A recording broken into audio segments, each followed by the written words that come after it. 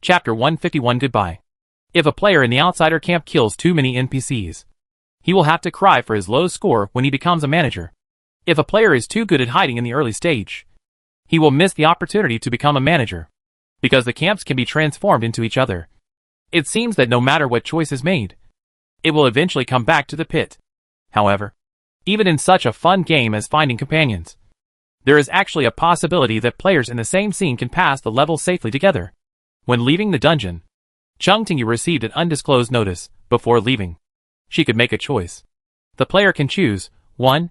Carry the same captured ball to pass the level. 2. Pass the level by herself. The electronic notification sound is still indifferent, as if there is no emotion at all. In order to help players make choices, the dungeon also intimately told Chung Tingyu the true identity of the captured person. After Chung Tingyu confirmed that the captured person was not a neighbor, she decisively chose no. When she came over, she noticed that Wei Shigue was being chased by 6 other people. Leaving the red-named unit and running away alone would not make Chung Tingyu feel any psychological pressure. Chung Tingyu suddenly had an idea. If the 8 people participating in the game were not in a hostile relationship, but were good friends, what choice would the participants make when they didn't know whether they could lead another person through the game? Wei Shigue rested for about a quarter of an hour with a pale face, and suddenly heard a click from downstairs, as if the door lock was suddenly opened. Chung Tingyu went downstairs to check it out, and then came up to inform, the shielding at the door and window position has been lifted, and you can leave. When they just passed the dungeon, the movement restrictions on the players inside the abandoned building still existed, and it was suddenly lifted at this moment, probably because there were no living people in the game. Chung Tingyu and Wei Shigue were not in a hurry to leave in addition to resting. Chung Tingyu also wanted to stay where he was, waiting to see if he could catch a wounded enemy alive. After confirming that there was no possibility of encountering members of the dangerous mask, the two planned to leave. When Wei Shigue stood up, he glanced at Chung Tingyu, thinking of something, with a hint of doubt in his eyes. Why are you here? Chung Tingyu also said, why are you being chased again? After a minute of silence, Wei Shigue replied, something unexpected happened. Chung Tingyu understood, same here. The two looked at each other again, and for a moment they felt that both sides had bad luck. Leaving the dangerous building and walking forward for about half a kilometer, Chung Tingyu suddenly felt something and looked back. The place where the villa was originally standing was now empty. The game is really over. Wei Shigue walked in silence. She took off her coat and hung it on her arm to block the blood stains in front of her. Suddenly, she said, I don't know why they have to chase me. The previous chases could be barely explained as killing to silence people and misjudgment of Wei Shigue's strength. Today's events made her doubt and guessed that there was a bigger secret in her. Chung Tingyu didn't remember how he and Bai Ta had been classmates before, but he still had some impression of their college life. At this moment, he helped him sort out his thoughts. Besides this, have you noticed anything else that's wrong? Wei Shigue recalled for a moment and said, in fact, the dangerous mask was about to succeed several times today, but at the last moment, they all fell into a deep sleep inexplicably. Then he said, the leader said I was the running dog of the Dream Maker. Chung Tingyu cleared his throat and said, I think those people think too much. Maybe the Dream Maker just did some good deeds when he passed by. Wei Shigue caught the key point, Lord of the Dream. Good deeds? Chung Tingyu said seriously, no one stipulates that the Lord of the Dream cannot be a good citizen who is eager to help others. A good neighbor. Wei Shigue. Sure enough, it is useful to talk to people about your own problems appropriately. At least you can rule out a wrong answer. Wei Shigue shook his head and said in a flat tone, I have never seen the Lord of the Dream, and I have no connection with that city. Chung Tingyu nodded, thinking that his neighbor was worthy of the curse of saying the opposite of what he said. He actually made the most appropriate description without understanding the real situation. When Wei Shigue was escaping, he always turned to remote places. The population density of the outer city was not high, and it was not known how far it was from the main street. Both of them brought mobile phones, but the signal shielding device of the danger mask was still effective. After walking almost 3 kilometers, they still couldn't make a call. Chung Tingyu thought of the props Xinxingliu gave her before. Seeing that Wei Shigue was in a bad state, she contacted the old classmate through the bubble chat box and asked Screwdriver to send a car over. An hour later, Bu's study. Bu Wushang moved to the outer city alone. There are few people in the family. Apart from herself, only subordinates usually come here. Li Fusai spends more time there. She is an intern. Although the rent in the outer city is not expensive, she has to save money. It's good to live in the boss's place. Li Fusai took Wei Shigui to bandage his wound first. And changed clothes by the way. Nie Yuxing, who had received the notice, drove over in a hurry. He learned the basic situation on the way. After a few pleasantries, he went straight to the point and asked, "How did you find Wei Shigui?" Cheng Tingyu gave different answers to different questions. He said calmly, "I was just thrown there when I took a taxi." Nie Yusheng certainly didn't think that any taxi would be willing to take Cheng Tingyu to the wilderness. Not to mention that the other party would choose to take a taxi to the suburbs, which was itself a suspicious event. "May I ask which taxi you took?" Cheng Tingyu replied. "Endless City train." Nie Yusheng remained silent, and his eyes clearly said, "Who is the running dog of the Dream Maker? You or Wei Shigui?" However, since it was the Endless City train, the subsequent development was reasonable. He had heard about the style of the Endless City train group a long time ago. It was said that the other party was quite arbitrary in choosing the stopover. For those lantern bearers, the wilderness copy was definitely a safe and normal place to get off. Of course, from Nie Yueshing's perspective, what is more noteworthy is, you have been in Endless City before. Cheng Tingyu smiled. Something went wrong. I was suddenly dragged into a copy of the Dream Realm while sleeping. It is unreasonable to be dragged into a copy while sleeping. But it is reasonable to be dragged into the copy of Endless City if most people want to make up a lie. They will make up a story that is not too weird and logically reasonable. Nie Yusheng thought for a moment and guessed. Is it related to the stolen art gallery? The intelligence of the inspection team was timely. Nie Yusheng remembered that he had heard from his colleagues in the Central District a few days ago that some citizens were accidentally involved in the art gallery copy of Endless City. Unfortunately, the Lord of Dreams always pays attention to information shielding and privacy protection. All those who left the copy felt as if they had just had a dream when they recalled the past. When they woke up, all the experiences became vague. Even if there were still some impressions in their hearts, it was difficult to recall what they had encountered. This is why many people have heard of the name of Endless City. The Dream Maker himself was a strong man who stood in the world before the 100 Years of Silence. But few outsiders could learn about the information of that city. Cheng Tingyu nodded. Nie Yusheng slowed down his tone. Since you have left safely, we are not in a hurry to ask whether you want to rest for a while. His attitude suddenly became gentler, as if he thought Cheng Tingyu had been treated very harshly in Endless City. Nie Yusheng did think so. Endless City has always been somewhat xenophobic. Only minors can receive special treatment.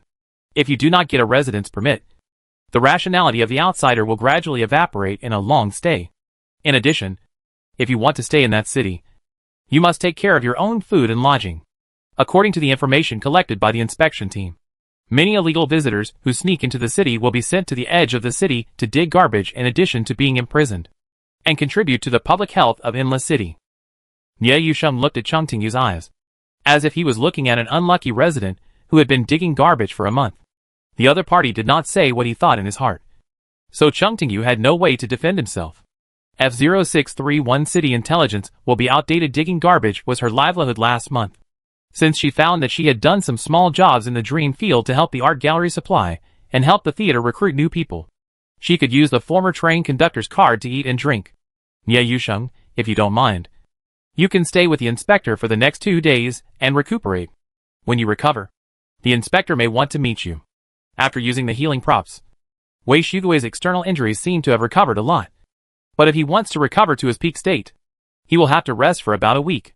In order to ensure safety, Bu Wushang specially sent Qin Luosong to live with Cheng Wei. When Qin Luosong received the notice, she did not feel a sense of "I haven't seen you for a long time, and I finally meet you again today" in her heart. Since she met Cheng Tingyu, she always felt that she could see him often. And Cheng Tingyu's frequency of going to dungeons was so high that even the members of the inspectorate, who loved to go out on field work, felt ashamed. Cheng Tingyu was in the study room on the 2nd floor, holding a deck of playing cards for decoration. When she saw her coming, she immediately showed a warm smile. "Do you want to play a game?" Qin Luosong knew the effect of Wei Shigui's ability, and immediately felt that the two players had bad intentions. However, she was not particularly worried. Wei Shigui was now exhausted, and could not use his abilities at will for a while. And Cheng Tingyu was a flesh and blood player for games, like playing cards. Physical attack power could only have an off-field deterrent effect. Qin Luosong was reserved for 2 seconds before nodding, although the inspector does not recommend that we have entertainment activities during work, since it is a request from the citizens. There are exceptions. Half an hour later, Chung Tingyu put down the last card in her hand and smiled. I still win. Qin Luosong, who was a little dazed, turned his head and looked at Wei Shigui, who could add a lucky buff. Have you recovered your strength?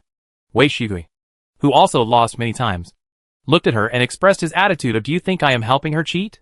Chung Tingyu stretched out his hand and pushed the non-existent glasses on the bridge of his nose, and said in a steady tone, playing cards depends not only on luck, but also on skills.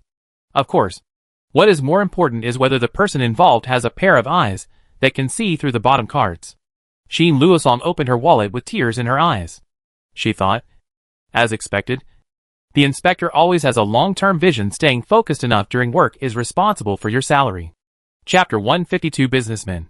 Seeing that Chung Tingyu was going to continue playing, Qin Luosong stood up decisively, acting like an inspector who was working hard. You can't always slack off during work. So let's stop here today.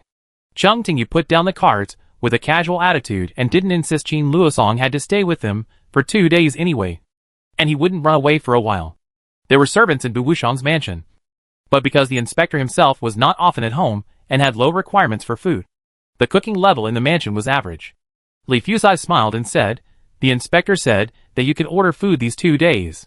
Chung Tingyu nodded, I'll treat you today. Qin Luosong turned his face away silently. Li Fusai declined, just order some snacks, and the main meal will still be recorded in the boss's account. Don't worry. The inspector doesn't have much expenses on weekdays. If we eat more, we can help the boss reduce some financial pressure.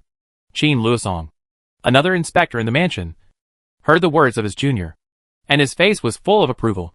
It seems that this is the general consensus of the inspectors in the outer city. Chung Tingyu thought that it was not easy for Bu Wushang to lead such a team. Li Fusai had not yet been promoted, so he would consciously help his predecessors to run errands and contact restaurants to deliver meals. Qin Luosong talked to Chung Tingyu about his previous experience. She didn't ask too seriously, as if she was just chatting. Qin Luosong, indeed. The endless city train often leaves passengers everywhere. Chung Tingyu looked up at the other party and smiled slightly. It would be a very interesting thing if Zhuang Jiuzhe could listen here. Qin Luosong, but generally speaking, the train stops are carefully selected. The lantern bearer can put you there, mostly because they have located the nearby area before. It sounds reasonable, but as an insider, Chung Tingyu feels that he needs to defend his subordinates. Maybe they know that Wei Shigui and I are neighbors, and want to send me home directly. But something went wrong during the operation. Qin Luosong looked up, looked at Chung Tingyu's serious face, and felt the other party's humor. She certainly didn't think that the other party was naive and slow as a person who went to the dungeon like going home. Chung Tingyu was very good at capturing details, and was quite suspicious. Now she said this, probably to liven up the atmosphere. Qin Luosong whispered, I think there may be something that the dreamer wants here. Wei Shigui didn't speak, but just touched his throat. Chung Tingyu blinked gently. Qin Luosong didn't know the real situation, but for some reason, she always felt that the other party had guessed a little truth through wrong inferences. Chung Tingyu turned her head and asked Wei Shigui what he thought with her eyes. Wei Shigui shook his head. I don't know yet. She felt a little confused. Not only did her aunt have secrets, but she herself also had some secrets. When Li Fusai brought the dinner, it was already dark. Chung Tingyu stood in front of the window and looked into the distance. She could not hear the noise outside. The mansion was unusually silent and quiet. The fireworks unique to daily life seemed to dissipate silently in the cold of winter. Qin Luosong, in order to ensure safety, the inspector has taken some precautions in the house. Generally, nothing will happen. Then he added, of course, there are exceptions. The Qin family's old house is in the same block as Bu Wushang's house, and it is also a residence with a high safety factor in theory. In the end, it didn't stop Grandma Qin from turning into a copy, and the dream maker and the playwright came to visit. Li Fusai seconded, and in the past 2 years, I can always feel the traces of the Golden Theater in the outer city. Her expression was a little sad. The attention of big figures is force majeure. When gods fight, little ghosts suffer. Even though F0631 City has always been a relatively stable city, as an inspector, she can't help but feel some kind of danger of impending storms. She opened the food package and handed a piece of cake to Chung Tingyu. Chung Tingyu looked at the mango on the cake and smiled. I think the playwright is unlikely to come to F0631 City during this period, even if he finds traces of him. Most of them are remnants of the past. Qin Luosong reacted. What did you hear in Endless City? Chung Tingyu nodded. Not only did she hear it, but she did it herself. Chung Tingyu said slowly, some time ago, the playwright invaded Endless City. Qin Luosong took a breath. Li Fusai's face was pale. Wei Shigui's expression was even more gloomy and full of negative emotions. As people who know some high-level secrets, the three of them have a certain fear of the Lord of Dreams. However, although the three of them are afraid of the strength of the Dream Maker, they also feel a little secret peace of mind. The other party seems to be an unshakable pillar in this world, and his existence itself represents a certain order. If the Dream Maker cannot resist the attack of the playwright in the realm of dreams, it means that he has a big problem. And it can even be said that he is on the verge of falling. If the Lord of Dreams falls, Endless City will naturally fall with it. The other party's power is too strong, and it is impossible not to affect the present world. This is definitely a huge disaster close to the destruction of the world. Qin Luosong stammered. Did the playwright invade successfully? Chung Tingyu thought about it. And considering that the other party was already half an employee of Endless City, he gave a higher evaluation. It was half successful. He stole something, which led to the art museum being under martial law. And he was trapped in it, and couldn't leave. Wei Shigui's expression eased a little. He wanted to say something, but he forced himself to hold it back. He took out his mobile phone, and quickly typed a message, and handed it to the other three. The playwright can be trapped, which proves that Endless City is still operating normally according to the original rules. Chung Tingyu felt that his neighbor was quite cautious. Even if he didn't know that the Dream Maker was next to him, he was unwilling to add any debuffs to him. Qin Luosong, the Dream Maker should just have some problems. She picked up the coffee, and wanted to drink something to calm her mood. Chung Tingyu continued to narrate, however. The mechanism of the art museum did not work all the time, and the playwright escaped. Qin Luosong, cough. Cough cough. She put down the drink and felt that her blood was cold. Can Endless City no longer trap the playwright?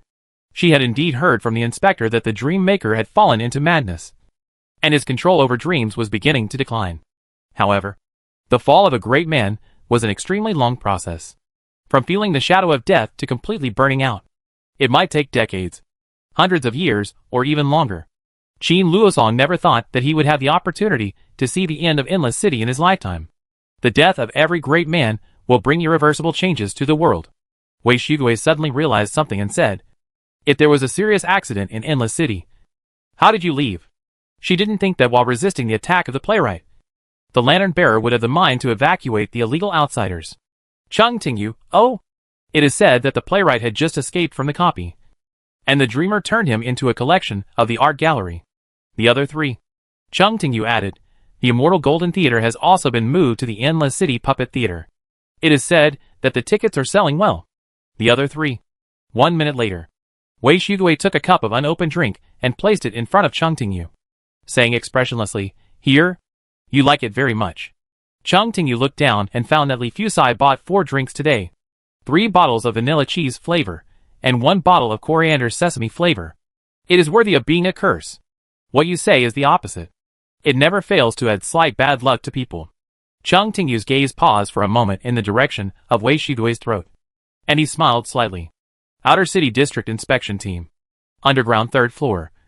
D306 meeting room. The light was cold and hard white, shining on Bu Wushang, making the serious inspector look more like an emotionless marble statue than ever before. Nie Yusheng knocked on the door, pushed it open, and then leaned forward slightly. The representative of Screwdriver has arrived. After saying that, he took 2 steps to the side and stepped back. Bu Wushang narrowed his eyes. It's you.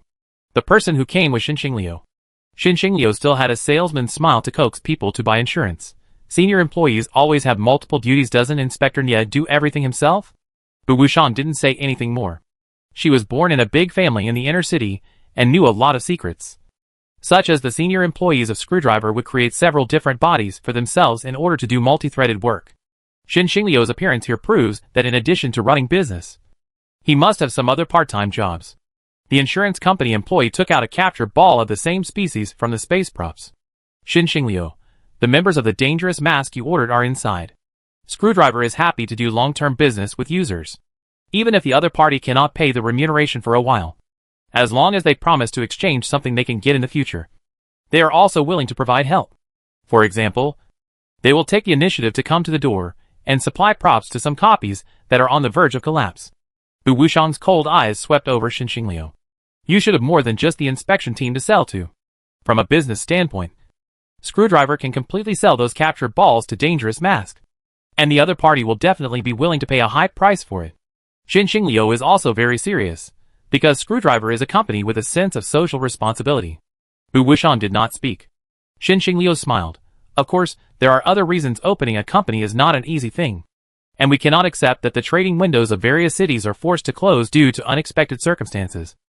So when choosing cooperation targets, there will be a certain inclination towards lawful forces.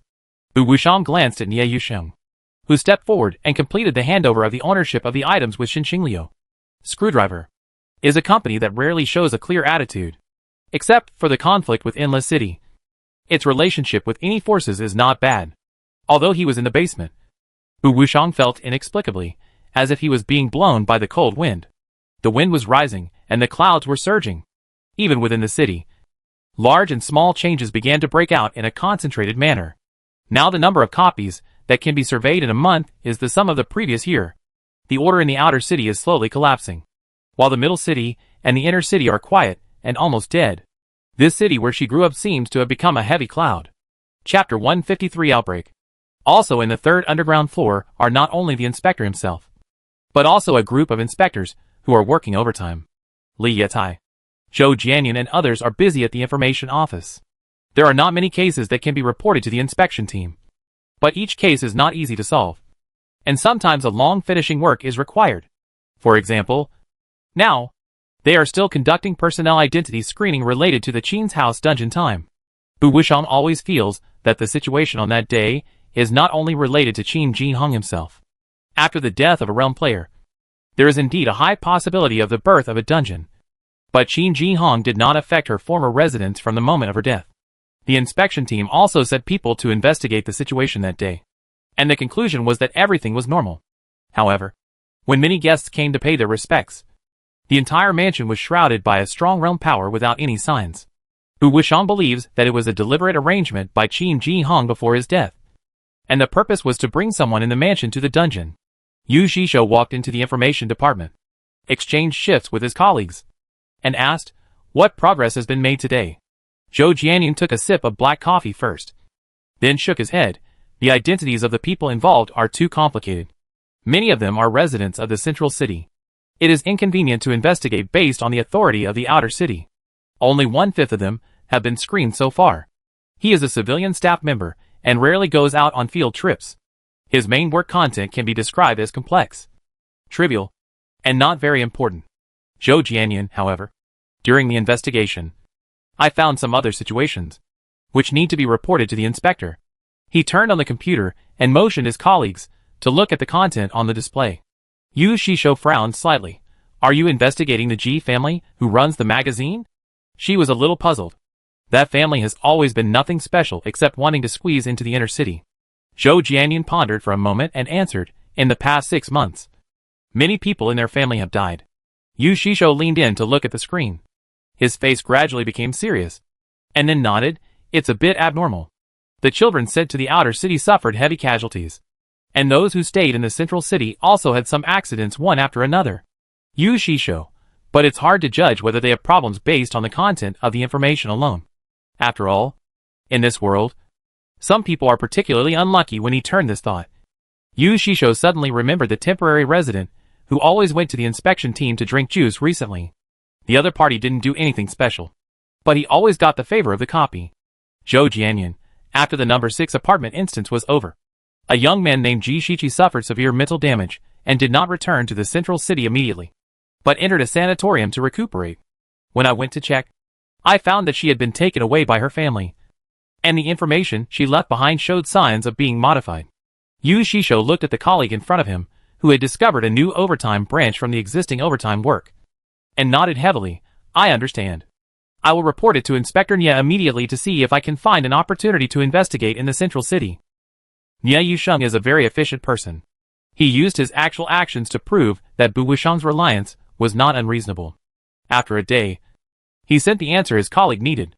When Ji Shichi was taken back to the central city, an accident occurred, so he was sent to the inner city for medical treatment. The relationship between the inner city and the outer city is quite close. Some families will move less important members to the central city. Over time, most members will stay in the central city, and a few core members will stay in the inner city. It is easy for people in the inner city to move to the central city, but it is difficult for people in the central city to move to the inner city. Yu Shisho can understand the weirdness of it very well if he can be sent to the inner city for medical treatment just because of an accident. The family members in the central city can collectively get sick in front of their relatives. Li Yatai, who had just finished his field work, said, I went to the sanatorium and captured some pictures with the plague insect. During Ji Shichi's recuperation, he often cried that his eyes hurt. Yu Shisho, is it the secret pupil? Li Yatai nodded. It is very likely. Zhou Jianyan, the main ability type of the Ji family should be flesh and blood. After research, humans have now discovered that future generations are more likely to awaken the same ability type as their ancestors. The current mainstream view is that the important factors that determine the direction of a person's ability are related to genetics and the dungeon. Yu Shisho, Inspector Nia said that the inspector personally went to apartment number 6 to see it. It can be confirmed that there is a strong power of the pupils added there. It can even be considered that the dream dungeon of apartment number 6 is a place used to catalyze and amplify the power of the pupils. Thinking of Ji Shurjio's ending, Li Yatai felt that F0631 City should not pick up dream seeds randomly. Who knows what kind of pits the dream makers have dug in the dungeon? Li Yatai said, now think about it. Sending the children at home to the outer city to experience the dungeon life is a bit inexplicable. Yu Shisho, in fact. Ji Shurjio was successful. However, the power of apartment number 6 was too strong, causing him to be contaminated by the power of the ancient source on the spot. Zhou Jianyan, I think Ji Shurjio's ending should not be what the Ji family expected in order to gain status. Ji Shurjio had done a lot of awakening training in private. Judging from his situation at the time, he was only a step away from real awakening. Li Yatai, then it can be determined now that if the actions of these young people were intentionally induced by the elders in the family, Ji Shichi's ending is more in line with their expectations. Yu Shisho, according to the current situation, Ji Shichi has awakened the ability of the secret pupil. She did not awaken directly in the copy, but she has been infected with enough secret pupil power. Afterwards, as long as the Ji family takes her home without anyone noticing, they can calmly make follow-up arrangements. The atmosphere in the office was a little heavy for a while. Li Yatai said, I will report the sorted information to the inspector. Cheng Tingyu and the others, who are currently staying in Bu's house, have not been able to see Bu Wushang himself. If it were someone else, the two would have suspected that the other party was deliberately ignoring the guests and refusing to show up. But if it was the inspector, Cheng Tingyu and Wei Shigue both believed that the other party was really working overtime and had no time to get away, compared with the lantern bearer in Endless City, who was confused about the value of life. Cheng Tingyu felt that Bu Wushang had persisted until now and did not throw the resignation letter in the face of the leader, which was simply a ray of humanity. The boss was busy, and Qin Luosong couldn't stay there to slack off. After discussing with her colleagues, she went to ask Cheng Tingyu and the others for their opinions. Do you want to live in the Qin family temporarily? There are many people with abilities in my family, and there are also stone guards, so it should be quite safe. Cheng Tingyu keenly perceived the meaning of the other party's words. Is there something wrong with the inspection team? Qin Luosong's face was not very good. There are dungeons everywhere now, and the team has to be busy dealing with them. Although Wei Shigue was born in the central city, he was not picky about where to live. He could live in even the most ordinary rental house, not to mention the old house of the Qin family. As for Cheng Tingyu, she was also a person who picked up garbage in the building block area, and she didn't care much about the treatment she received. Bu Wushang's house was not far from the Qin family's old house, and Qin Luosong drove the two of them directly. Spring came too late in F0631 City, and the branches on the roadside were bare, without a single leaf. During the driving, the vehicle suddenly started to shake violently. Qin Luosong hurriedly turned the steering wheel, but the more she operated, the more the shaking became. Considering that the road conditions around Qin's house have always been good, and there are people responsible for environmental maintenance around the high-end residential area, the current situation may have occurred because of some accidents that cannot be explained by science. Qin Luosong immediately released one hand and took out a transparent plastic box-like prop from her pocket. Before she could release the power in it, the left window was smashed from the outside, and the flying glass pieces hit Qin Luosong, leaving a trail of blood. She is a senior inspector, and will not lose her ability to move because of pain. However, Something that is unknown, whether it is fog or mud, quickly stretched in from the crack of the window and wrapped around Qin Luosong's right arm. In an instant, the biting cold spread from the contact point between the two sides to Qin Luosong's body, and half of her body could not move at all. Qin Luosong suddenly realized what she was facing now. She had seen an ordinary sea-level copy called Road Section under construction in the information department. There are 3 requirements for the appearance of this copy. First, it must be on the road. Second, it must be on a road that few people come to but not completely abandoned. Third, the person entering the copy must take a vehicle. Road section under construction is not too difficult to crack. As long as you abandon the vehicle, walk a distance, be cautious enough on the way, avoid the potholes on the ground and the broken bricks that suddenly fall on your head, you can pass it smoothly. However, there is one thing that is worth paying attention to after entering the copy. If you do not abandon the vehicle immediately, the difficulty coefficient of passing the level will rise sharply. Qin Luosong relied on the strong reaction ability of the inspector to stabilize the operation of the vehicle. But it caused a riot in the copy. Qin Luosong wanted to speak, but the coldness from her arm had completely frozen her.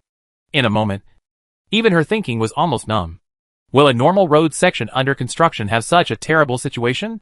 Qin Luosong hoped that the 2 people in the back row could find the prop in his hand. It was a disposable ability carrier, which contained the power of the inspector. The realm dissolution. For some copies with not too strong power, they could directly open an escape passage by relying on the power of the realm inside. The cold chill seemed to freeze even people's consciousness. Qin Luosong could no longer hold on. From the appearance of the abnormality to this moment, less than 20 seconds had passed. Chapter 154 Passageway. If you want to talk about what Qin Luosong feels now, basically all she has left is a bad premonition about the future. Of course, she has read the files, and in various workplace trainings, she has a full understanding of the various death situations of her peers. A thought flashed through Qin Luosong's mind. In a few seconds, she will probably become one of the records. Suddenly, Qin Luo felt that the surroundings became quiet. The black fog outside the window fell silent without warning. And in an instant, the thick and cold feeling completely faded. Qin Luosong suddenly shivered. She didn't understand the reason for the change, but years of training still allowed her to react immediately. She used force with her right hand to crush the plastic box, and the surrounding space immediately produced invisible fluctuations. She turned the steering wheel quickly and drove away from the open passage. From entering the dungeon to leaving the dungeon, all the changes came too suddenly, and the duration was quite short. Wei Shigui, who was sitting in the back seat, actually had the same feeling when the car window was shattered. A cold and terrifying feeling spread all over her body. She also noticed the plastic box, but she was not sure that she could get the thing without touching the black fog. At the same time, the companions around her did not say a word from beginning to end, as if they were in a trance. Months of experience made Wei Shigui believe that the other party was not scared silly, but was very likely thinking about something. Wei Shigui turned his head and saw Cheng Tingyu staring at the rearview mirror of the car. From Cheng Tingyu's perspective, she should only be able to see herself in the rearview mirror. Perhaps she realized that her companions next to her were looking at her. Cheng Tingyu retracted her gaze and looked back. Her right eye seemed to be trembling, but after careful observation, she felt that it was just an illusion. The scenery on the roadside quickly retreated, and then slowly slowed down. Relying on the power of the leader's packaged gift, Qin Luosong forced a copy exit and drove for a while, then stopped the car on the roadside and gasped. Although she successfully left the dangerous situation, she was not able to completely get rid of the influence just now, and her spirit was still corroded to a certain extent. Unfinished road. It was a little different from the record. But what was even more strange was that the black fog seemed to be affected by some kind of power at the last moment, and suddenly fell into a state similar to sleep. She thought of the news she had heard from her colleagues before, and suddenly realized something. Qin Luosong leaned back in the chair, took out a bottle of spray and sprayed it on the place where he had just been frostbitten, and said, "I suspect that the Dream Maker may really like you too and plan to hire you as lantern bearers. So he gave you extra benefits." Cheng Tingyu stared at Qin Luosong for a moment and smiled. It makes sense. But it's not like... But look. She just realized the meaning of the sentence that the dense pupil can serve as a channel for Adved very clearly. When Cheng Tingyu met his own eyes in the rearview mirror, he suddenly felt dizzy, as if he was soaked in pine resin, and the power of the old version of the Dreamer was flowing towards him. That was the power called the Realm. The Lord of Dreams is a powerful person who stands at the top of the world. Just a little breath leaked out can have a huge impact. Chang Tingyu realized that she could give the surrounding targets a sleeping state with her own foothold as the center. Inspection team. The field staff talked to their colleagues with dark circles under their eyes. They never thought that calling Qin Luosong back to work not only did not relieve the pressure of the team's lack of personnel, but also added extra overtime tasks to the inspection team. According to Qin Luosong's own report, a copy area appeared on Kapok Road. An hour later, Li Yitai appeared at the door of the Qin family's old house. She didn't say hello to the other members of the Qin family, and went straight to visit her colleague, who had just returned to work for half a day and fell down due to injuries. Qin Luosong's face was pale. If described by data, her mental value was only 60% of the full state, and the whole person was shrouded in mild madness. Li Yitai, I just went to the place you mentioned and detected the remnants of the copy's power. Qin Luosong caught the key words. Remnants? Li Yitai, indeed. There are only remnants. That copy. Her expression changed a little. Some doubts and some surprises. And then she said, that copy should have been destroyed. Qin Luosong. We didn't break through that copy at that time.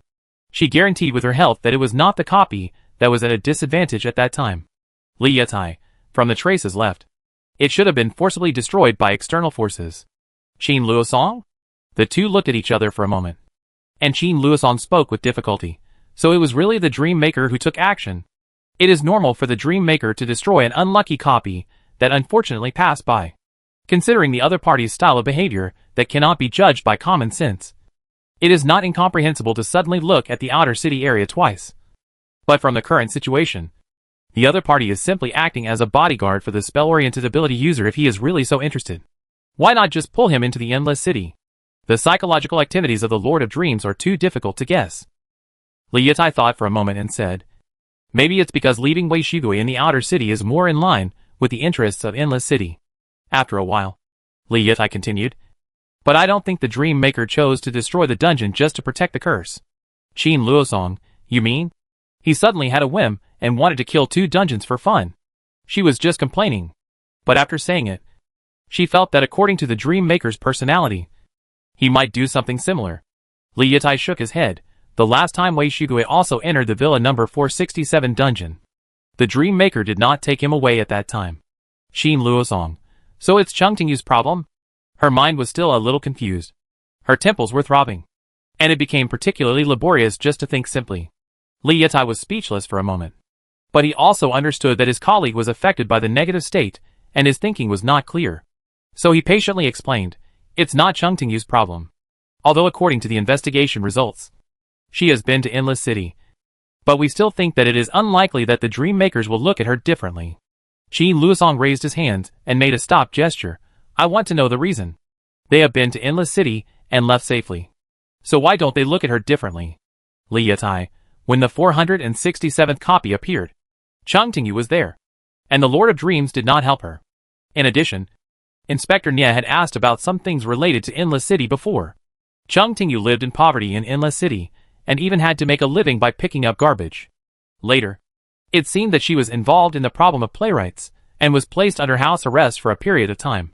As a result, she was thrown into a dangerous copy by the train group just after leaving the city. To sum up, Endless City obviously didn't care much about her life or death. Qin Luosong. Does the Dream Maker have any opinion about her? Li Yitai sighed softly. She did have some feelings. In addition to not being very lucky and often encountering copies, Chang Tingyu is also a law-abiding citizen with good character. Why is she not liked by Endless City? Qin Luosong. So what is the conclusion now? Li Yitai lowered his voice.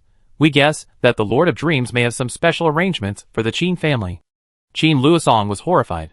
Thinking carefully, it is not impossible. Grandma Qin's life was extended by the Dream Maker.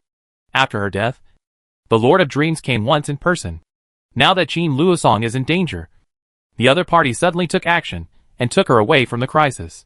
Of course, she would not think that this is because the Dream Maker is particularly pleasing to the Qin family. The world is like a chessboard, and they are just chess pieces in the hands of big men. Li Yitai comforted. You don't have to worry too much. This is just a guess. Another guess is that the Dream Maker is interested in the inspector. Qin Luosong murmured. I think this guess is more reliable.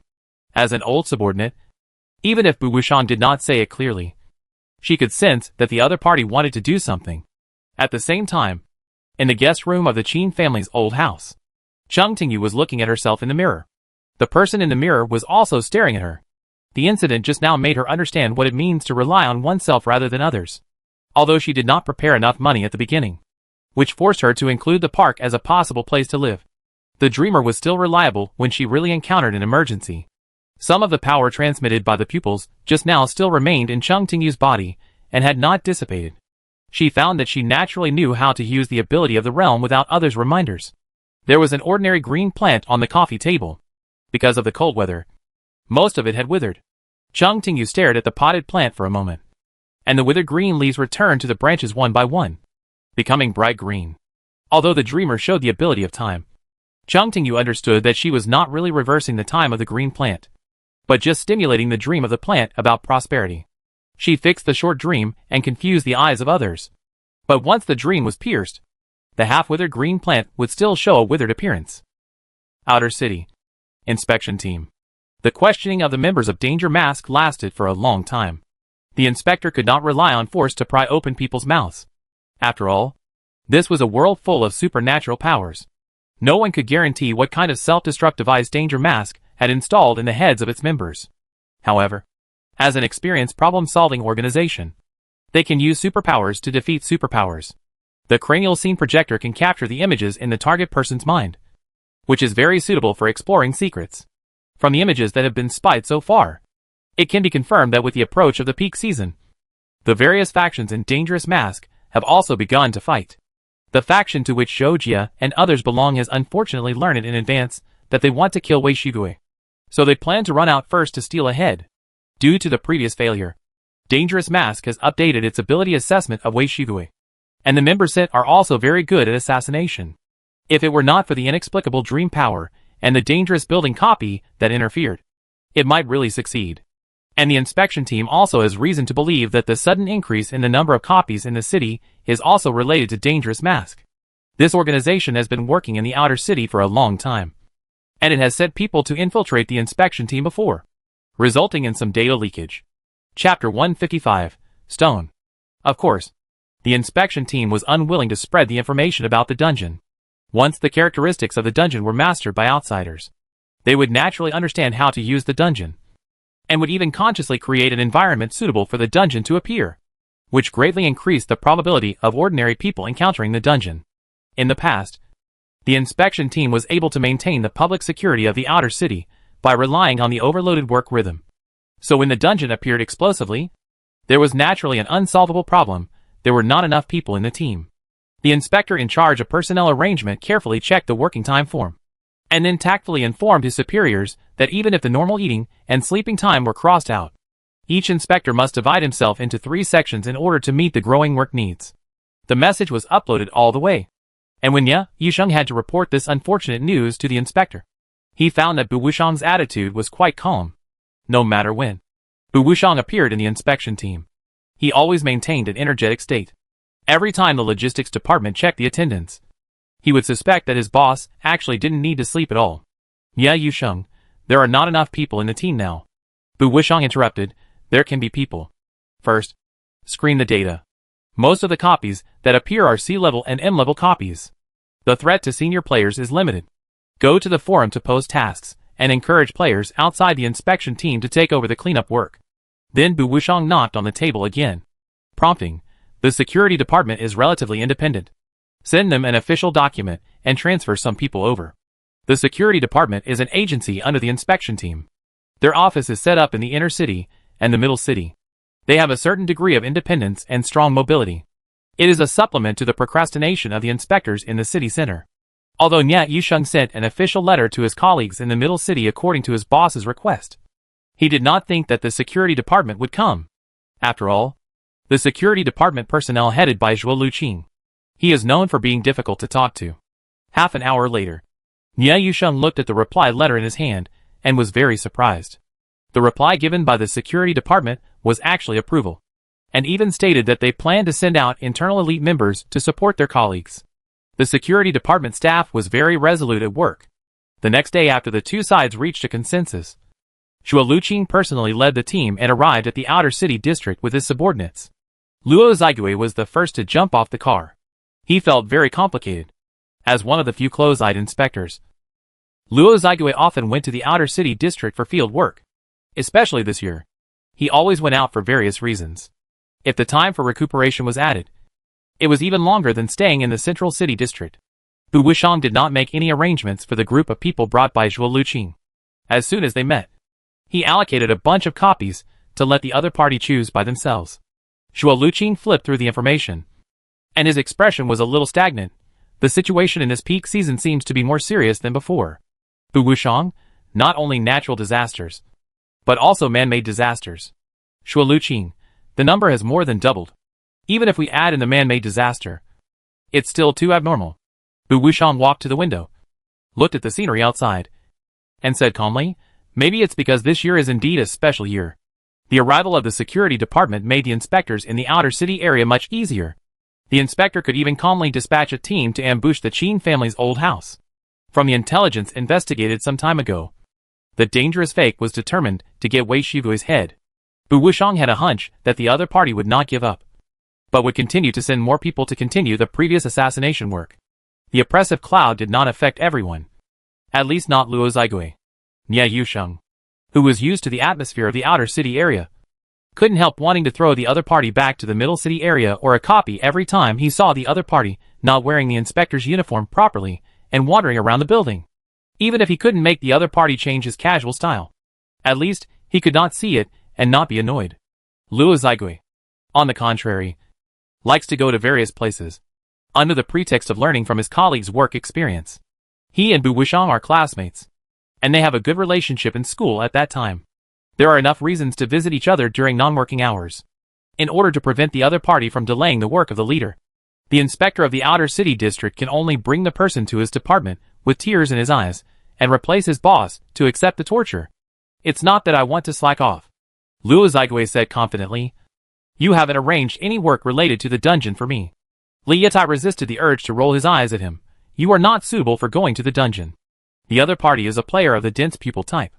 They have discovered that many dungeons in the outer city district have a certain degree of distortion and mutation, and the degree of weirdness has risen sharply. People who master the ability of the dense pupil are particularly likely to be regarded as the channel for the arrival of the ancient source. Staying honestly and not making trouble everywhere is already responsible for the safety of their own and their companions. Luo Zigui sighed and spread his hands. So you see, I'm not really unwilling to work. It's mainly because the environment doesn't allow it. Zhou Jianyan in this case. You can come here to take on some of the work of a logistics staff. Luo Zigui's eyes darted around. According to regulations, the information of the security department and the inspectorate's outer team cannot be exchanged. If you really care about the procedural issues, I can directly transfer you to the outer city district. The person who spoke was Zhuo Luqing. The other party just happened to pass by the office and overheard the conversation of the people inside, and found that his subordinates didn't give him face as elite members under his command. Compared with the work attitudes of Li Yitai, Nie Yusheng and others, Zhuo Luqing couldn't help but wonder if there was something wrong with himself as the team leader, which cultivated Luo Zigui, an unreliable person who was completely incompatible with the atmosphere of the security department. Luo Zigui, who knew when to stop, jumped off the table with a smile. Before his boss got really angry, he decisively chose to join the team of logistics personnel, and soon let his colleagues in the outer city area find out that he was not incapable of work, but was just looking for excuses to be lazy before. The place where Cheng Tingyu and Wei Shigui lived belonged to the main house, but the location was a little closer to the side. Although the Qin family agreed to let the two stay in the house for the sake of the inspection team, they did not want to be affected by it, and kept a certain distance from the two in their living place. In order to ensure the safety of the residents, the Qin family placed a stone in the corridor. This is a precious prop that many rich people will buy, which can prevent the appearance of copies in the living area. Because the raw materials are rare, it cannot be popularized. This was not the first time Cheng Tingyu had seen the Jinsher, but this time when she approached the item, she felt a slight discomfort. It was as if she suddenly felt that she had forgotten something, or that the new shoes she had just put on were a little rubbing against her feet, or that the thread ends of the sweater collar gave her a slight tingling sensation. It was not a very strong discomfort, but if you didn't pay attention to it, it would be easy to ignore it directly. Cheng Tingyu wanted to take it closer to study it, but she just took a step towards the item, and the color of the Jinsher surface in front of her suddenly faded. And then with a light click, a crack appeared on the stone. Accidents always come so suddenly. Chung Tingyu really just took a look and had no intention of disassembling it for research. But as a player, her sixth sense told her that the shattering of the item was indeed her fault. The servant who was responsible for maintaining the guest room environment didn't think there was anything wrong. After all, under normal circumstances, the power of the Jinjur would fade over time. The servant even smiled embarrassedly, immediately took the broken stone away, and said to the two, "If the guests find that the color of any stone is too light, please notify us in time." As a trained servant, she actually heard the Qin family say that if they encounter a powerful existence, the stone may be directly damaged. For example, when the dreamer and the playwright passed by unexpectedly last time, the servants found that most of the stones in the house were damaged when they were cleaning. However, Qin Luosong also said before that the two guests who came 2 days ago were curses and flesh and blood, and neither of them could have the power of the realm. Moreover, big people often live in seclusion, especially those who have lived in the house for thousands of years, like the dreamer. No matter how special their Qin house is, it will not always trigger the special branch line of the Dream Master's visit. Wei Shigue seemed to want to say something, but he forced himself to hold it back and gave the opportunity to talk completely to Chung Tingyu. "Chung Tingyu, please rest assured. We will definitely pay extra attention. And there are many stones here. Even if 1 or 2 of them are about to run out of power, there will be no problem. It is a happy experience to speak without worrying about poisonous milk." If Wei Shigue repeated the above words himself, the people present would probably be covered with a row of debuffs. When Chung Tingyu was polite to the servant, she roughly understood why the props were suddenly damaged. Just now the top realms will repel each other, and the low-level realms should also have similar characteristics. But the perception is not so clear. Although her power is weak, it comes directly from the Dream Maker, and has a strong suppressive effect on abilities of the same attribute. The two still live next door to each other this time, and Wei Shigue is unwilling to live with others since the dangerous mask is aimed at her. Being too close to others will easily bring danger to others. Chung Tingyu also prefers to have a room for each person, as a non-African player with many secrets, and who is always favored by various dungeons. She feels that she will bring unplanned danger to the people she lives with, not considering the innocent dungeons that were demolished on the road. The time spent in booze and Qin's houses was a rare period of peace and leisure since Chung Tingyu entered F0631 city. Chung Tingyu gently pressed her right eye. After 3 or 4 days of practice, she was already quite adept at using her new ability, and being used as a channel for transmitting power seemed to stimulate the power of the pupil in her right eye. Chung Tingyu could feel that her vision had been further improved. She could see the patterns of leaves outside the residential area, the feathers of birds in the sky, the inspectors who had been changing clothes and pretending to pass by, and the line of text that appeared on the servant who delivered the meal. Name, Li Xianyi. Special status, mild deformity. Active human skin. The servant who delivered the meal was originally a middle-aged woman named Wang. Now, she appeared in front of Chung Tingyu with the same appearance, but she became a slightly deformed person named Li Xianyi. Chapter 156 Defensive Measures. Li Xianyi put down his lunch in an orderly manner, while fulfilling his servant's duties. He was also carefully observing the other party's every move. Although Li Xianyi believed that as a senior assassin of Dangerous Mask, he would not be at a disadvantage if he really fought with the people in the room, he also did not want to arouse the vigilance of Wei Shigue next door. The young man was holding a newspaper. Li Xianyi knew that the content of the newspapers in the city had changed dramatically recently. The news that used to make headlines was squeezed into the corner, replaced by various guarantees and comforts that could not be put into practice. Under the influence of the peak season and the unremitting efforts of Dangerous Mask, the copies in the outer city began to grow explosively. In the past, no matter how difficult the local residents were, they could find a job in the development zone. However, since half a month ago, most of the development projects have been suspended, and the capsule hotels are overcrowded. In Li Xianyi's eyes, the young man had no interest in the newspaper. He just glanced at it and started to read the forum. Compared to the cliches in newspapers, the forum does have more noteworthy information. Chung Tingyu originally could only see the 3 modules of the library, Tea Party and Bounty Board, because her user level was not high enough. Recently, she found that a new area had been temporarily opened on the forum, Instant Study of Dungeons.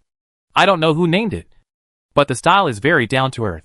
The content of the Instant Study of Dungeons module comes partly from ordinary players living in the outer city, and partly from the inspection team. They have all been recorded in the files, and their credibility is guaranteed to a certain extent. Chung Tingyu clicked on it and refreshed the interface habitually. She found that in just a few seconds, there were 3 more posts marked with the word new on the homepage. The format was unified, and the theme was clear. They were: emergency notice. Try to avoid going out shopping in the near future. Emergency notice. Try to avoid taking the elevator in the near future. Emergency notice. Try to avoid crowds in the near future. She flipped through it from top to bottom, and felt that if she really avoided all the avoidable events, her best choice might be to give up breathing directly. Chung Tingyu casually clicked on the first post. The post has both pictures and text, but the style of the picture looks a bit strange. Not like a normal photo. The poster added a friendly reminder on the side: the information provider is dead. This is the clue obtained by other people who have the ability to capture the target's emotions before death and put it into the cranial projector. Chung Tingyu's eyes stayed on the cranial projector for a moment, and then zoomed in on the picture in the post. From the content of the picture, the deceased was in a normal store at the time, surrounded by a dazzling array of shelves. With a very low viewing angle, the deceased should have been squatting at the time. The ground was a little dirty, but it was still within the normal range. However, the overall atmosphere revealed an indescribable sense of weirdness. Chung Tingyu checked the details bit by bit, and her eyes moved away from the shelf. At first glance, the background of this picture looked the same as the normal store next to it, but the overall color tone was very strange, with an unhealthy dark red in the blur, reminiscent of spoiled meat. The post recorded some of the deceased's experiences before his death. 5 days ago, the person went out to buy daily necessities. When selecting goods, he was accidentally captured by the copy. 3 days later, the body of the person was found on a shelf in the mall with a large amount of body tissue missing. Because the appearance was too horrifying, it caused some panic. The inspection team immediately sent people to investigate, sort out the relevant information, and then posted it on the forum. Compared with the first post, the content of the picture in the second post was much simpler. It was a gray elevator car. Chung Tingyu glanced at it and didn't find anything unusual about the elevator, but the passengers inside looked very strange, including the later deceased. There were a total of 4 people in the elevator. The 4 people's faces showed an abnormal grayish white. They were very far apart from each other, standing with their backs against the elevator car, and their eyes were fixed on the floor buttons.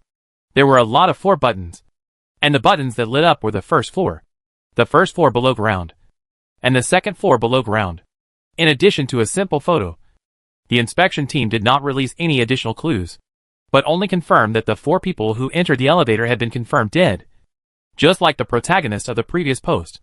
Seeing that the young man in the room seemed to be completely attracted by the content on the mobile phone and completely forgot about eating, Li Xianyi had to take the initiative to speak.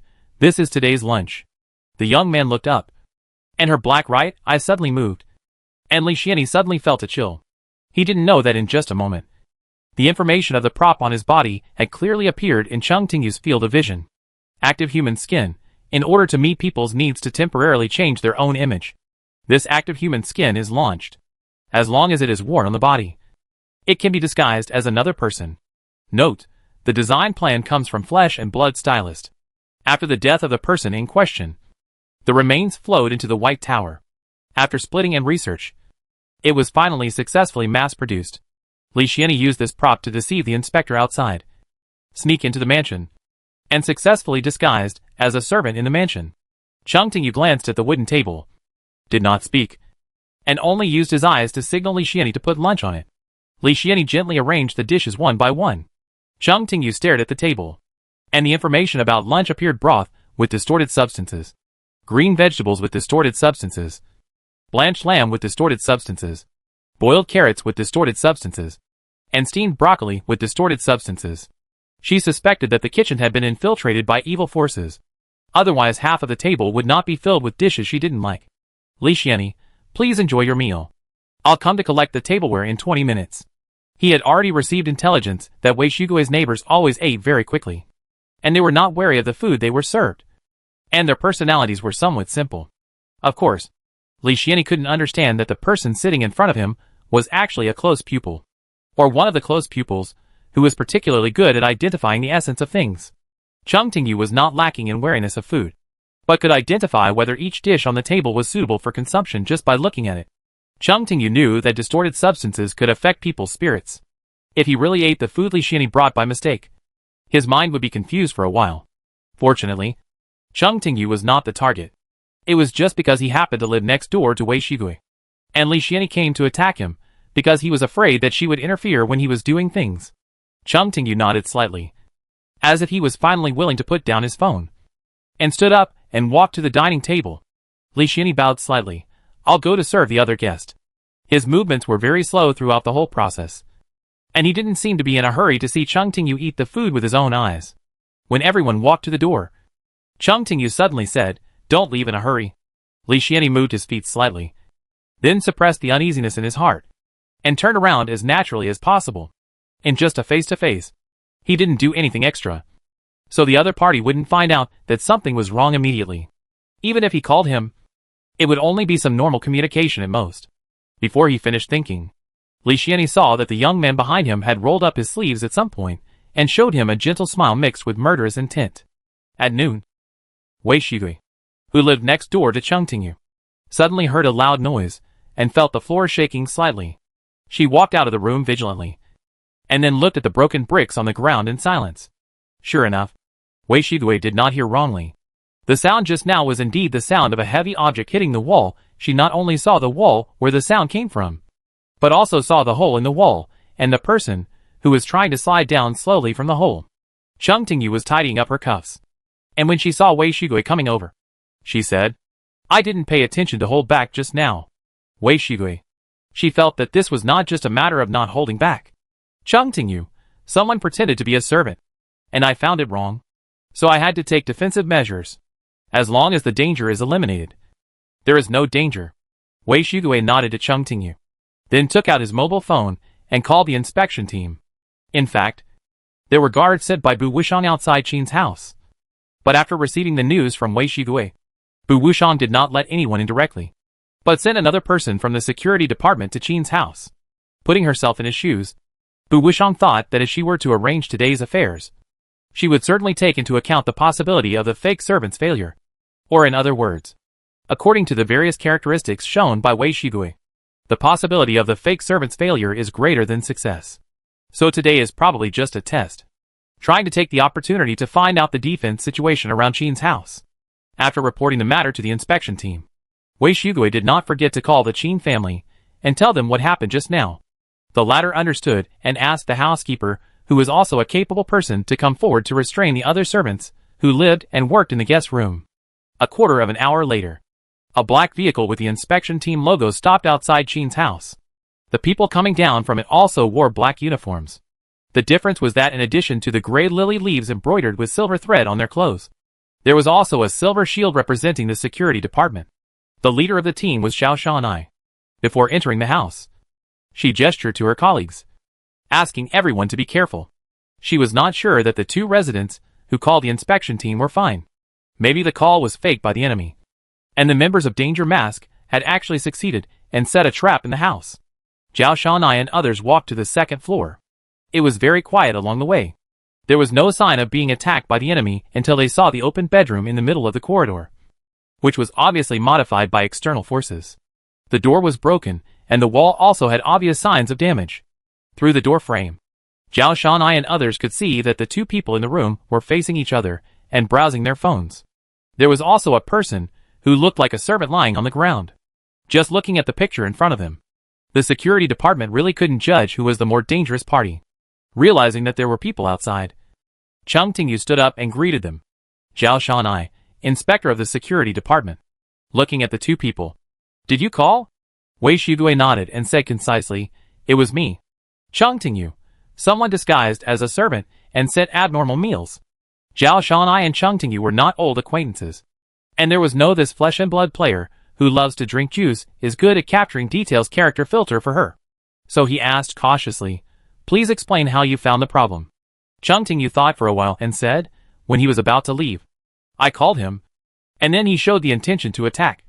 And then I hit him and accidentally hit the wall." She did not lie. Li Xianyi did show some intention to attack at that time. But this suspicious person from the dangerous mask was very cautious throughout the whole process, and did not choose to take action because of nervousness. When he wanted to take action, he had completely lost the initiative, and was punched into the wall by Chung Tingyu. Her body was made by the Dream Maker himself. with rich flesh and blood power. Chung Tingyu's words just now, if heard by others, would be considered that she sensed something wrong from the other party's hostility, and then confirmed her identity. However, in fact, Chung Tingyu first used her pupils to see through the other party's disguise, and then deliberately made moves to arouse the other party's suspicion, paving the way for the subsequent beating. As Chung Tingyu spoke, the inspectors from the security department looked up at the broken wall, and their eyebrows jumped twice unnaturally. Flesh and blood players. So terrifying. They should not ignore the most obvious advantages of such people, just because the information about Chung Tingyu from the inspection team only emphasized that this person has excellent observation skills. Chapter 157 Erosion. Just as the inspector of the security department was communicating with Chung Tingyu, the fake servant, who was originally in a coma on the ground, suddenly had some changes on his body surface. Chung Tingyu noticed Li Xianyi's changes at the first time. She turned around and clearly saw that there seemed to be something alive wriggling under the fake servant's skin. Then strange buds protruded from the body surface.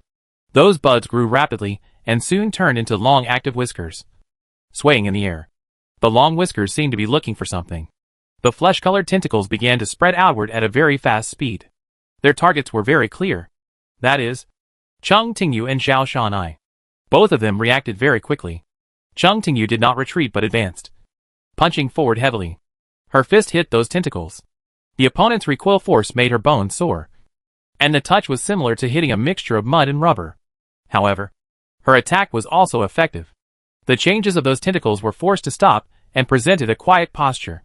Zhao Shanai glanced at Chung Tingyu and seemed to remember something, and suddenly realized, by the way, you are also a flesh and blood player. Chung Tingyu half turned sideways and smiled. So you are too? Zhao Shanai nodded, and then explained, this thing is called living human skin.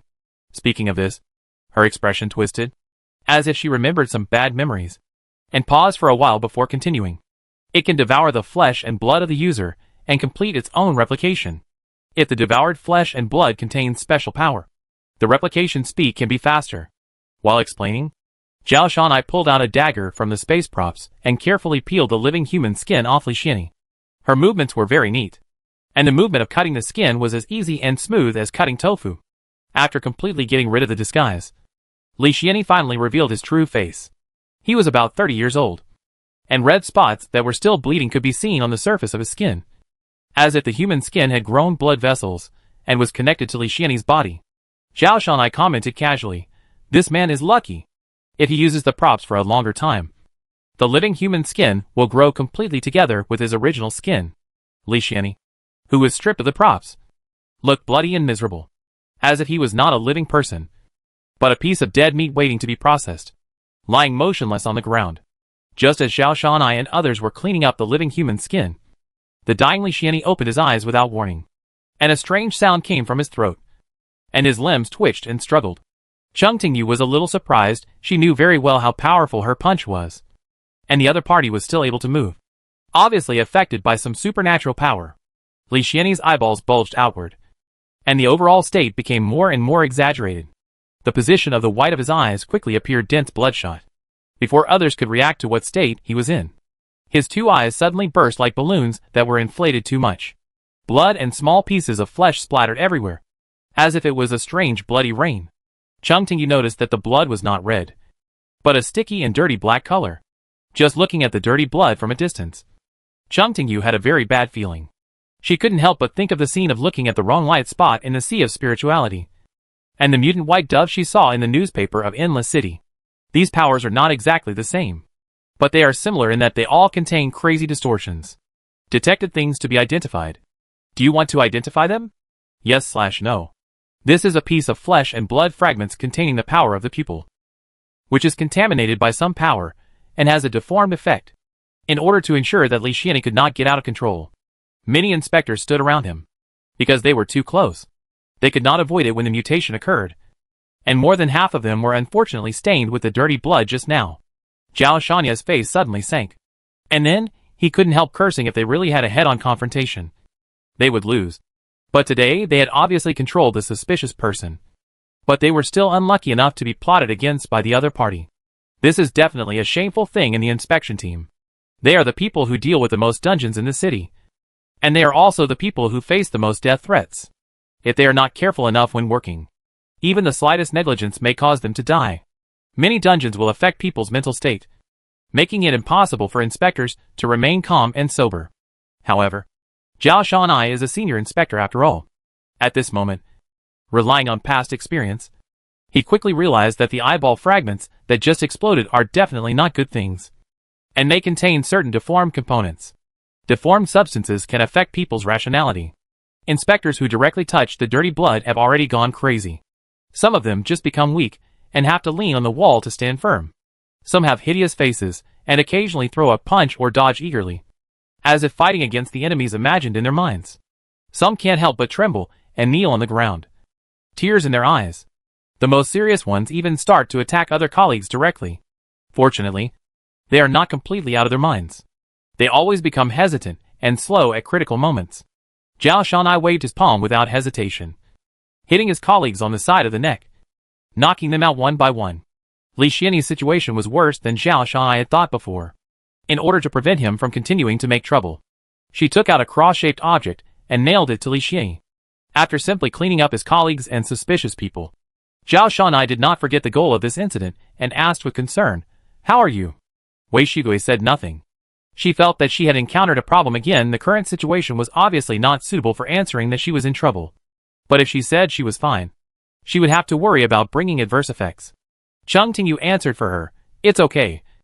We didn't touch the blood." Zhao Shanai exhaled and said coldly, "There are many dense pupil players in the dangerous mask.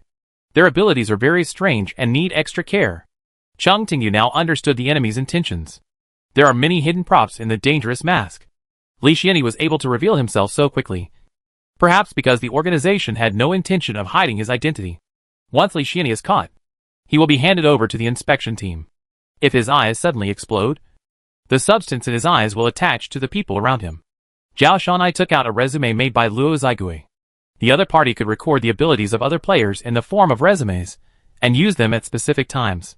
However, compared with the original version, the abilities on the resumes would be weaker and limited by his own realm. The number of resumes that Luo Zigui could make was very limited.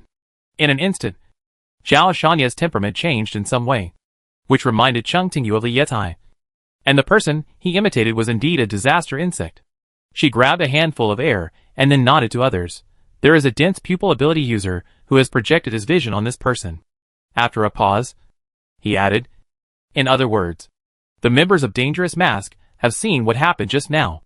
After announcing this bad news, Zhao Shanai asked people to bring the blood-stained inspectors back to the team and place them in the quiet room to recuperate.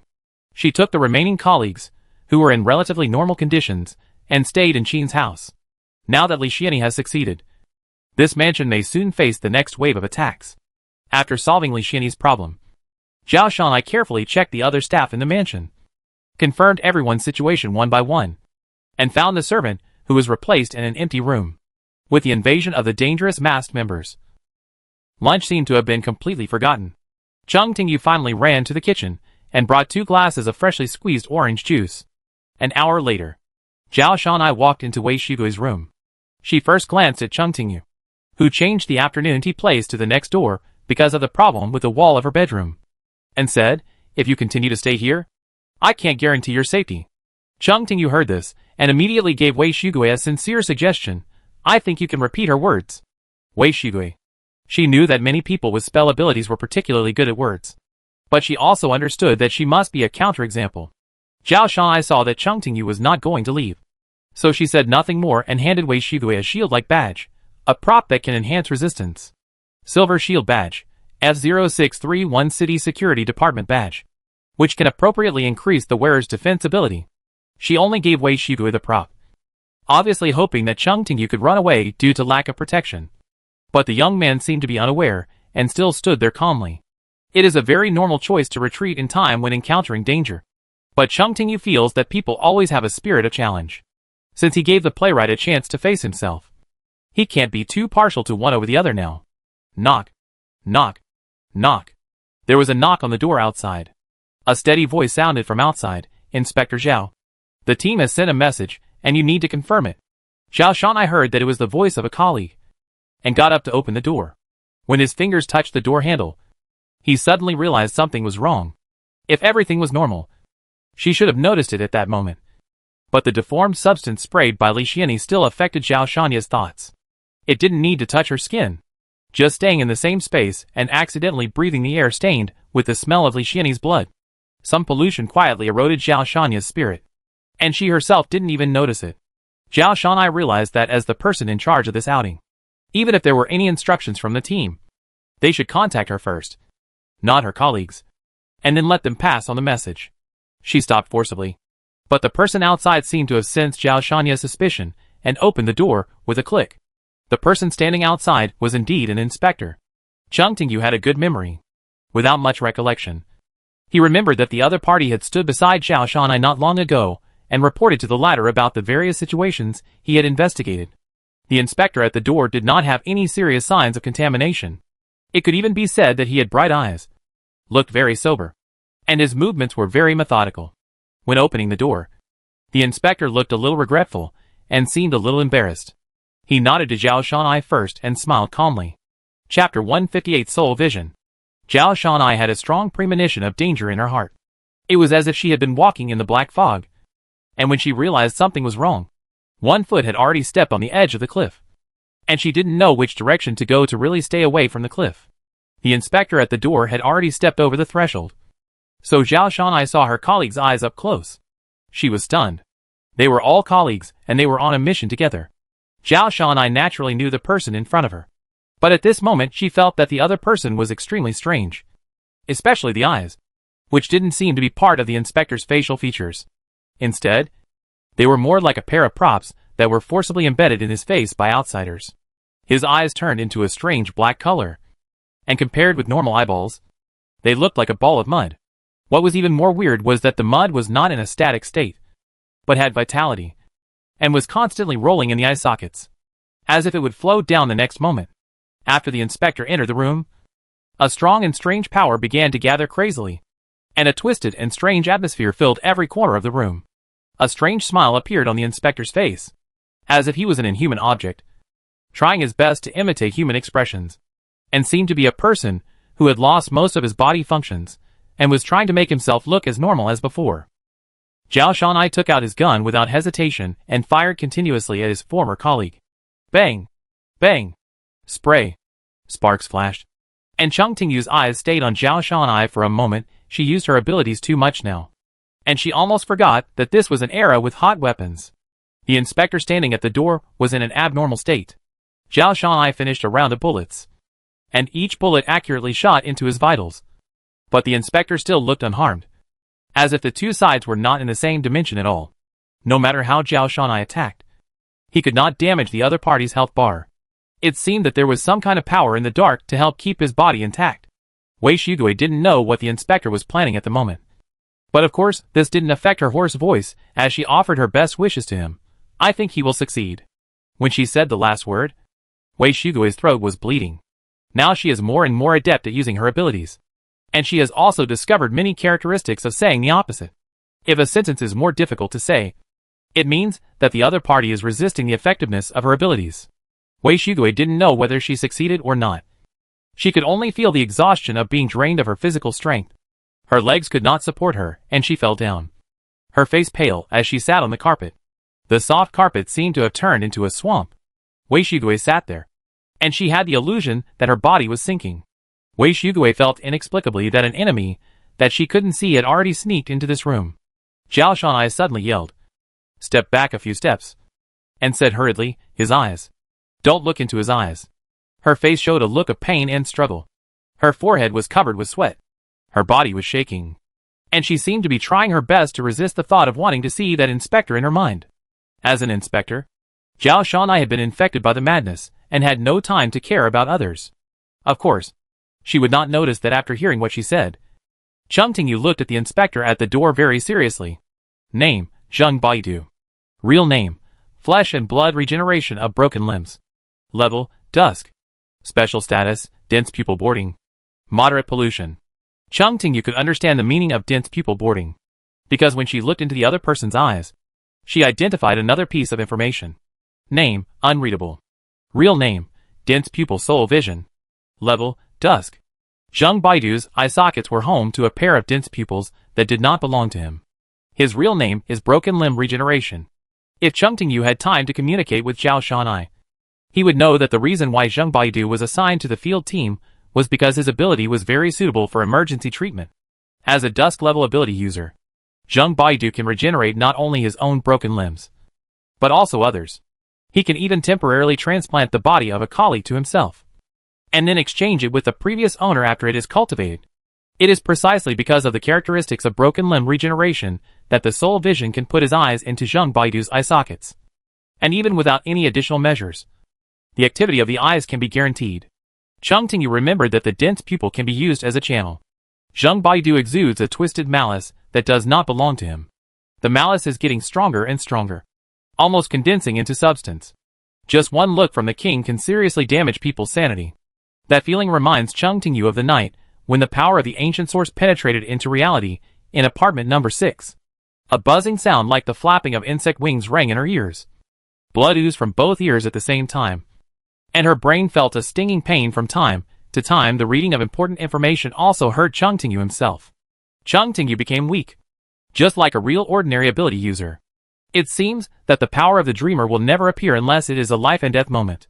When the 3 people in the room attacked, added status, and identified information, Zheng Baidu just stood at the door without any extra movements.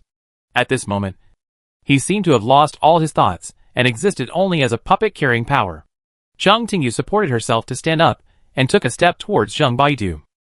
Some guesses emerged in her mind. Her feeling should be correct. That is indeed the breath of the ancient source. The close contact with that breath made Chung Tingyu suddenly realize why the other party was called the ancient source. Ancient, huge, abnormally twisted and dangerous. And at the same time, there is an indescribable attraction. It's like a giant whale in the deep sea and an iceberg under the sea. Compared with that kind of aura, humans suddenly become insignificant. Of course, the ancient source would not easily appear in a guest room of Qin's house. But just that little bit of leak power would shock people. Chung Tingyu recalled the information he had learned about the dangerous mask before. The people of this organization would actively pollute themselves to avoid being targeted by the ancient source. But according to the current situation, their secrets seem to be more than that. Dangerous masks can ensure the safety of players with dense pupils in the organization. And it may also be because they have mastered a method to limit the power of the ancient source to a safe range. The other party can use the channel characteristics of the dense pupil to contaminate the enemy. Chung Tingyu felt that he might be able to do the same. Chung Tingyu took a step and stood in front of Zheng Baidu with a calm expression. She could see Zheng Baidu's eyes. Zheng Baidu's eyes could naturally see her. At this moment, time seemed to have completely stopped. In a medium-sized manner 10 kilometers away from number 777 Mumyan Road, there are enough dangerous masked bases. In order to avoid attracting the attention of the inspection team, they will hide in private houses more often. Mumyan Road is surrounded by high-end residential areas. Even the inspector Bu Wushang chose to settle down here. The safety is obviously very guaranteed. Dangerous Mask holds the idea that the most dangerous place is the safest place, and bought a house. And they soon realize that they don't have to avoid the inspector when they go in and out. The other party basically has no time to go home after get off work. Since it is a manor, it is naturally equipped with gardeners, servants and cooks. The advantage of being an ordinary staff member of the manor is that few people will pay attention to their identities and origins. The owners of other mansions may pay attention to their neighbors, but they will not care about where the servants have been to and who they have contacted under the pretext of going out to buy things. The service staff are like small ants living in the manor. If you don't observe them specifically, it is difficult to figure out their movements. On the second floor of the manor, a middle-aged man in servant clothes sat on a recliner. He originally had a pair of black eyes, but at this moment the color of his eyes has become much lighter. This is a sign that the power has been separated. Chapter 159 Connection. If you observe closely, it is not difficult to find that this middle-aged man has a face that is difficult to describe. His facial features give people a vivid and full of vitality. As if in the next moment, the eyebrows will crawl away from the eyes. The nose will roll down from the center of the face. And the eyes are probably going to walk around and find a more suitable part for themselves. Other people working in the manor naturally know that this middle-aged servant, like them, belongs to the Dangerous Mask. The other party's name is Zhou Xuanquo, a close pupil specially trained by the organization. Zhou Xuanquo has long been polluted by the ancient source, but he has good qualifications and did not die because of this. Instead, He has mastered a little method of using the power of the ancient source. He can take the initiative to look at the ancient source and use his own ability to transfer the cost of looking at others he can see. The specific effect is equivalent to looking at the wrong light point that does not belong to him in the sea of spirituality. The ancient source is a nearly godlike existence. Every time Zhou Xuanquo does this, it will bring huge losses. He had long been polluted and had completely lost the possibility of rising. From now on, he could only fall from dust to the abyss step by step. On this day, he once again connected to the terrifying things in the sea of spirit, and transferred those strange powers to the target little by little along the channel formed by the dense pupils. He was already quite skilled in doing this. But after Zhou Xuanquo successfully connected the sea of spirit with Wei Shugui's room, the atmosphere around him suddenly became extremely depressing. There are of course props similar to the stone in the manner of dangerous mask. And the use effect is also similar, mainly to prevent the breath in the house from leaking out. Perhaps because of those props, Zhou Xuanquo felt that he was locked in a reservoir with no exit. The water outside was still pouring into the reservoir, but the water in the reservoir had nowhere to be discharged. The room became more and more gloomy and dark, and Zhou Xuanquo felt that he was not lying on a chair, but in a dark sea. He was completely submerged, and even breathing became difficult. Zhou Xuanquo felt the pain from his soul. The unexpected power poured into his pupils from the sea of spirit. The middle-aged man on the chair trembled violently. The skin on his limbs bulged abnormally. The whole person began to spasm violently. He opened his mouth and screamed silently. At the same time, he struggled to raise his hands and wanted to dig out his eyes. This was not the first time he did this, but it was the first time he encountered such a strange situation. Zhou Xuanquo was originally just a pipeline. Now the power it transported far exceeded its carrying capacity. It was like pouring the water of a river into a straw. At this moment, the river was eager to send all the water to the destination as soon as possible. There was a kind of beauty in its style of behavior that did not care about the life and death of the straw. As a power intermediary, Zhou Xuanquo felt that he was about to break because of this. The power of the ancient source impacted Zhou Xuanquo's spirit and body. But for him, this was not the most terrible place. Since it was a manor, the room naturally had certain decorations. There were oil paintings on all four walls. The content of the paintings was not people, but ordinary pastoral scenery. For some reason, the color of the trees in the painting suddenly darkened, and the dense branches began to twist and spread, and finally broke through the limitations of the frame and began to grow outward and scrupulously. Zhou Xuanquo felt that there seemed to be a thunderous sound in his ears. He couldn't close his eyes. His eyeballs were like boiling mud, bubbling out. At this moment, other people in the manor finally noticed the abnormality on the second floor. In the hall on the first floor, a woman with a serious expression and dressed in housekeeper clothes took out a scroll from her space props without hesitation. This was a prop she bought from a city called Mobile City State. The pocket watch depicted in the painting was made by today's dreamer. She stretched her right hand into the scroll, as if it was not paper, but a flat surface of water. The water's surface swallowed the housekeeper's wrist. The woman felt that she had touched something, and then she just held that thing and dragged it from the painting into reality bit by bit. It was a pocket watch, with only one pointer on the dial, which stopped at 0. As long as the pocket watch was turned, the surrounding environment would be restored to the state 1 hour ago. However, if there was a power above dawn nearby, the restoration effect would be weakened. Judging from the power of the pocket watch, it was definitely an extremely rare item. The original pocket watch was of course stored in Endless City. The one depicted in the scroll was just a replica, which would be completely scrapped after being used once. The serious housekeeper turned the pointer, and a hazy glimmer first emerged from the dial, and then disappeared without warning. Her face showed a strong sense of astonishment. The quaint pocket watch actually shattered in front of her eyes, and disappeared completely in just 2 or 3 seconds. Chapter 160 Eyes. Although the serious housekeeper was unwilling to admit it, the situation in front of her clearly showed an answer.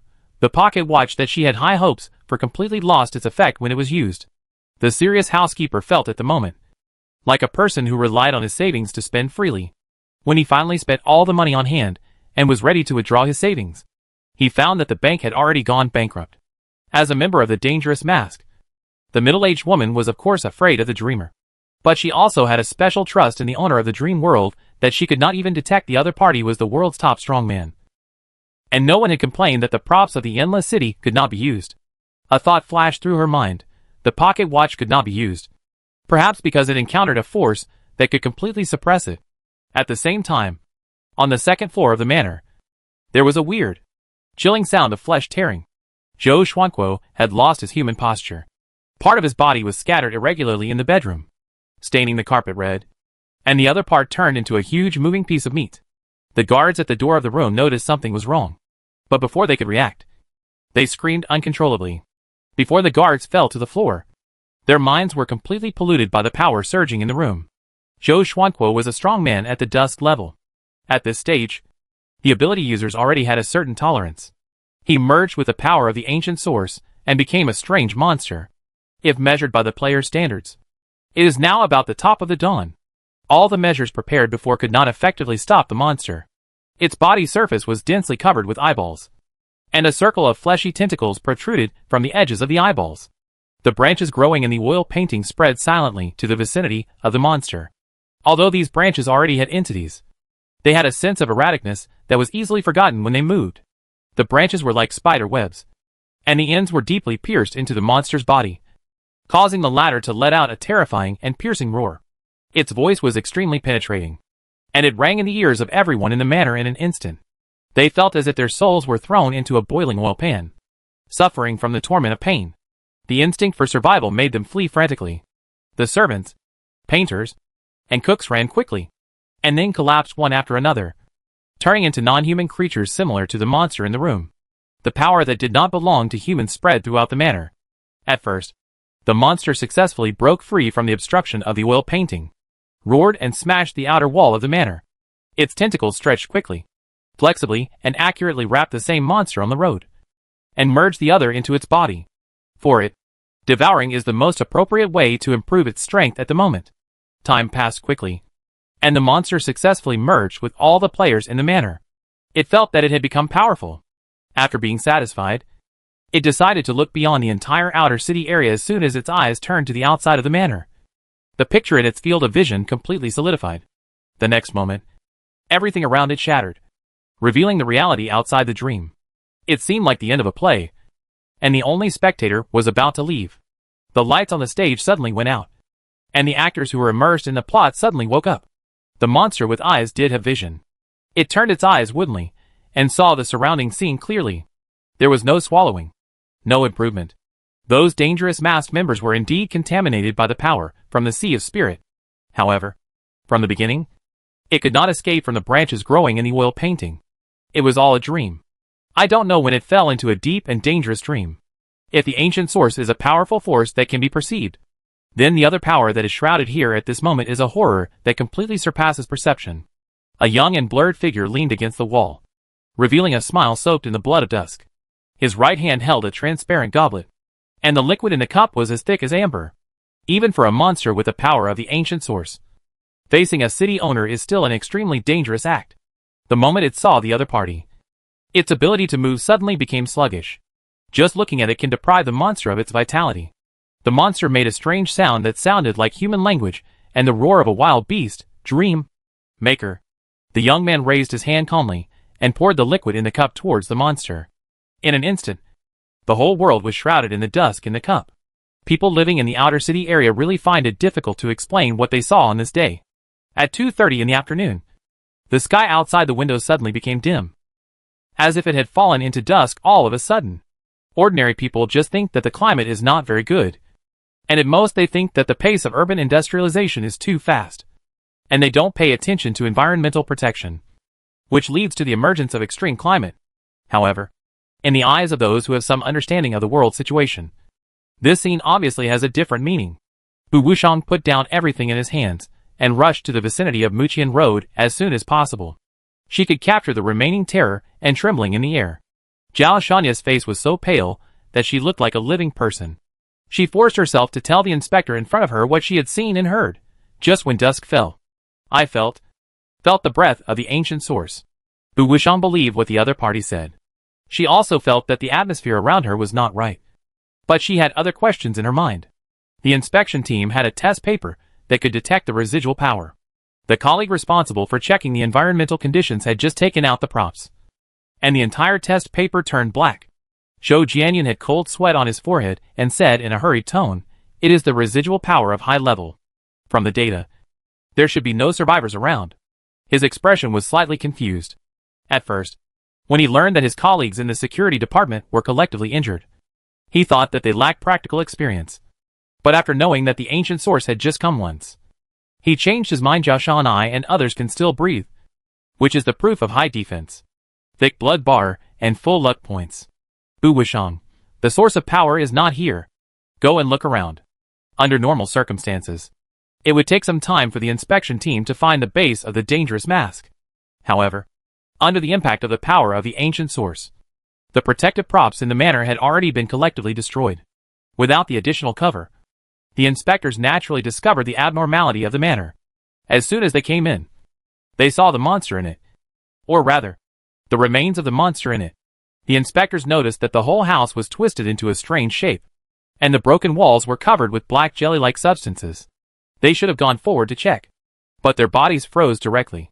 They felt that they had hallucinations, as if countless little people were crying or screaming in their ears, warning them not to contact each other. Once they touch, they will definitely die. The last ones to come to deal with the aftermath were Bu Wushang and Zhuo Luqing. The two wore white protective suits, and were wrapped very tightly. However, even with the most stringent protection measures, Zhuo Luqing could still feel the terrifying remnants of power diffused in the air. Very strong power pollution. While making a judgment, she had to start thinking about another question: if the power of the ancient source polluted the people in the entire manor, then what happened to the polluted monster here in the end to turn it into a pool of pitiful jelly smeared on the short wall? It is unlikely that the big boss in the city happened to pass by. After all, according to Zhuo Luqing's understanding, even if the chief inspector brought the elite in the city here, he could not do this. Bu Wushang suddenly said, "I have an idea," she said word by word. "When I was in school, I studied the Endless City. From the traces left, the monster that the ancient source turned into may have been twisted into a dream creature." Zhuo Luqing slowly frowned. "It's a bit like that. The ancient source can pollute ordinary people with abilities, but it doesn't mean that they themselves will not be eroded by other forces. If the ancient source casts a gaze towards reality, while another god happens to be looking at him, then which side will be polluted in the end depends purely on the strength comparison of both sides."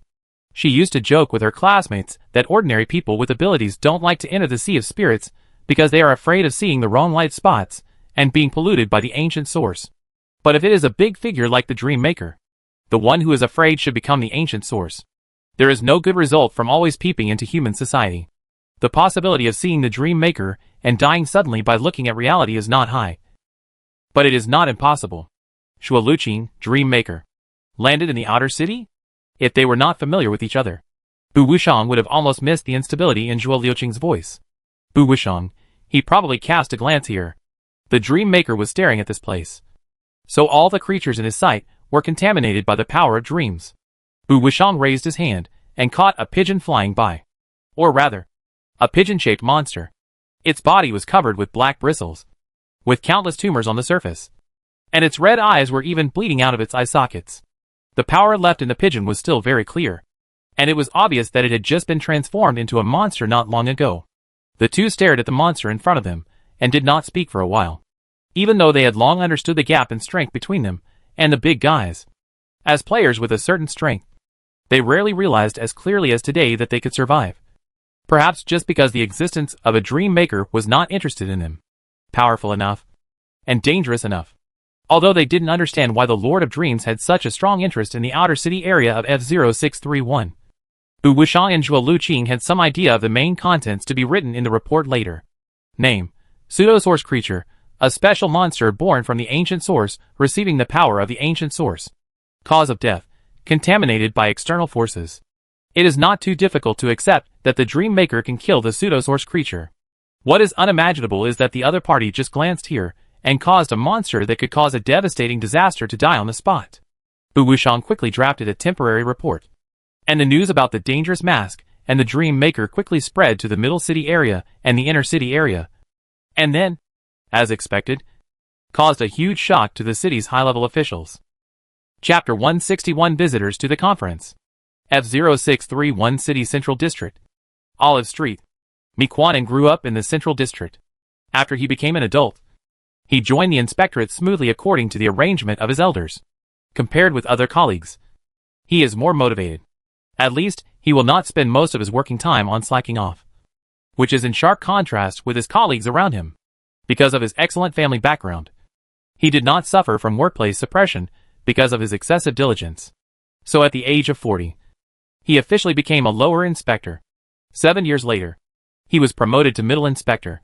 As a middle inspector, Mi Quan-en is qualified to participate in high-level meetings in the city, even if he happens to be on vacation when the meeting is held. He has a great nostalgia for the leisurely life in his heart. There is a huge mural at number 226 Olive Street.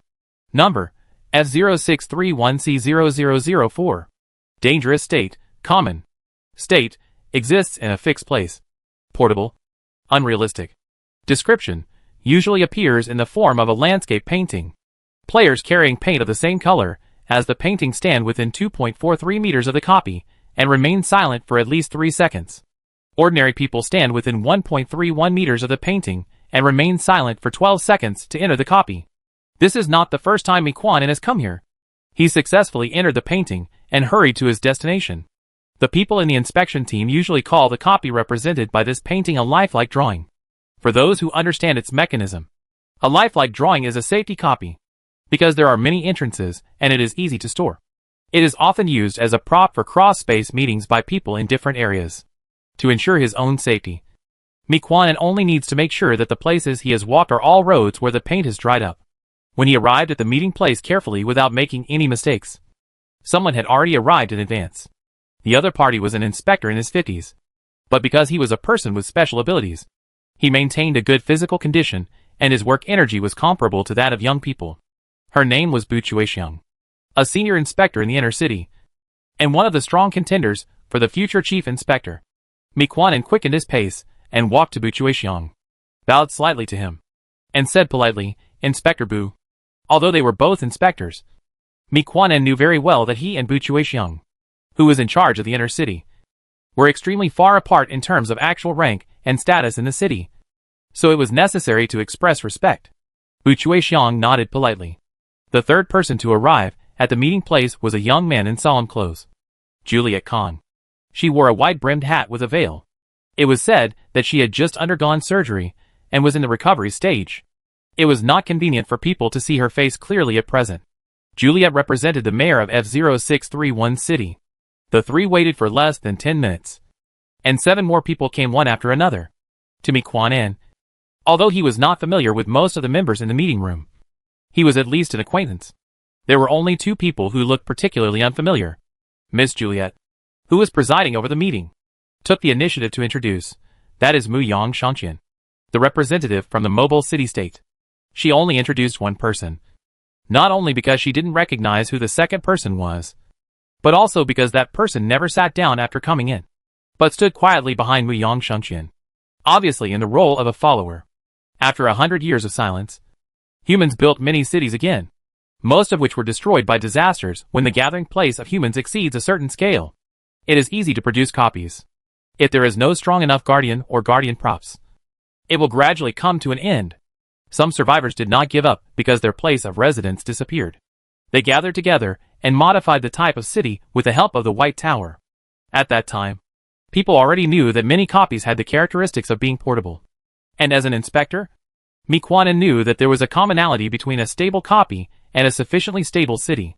The former could be carried, and the latter could naturally be carried as well. In the end, those people built a movable city-state, the principle of which was similar to connecting many saved copies in series. That was the inspiration from the dreamer. He also divided his territory into different urban areas and then connected them together if he felt dangerous. He could immediately run away with the copy and reduce the probability of the copy appearing by changing the location. Many markets have also learned this set of methods, and they have been quite effective in reducing the trigger rate of dungeons by constantly changing houses for residents. Muyang Shangqian is the representative of one of the city-states and the manager of that city-state.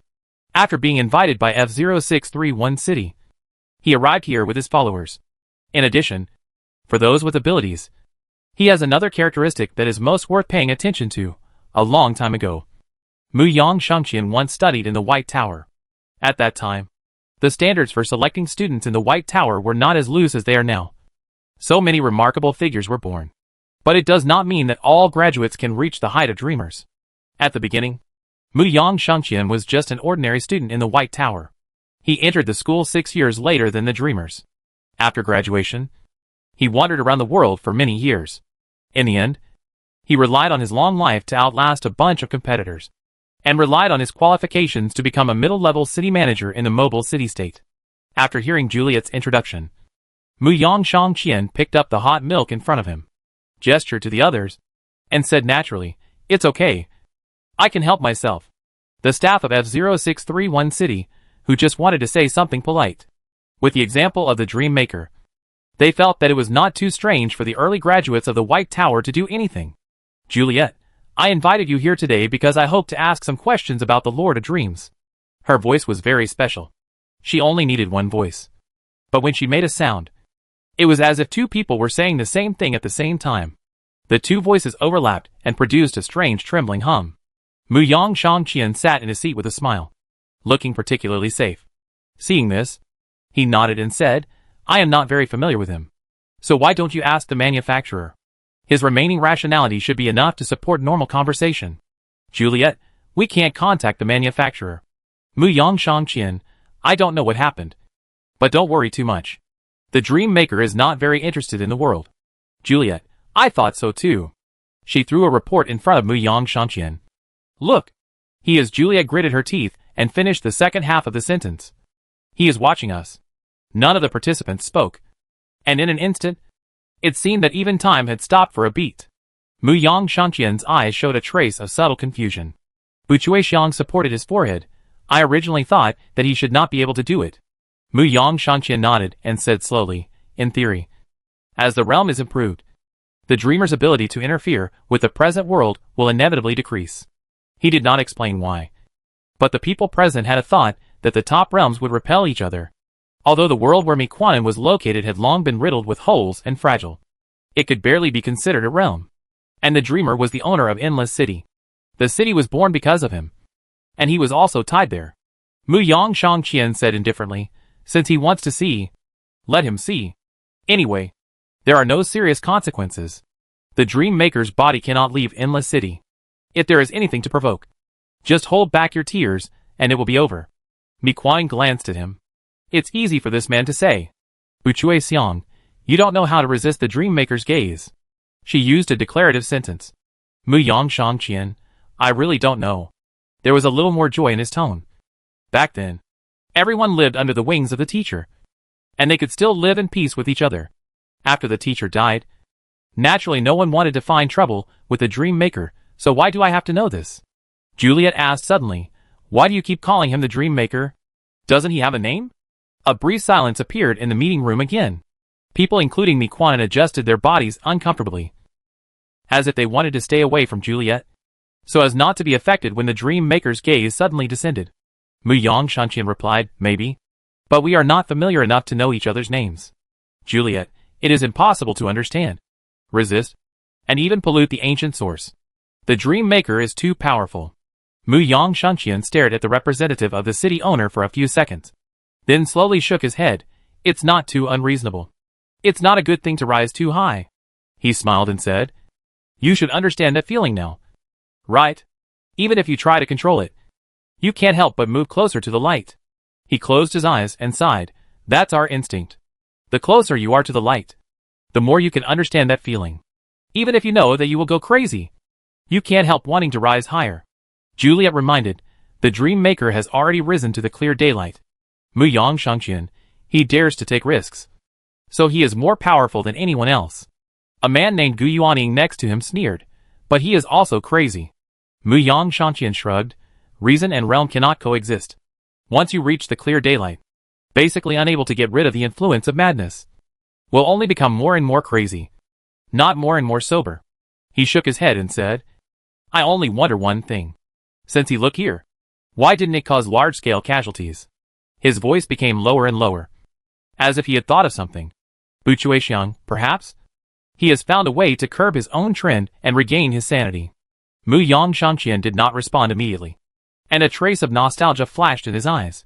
"You should have heard of the name Great Sage," he said slowly. "The Great Sage? That is, my teacher. He also had similar ideas." Juliet frowned. This idea is not completely impossible to achieve. There is no ordinary person present. She does not have to hide the secret. Juliet, or the existence attached to her said, impurities will make people sink. For a realm player, the power of dense pupils, flesh and blood, curses, and plague insects are all impurities. If there are too many impurities on the body, it will be polluted and eroded, and then continue to fall into the abyss. Juliet emphasized, as if to give herself more confidence, as long as enough impurities are absorbed, the speed of ascent can be reduced. Mu Yang Shangqian laughed. How do you think the Tower of Order fell? Then he explained gently. He absorbed enough impurities to stop himself, and then shattered due to the conflict of power. And the remains became the White Tower, and the Book of Rules. Juliet, I have thought about it. He added. Maybe the realm can restrain this. Mu Yang Shangqian nodded with some admiration. Realm can. This kind of power is the most stable, and has excellent isolation effect. The great sage made a similar attempt, and then he also fell. Juliet. Others. Mi Quanin couldn't help but suspect that because human settlements were divided into different blocks, the grammar of each city also had incompatible parts. So Mu Yang Shangqian would follow a negative turn after a continuous affirmation. Mu Yang Shangqian, the great sage, gradually added new power to himself based on the realm. But it still doesn't work. People with too low realms will gradually become deformed once they integrate new power. If the realm is too high, even if new power is introduced, they will continue to rise along the previous path. The sea of spirit is called the sea for a reason. The closer the bubbles are to the sea surface, the faster they rise. Adding impurities can only slightly slow down the pace of climbing, but it cannot stop it completely. And after adapting to the new power, the speed of rising will recover. Mi Quan murmured, Rise? What's wrong with it? After he muttered to himself, he suddenly found that everyone around him was looking at him. And then he realized that he had accidentally said the question in his heart. Mu Yang Shangqian was very easygoing, and he gave an answer after hearing it, because reason and ability cannot be achieved at the same time. Once you become as powerful as the previous Tower of Order or the Great Sage, and don't want to fall, you will lose all reason and become a being similar to the ancient source. The dreamer is still alive, most likely because he embarked on that crazy path and chose to trade reason for a long life. Although everyone says that the dreamer is crazy, I don't think he is completely irrational, Juliet said coldly. The glance he cast towards F0631 city was just right so that no unrelated people were implicated. Mu Yang said, if you could exchange your reason for a long life, you can also exchange your life for reason. He smiled with interest. There are a lot of graduates who have fallen in the White Tower. After statistics, it can be basically confirmed that for those who have reached the end of the clear daylight, we also call this realm the darknessless. 100 years of life can be exchanged for 1 second of reason. The people at the conference table fell silent. Mi Quanin's heart was beating wildly. The meaning of the other party's words made his brain start to heat up. His body was covered with cold sweat for a while, and then it was very hot. People who can come here can't be too stupid. Not only Mi Quanin, but other people also have similar guesses in their minds. They thought of the previous things, such as the playwright lurking in the endless city early. And even if the White Swan district was under martial law, the dreamer did not show up in the first time and directly deal with the bastard who dared to show off in front of him, but waited until the situation deteriorated seriously before finally coming. The dreamer did not want to, but because he could not. Every move is a burning of life. Juliet's voice rang out in the conference space. He is now. Mu Yang Shangqian flipped through the information collected by F0631 city, was silent for a moment, and shook his head. It's terrible. He can't help but keep his madness. No one can help it. The Tower of Order is like that. The Great Sage is like that. And he is like that. He smiled. So you don't have to worry. The Dream Maker is indeed about to fall. If you ask me, he can only hold on for another 3 months at most. Mi Quanin trembled all over and almost fell off the chair. 3 months. He took a breath. How is this possible? Mu Yang Shangqian's voice was still gentle, but his eyes were extremely cold. If you have seen the White Tower back then, you will know that nothing is impossible. Juliet said slowly, the Dream Maker has the ability of time. Mu Yang Shangqian, if it weren't for the ability of time, I would tell you that he is only 1 or 2 days away from falling. At this moment, all the people participating in the meeting, regardless of whether they are qualified to speak or how they feel about the Dream Maker, have a sense of tension and excitement in their hearts about to witness history. Time is like the tide. Even if you are as powerful as the Lord of Dreams, you will also meet your own end. Juliet, thank you for your advice. She stood up from the chair. And the others followed suit and greeted Muyang Shangqian. Muyang Shangqian shook hands with Juliet and smiled. You're welcome. I'm also curious about what will happen next. The distinguished guest was leaving. As a person of a high rank and not a big threat, Mi Quanan naturally had to be responsible for seeing him off. Muyang Shangqian would not take the initiative to talk to an inspector, so Mi Quanan could only find topics on his own. After praising the construction level of the mobile city-state for a few words, he glanced at the other party's entourage.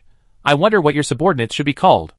As soon as the words came out, Mi Quanan felt that he was really dumb. It was a rare opportunity to communicate privately.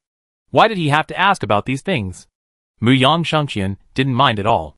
Instead, he stopped and answered friendly. His name is Monday, Tuesday, Wednesday, and Thursday. Mi Quanan felt that the manager from the mobile city-state should be in a good mood, and he was smiling when he spoke. After sending the person out of the copy, Mi Quanan returned the same way. He also met one of his inspector colleagues.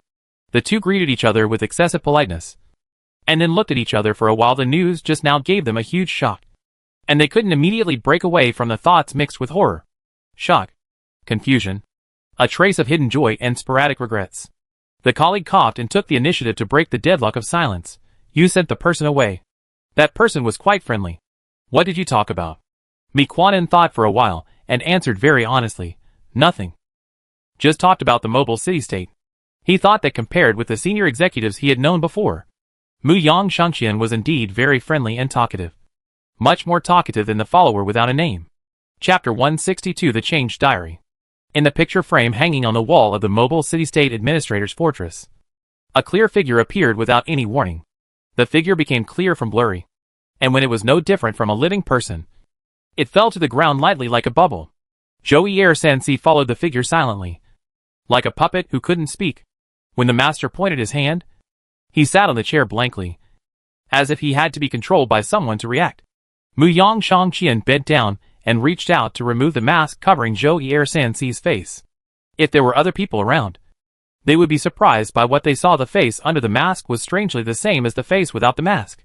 The standing Muyang Shangqian seemed to lower his eyes and think for a moment, then raised his hand and placed it near his temple, making a pinching motion, as if he had already grasped some kind of illusory substance that others could not see.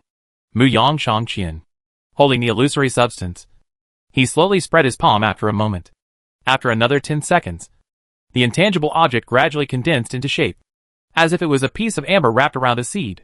The surface of the amber was covered with a layer of hazy soft light. Muyang Shangqian put the amber into the brain of the person on the chair. Mobile city-state, manager fortress. Muyang Shangqian woke up from his sleep and found that he had slept very deeply. When he opened his eyes, it was already evening. The evening sunlight silently scattered into the room. The overly soft twilight made Muyang Shangqian a little dazed. And then he recalled what happened today. He was invited by F0631 City to attend the meeting held by the other party, and exchange some things about the White Tower and the Dream Maker with those people. I was quite talkative today, and had a good chat with the people in F0631 City. Since he accepted the invitation, Muyang Shangqian did not hide anything and told the other party some secrets about the realm and fall of the ability users. In his judgment, the Dream Makers would not have much time left, and each city had to make some preparations in advance. In fact, everything now had already been assigned. In the past 50 years, the Lord of Dreams has been less and less active, and the Lantern Man has replaced him to maintain the operation of the city. At the same time, the expansion of the city has been stopped, and it takes a long time to recruit a new person into the city, which is completely different from the normal situation. In the past few years, there was a fierce conflict with the screwdriver, and the manufacturer was severely damaged. Muyang Shangqian recalled the past, and one name after another emerged in his mind, all of whom were his deceased teachers and alumni. It has indeed been too long since he left school. The past time slowly passed, and the Dream Makers finally came to this step. He shook his head, suppressed his slightly sad thoughts in his heart, and turned to contact other people in the mobile city-state. Since the Lord of Dreams is about to fall, they have to consider how to avoid the subsequent impact. Present world. When Cheng Tingyu opened her eyes, she found that her fingers were pressing on the mirror. The disadvantage of incomplete amnesia is that it is difficult for Cheng Tingyu to judge what she will do after switching versions. Fortunately, The message on the mirror surface gave her a hint. Those were two bright red characters, restraint. Chung Tingyu recognized that it was her own handwriting. There was a serious gap in her memory. No matter what Chung Tingyu thought, she was still with Wei Shigui the last second, trying to stop the security inspector, who was obviously malicious. The next second, she was alone, standing in a modern room with a white tone. Chung Tingyu had reason to believe that the message on the mirror should be a hint given by the old version of herself. When she thought of this, she realized half a beat late that her skin was bleeding. The wound was actually invisible on the surface, but the blood was slowly overflowing. Knock. Knock. Knock. Someone knocked on the door outside the room. After a moment, the person said again, "It's me." That was Shin Xingliu's voice. "Chung Tingyu, come in." Shin Xingliu pushed the door open, looked at his old classmate, was stunned for a moment, and then returned to normal, explaining, "This is the office building of Screwdriver." Chung Tingyu didn't care much about where he ran to, but looked at Shin Xingliu seriously. "You don't look very good." Shin Xingliu sighed, facing the Lord of Dreams. "It is inevitable that there will be some sequelae. There is a computer in the office." Shin Xingliu turned it on and entered the password. At the same time, he did not forget to tell Chung Tingyu about the situation after switching versions. There was an accident at Qin's house. Fortunately, except for the bad-intentioned inspector, no one was fine. In order to ensure your safety, the inspection team paid a sum of money and temporarily rented part of the office area of Screwdriver, and then sent you and Wei Shigui here. Chung Tingyu stared at Shin Xingliu. She could understand the choice of the inspection team. Bu Wushang didn't know that the inspector was trying to contaminate the Dream Maker himself. So of course he would be a little worried, since there could be problems everywhere outside. It would be better to send the person to Screwdriver.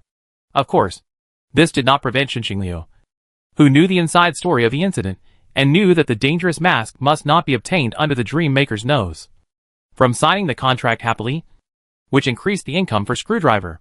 Shin Xingliu opened the folder and clicked on a video file in it, indicating, "Look." The content in the video was the entrance of an office building. After a minute, the picture suddenly flashed, and then became normal again. Then, Chung Tingyu appeared in the video with a natural attitude, and Wei Shigui was beside her. After entering the door, she seemed to notice something, raised her head, bit her black eyes, and smiled at the monitor. For some reason, Chung Tingyu had the illusion that she was looking at herself in the video. Shin Xingliu did not speak. He had known Chung Tingyu for a long time, so as soon as he met today, he noticed that the other party's state had changed. When the other party's black eyes looked over, Shin Xingliu was irresistibly eroded by the Lord of Dreams. Wei Shigui and others will be fine, as long as they don't know Chung Tingyu's true identity. The impact they receive is completely within the controllable range. Ignorance is a protection for humans. Chung Tingyu suddenly said, "Shin Xingliu." Shin Xingliu stopped and turned to look at her. Chung Tingyu showed a thoughtful expression and slowly said, "You are Shin Xingliu." "Shin Xingliu, you remembered the past?" Chung Tingyu pressed his forehead. "Indeed, there is someone like you in the class." Shin Xingliu. When the senior people knew that the manufacturer and the Dream Maker were in the same class, he got the confirmation from the person in person. Yes, there is someone like him in the class. The memory was restored, but not too much. Chung Tingyu stretched out his hand, and a diary with a slightly old cover suddenly appeared. Except for the first page, the rest of the content was stained with ink and stuck together, making it impossible to read. She opened the diary, and sure enough, the pages stuck together became a little less, and her mind also had a little more memories of the time when she entered school. In Chung Tingyu's impression, she had just left the fake dormitory in the gap between reality and illusion, and her personality was really not very good, and she was not keen on maintaining interpersonal relationships. If Wei Shigui was her neighbor at the time, it is estimated that the two of them would not be able to say 10 words even if they lived door to door for a year or two. She remembered that there was someone like Shin Xingliu, because the other party had shown the characteristics of being willing to sign a business contract with others early on. Shin Xingliu waited for a while, and found that Chung Tingyu just flipped through the diary, and the item disappeared again. It was unknown where it was received. Chung Tingyu's attitude at this moment did not change much because of the increase in memory. At least not like when Shin Xingliu first met. Every expression in the corners of his eyebrows and eyes expressed a strong desire to be alone. "I hope to keep a safe social distance of at least 3 kilometers from others." "Shin Xingliu, I'm here to give you the props," he said, and took out a compass-like thing. "You said before that you wanted to add some flesh and blood. Copy needle. There are various copies in the world. In order to find the one that suits you as soon as possible, the White Tower Research Institute has created this copy needle. Its pointer can point to the realm, flesh and blood, dense pupils, curses, and plague insects, so as to ensure that the next copy to enter has a specific tendency. Note, this is a prop without side effects. If you have to pick out a disadvantage, it is that the cooldown period of the holder of this prop will automatically return to 0. Xinxingliu handed the props to his old classmate, and then said, "Another unfortunate thing is that the house you rented and the house opposite were both pried open." Cheng Tingyu wanted to ask what was lost in the room, but felt that after switching versions, he really had nothing, and there was no need to care. Do you know why Dangerous Mask wants to find Wei Shigui? Since Cheng Tingyu recovered his memory, Wei Shigui has experienced countless assassinations, and Dangerous Mask has been adding people, risking being killed, being dragged into the vice body to die, and being watched by the dreamer. But he is not willing to give up. Obviously, it is not just to cut the grass and root. Xinxingliu, some guesses people with blood relations can easily awaken the same type of ability. Wei Hung is a realm, but Wei Shigui is a curse. I think the latter's ability is more like being forcibly cultivated by someone. Abilities can indeed be cultivated in a targeted manner. For example, apartment number 6 is particularly suitable for cultivating people with dense pupils. Cheng Tingyu listened to Xinxingliu's words and thought of another thing. Wei Shigui's ability has affected her as a dreamer many times, and can even temporarily change her fortune. Moreover, the memories that have just been recovered remind Cheng Tingyu of another thing. The great sage of the past had an ability called Curse Wishing Well. There are many people with the ability of curse, but not many can really touch their fate. The great sage is one of them, and may be the only one. Xinxingliu really thought of this. After the teacher's death, not all of his remains were left in the White Tower. At least the part related to the curse is neither in my hands nor in yours. If the thing that prompted Wei Shigui to awaken the curse ability was really the remains of the great sage, then Cheng Tingyu suspected that the other party might have been influenced by himself and accidentally embarked on a path completely opposite to the way the teacher used his abilities. Chapter 163. Don't care about all the details when dreaming.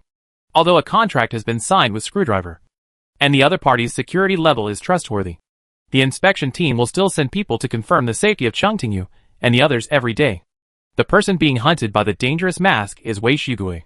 Cheng Tingyu doesn't have to stay here, but she intuitively thinks that even if she stays on the edge of the incident, no one will find it strange. After all, along with the memory, the past abilities are also revived. The memories based on the diary are not too detailed, but Cheng Tingyu still remembers that when she was in the White Tower, she once made a prop don't care about all the details when dreaming. Don't care about all the details when dreaming. People in dreams always ignore many unreasonable places. Even if someone notices something wrong, they will quickly find a suitable reason. Cheng Tingyu did not keep a distance from the assassination incident, except for Xinxingliu, who occasionally came out to hang out. No one thought there was anything wrong. She picked up the small round mirror she carried with her and looked into her eyes in the mirror, smoothing out the abnormality, blending it into daily life without a trace, laying an extra layer of dreams that no one can distinguish on top of reality, changing the cognition of the dreamer little by little.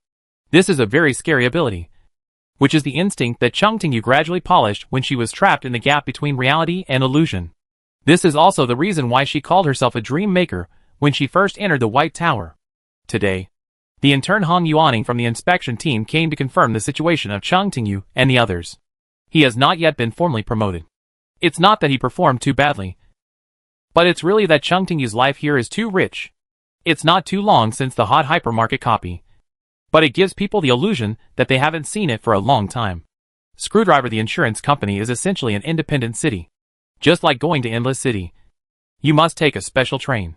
If a citizen of F0631 City wants to go to the office area of Screwdriver, he must also confirm access at the gate. Hong Yuaning stood at the door, took a deep breath, suppressed his doubts about the world, and pronounced the pass key in a clear voice. Today's breakfast is marshmallows and cold luncheon meat. When he spoke, his expression was slightly distorted, and he seemed not very happy to imagine the scene described by the secret key. After the key verification was passed, the door opened, and Hong Yuaning walked in quickly. Everything inside looked normal. After all, it was a large chain enterprise with a very good environment. Some employees were once citizens of F0631 City. When they saw Hong Yuaning coming, they would nod in a friendly manner, He sent a message in advance and happened to meet Chung Tingyu, who was walking to the restaurant halfway. Hong Yuaning took a few quick steps and prepared to say hello to the other party. He knew Chung Tingyu and knew that the other party was a powerful player and was very good at observing details. However, when they met again today, just the moment he saw her, Hong Yuaning's heart suddenly jumped and he felt an inexplicable fear. It was like the dizziness you feel when you stand on the edge of a cliff and look down for the first time in your life.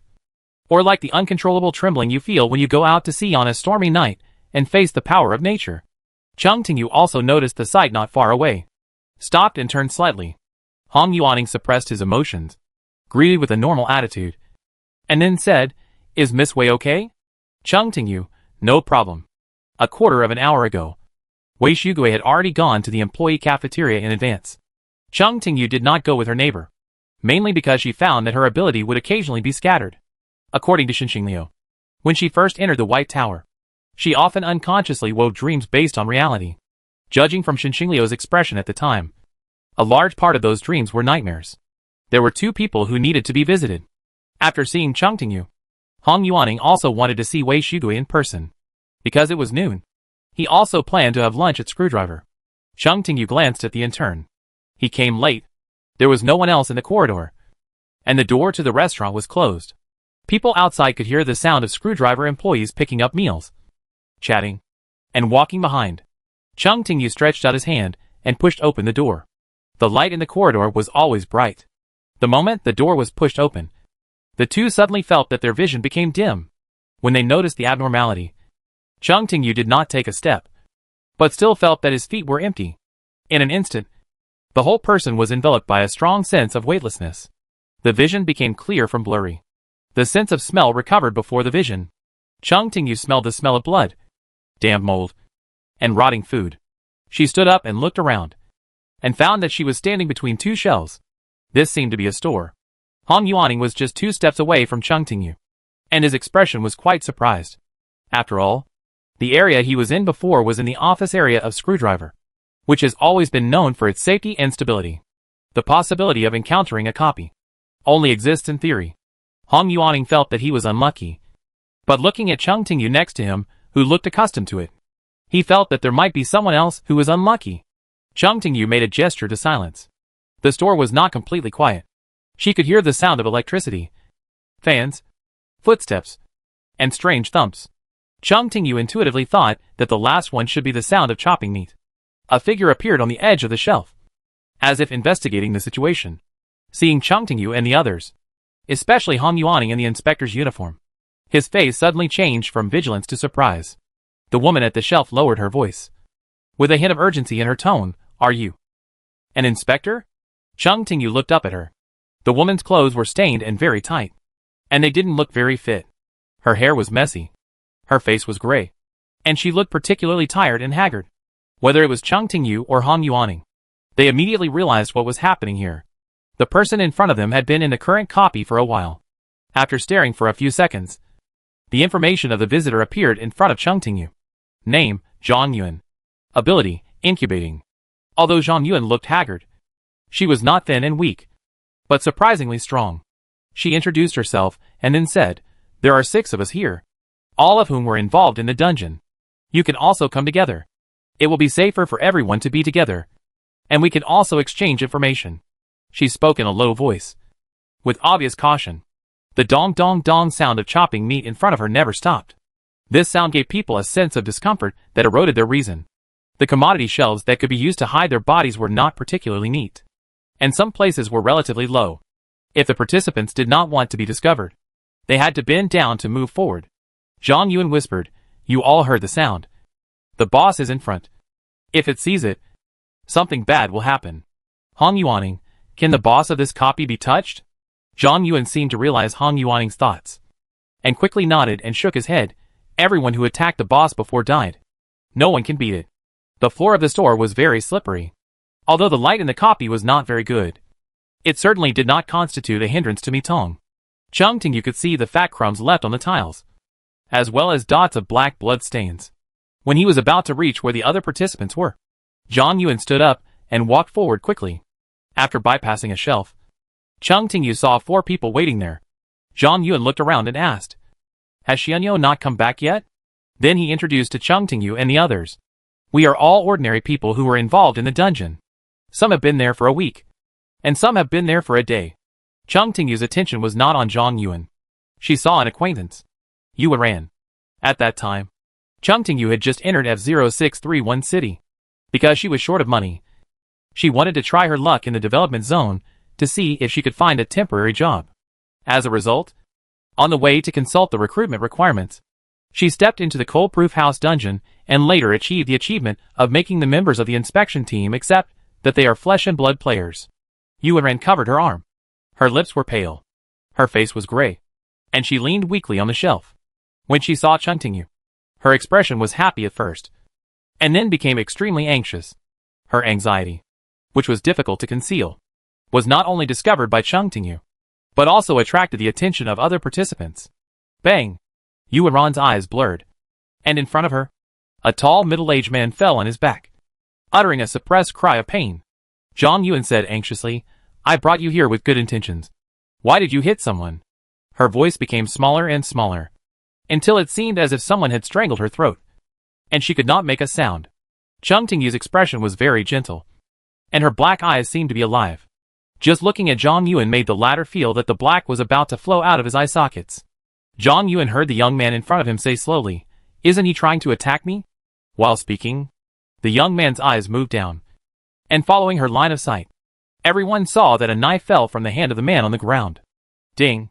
The blood-stained blade fell to the ground, making a crisp sound. The man on the ground was obviously in the same group as Zhang Yuan and others. When he revealed his intention to attack, the atmosphere in the shelf became extremely tense for a while. The man on the ground was twitching in pain. There were no obvious wounds on his body, but from the abnormal shape of his body, it was clear that his ribs had been broken. Zhang Yuan's mouth was tightly shut. She stared at the man on the ground, her eyes fixed on his chest, which was still rising and falling. Her expression was full of fear and a trace of barely perceptible relief. At this moment, the sound of electricity above her head became more obvious. Zhang Yuan and others' faces, which were not very good to begin with, became even uglier in an instant. The light of the incandescent lamp shone on their faces, which looked bloodless. They were obviously 4 people, but they looked like 4 standing corpses. Crack! The electric spark flashed, and all the incandescent lamps went out at the same time. At the same time, Cheng Tingyu had an indescribable feeling in her heart. Before the lights went out, she was standing between 2 shells. After the lights went out, everything around her, the shells, other participants, and even the entire space, seemed to disappear completely along with the light. Chapter 164 Waiting for Slaughter. Cheng Tingyu could not feel the things around him. It was not that he could not see them. If he had to describe it, it was probably when the darkness fell that everything around him melted into the darkness, and no longer had its original form. The illuminated copy and the unilluminated copy seemed to be 2 completely different places. There was nothing around the participants that could be used to determine the direction. Cheng Tingyu could not hear the voices of others, and even the continuous sound of chopping meat disappeared. The only thing he could sense was the increasingly strong smell of blood in the air. The darkness seemed to have solidified into substance, wrapping the participants in it. 2 completely different feelings emerged in Cheng Tingyu's heart at the same time. The first feeling was frantically warning her, reminding her not to be contaminated by the darkness. Otherwise she would never be able to break free from the current predicament. The other feeling was much more subtle, as if another consciousness emerged above her existence. And that consciousness opened a pair of eyes, looking down at the endless darkness in front of her without joy or anger. With just one thought, the entire copy could be covered with dreams. Cheng Tingyu was not affected by the second thought hidden in her heart. She still remembered the words left by the previous version of herself on the mirror. Her body would bleed, which probably meant that this body made of flesh and blood had already shown signs of damage. Cheng Tingyu did not think about the reason not long ago. When she was in Endless City, she used the power of the Dream Maker once. 2 days ago, when she was at Qin's house, she had to switch back to the previous version and put on the skin of the Lord of Dreams to save the situation. Shin Xingliu's attitude was very easygoing, but he was cautious not to reveal important information. The previous version of himself did not leave too many hints. But Cheng Tingyu still noticed that the dreamer state was definitely not normal. Using the power of the realm too frequently will affect the state of the body. Cheng Tingyu calmed down and did not do anything extra. Since she fell into darkness, she habitually counted. When the 30th second came, with a crackling sound, the light came back on. When the light reappeared, the dong dong dong sound of chopping meat sounded again. But compared with the previous time, the volume was obviously lighter.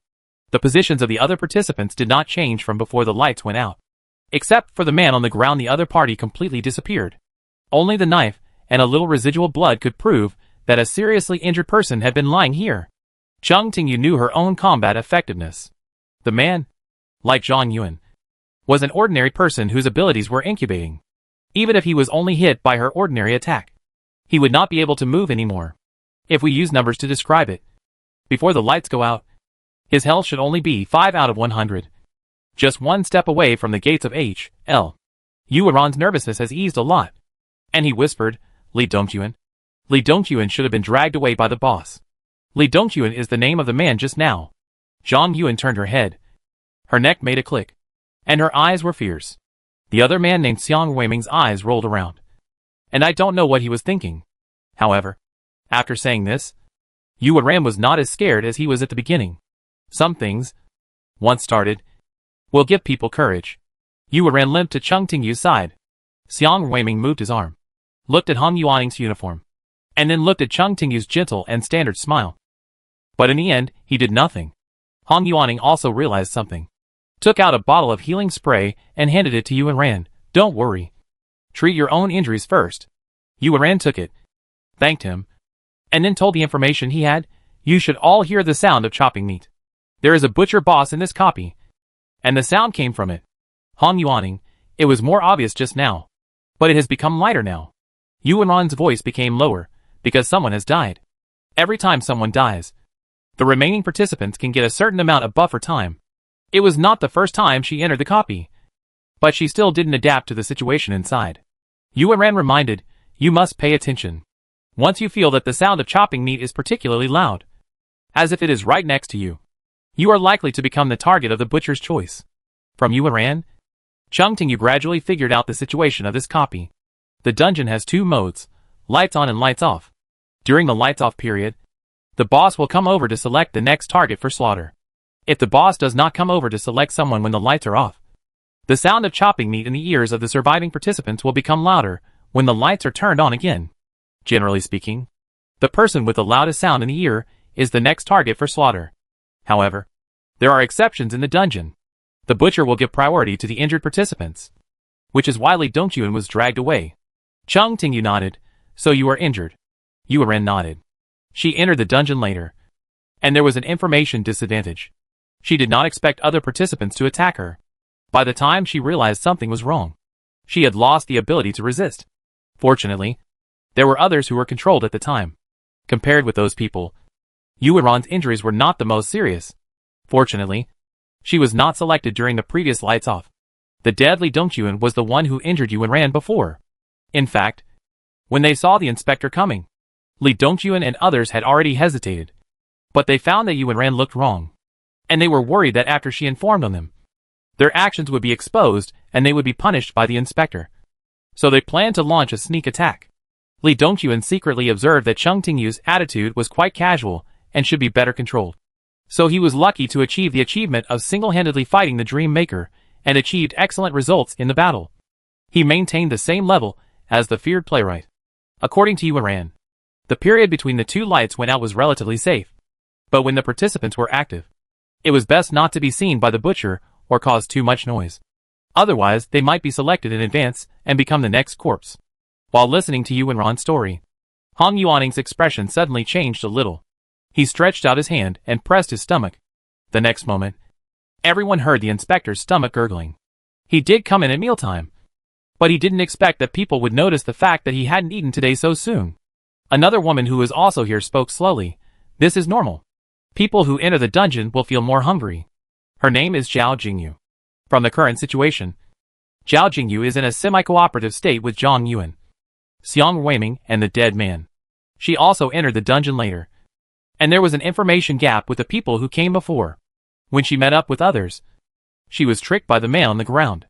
However, unlike others, Zhao Jingyu is a player.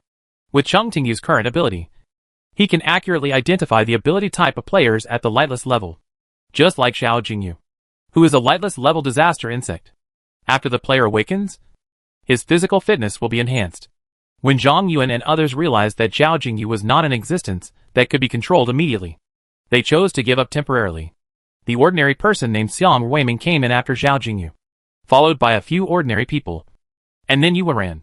Zhao Jingyu first introduced her own name and Xiang Weiming's name, and then said, in addition to the people here, there should be another person named Yo Haisher in the dungeon. He just went to explore another shelf area. She mentioned the concept of shelf area in her words. Cheng Tingyu carefully checked the shelves around him, and found that there was a 3 label on the 2 shelves beside him. Yuan ran. The area we are in belongs to the number 3 shelf area. There should be 6 shelf areas in the entire dungeon. She was deceived as soon as she entered the dungeon. She couldn't check the situation everywhere, but she could get some information from other people's conversations.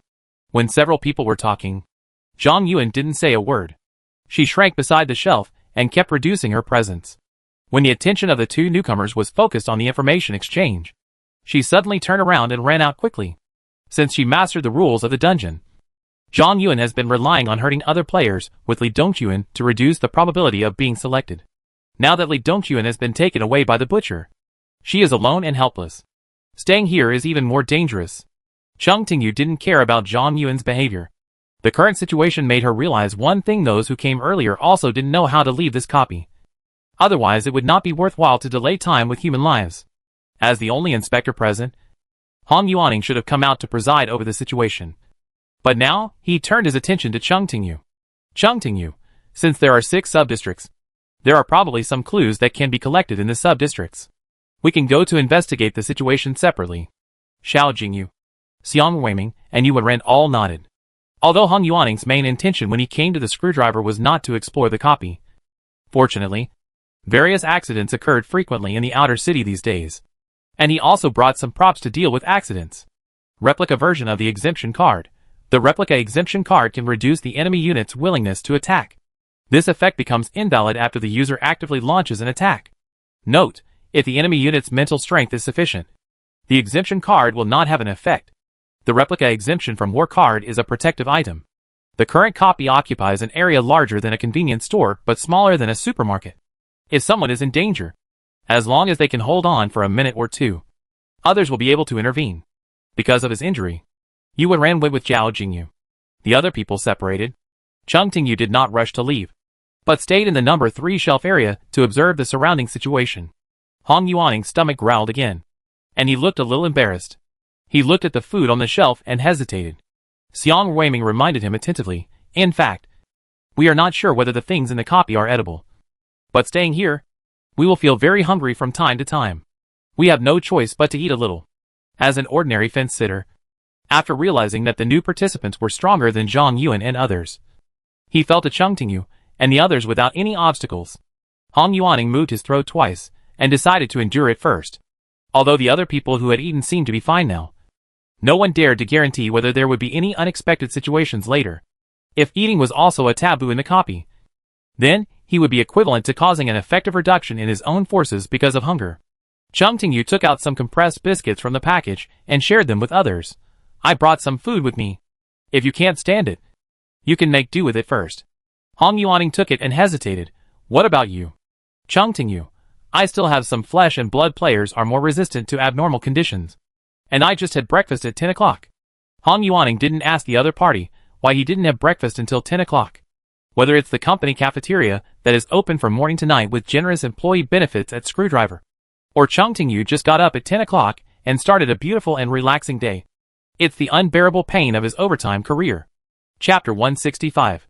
After determining the next course of action, the others left one after another. Only Cheng Tingyu stayed where he was, carefully observing the situation in the number 3 shelf area. The shelves were stacked with full commodities. The surface of the commodities was not as dirty as the floor, but was only covered with a layer of gray light. But at first glance it still gave people a clear sense of abnormality.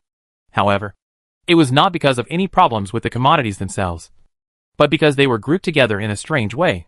The shelf at the edge was filled with round oranges, each of which was fresh enough, with shiny skin and full of water.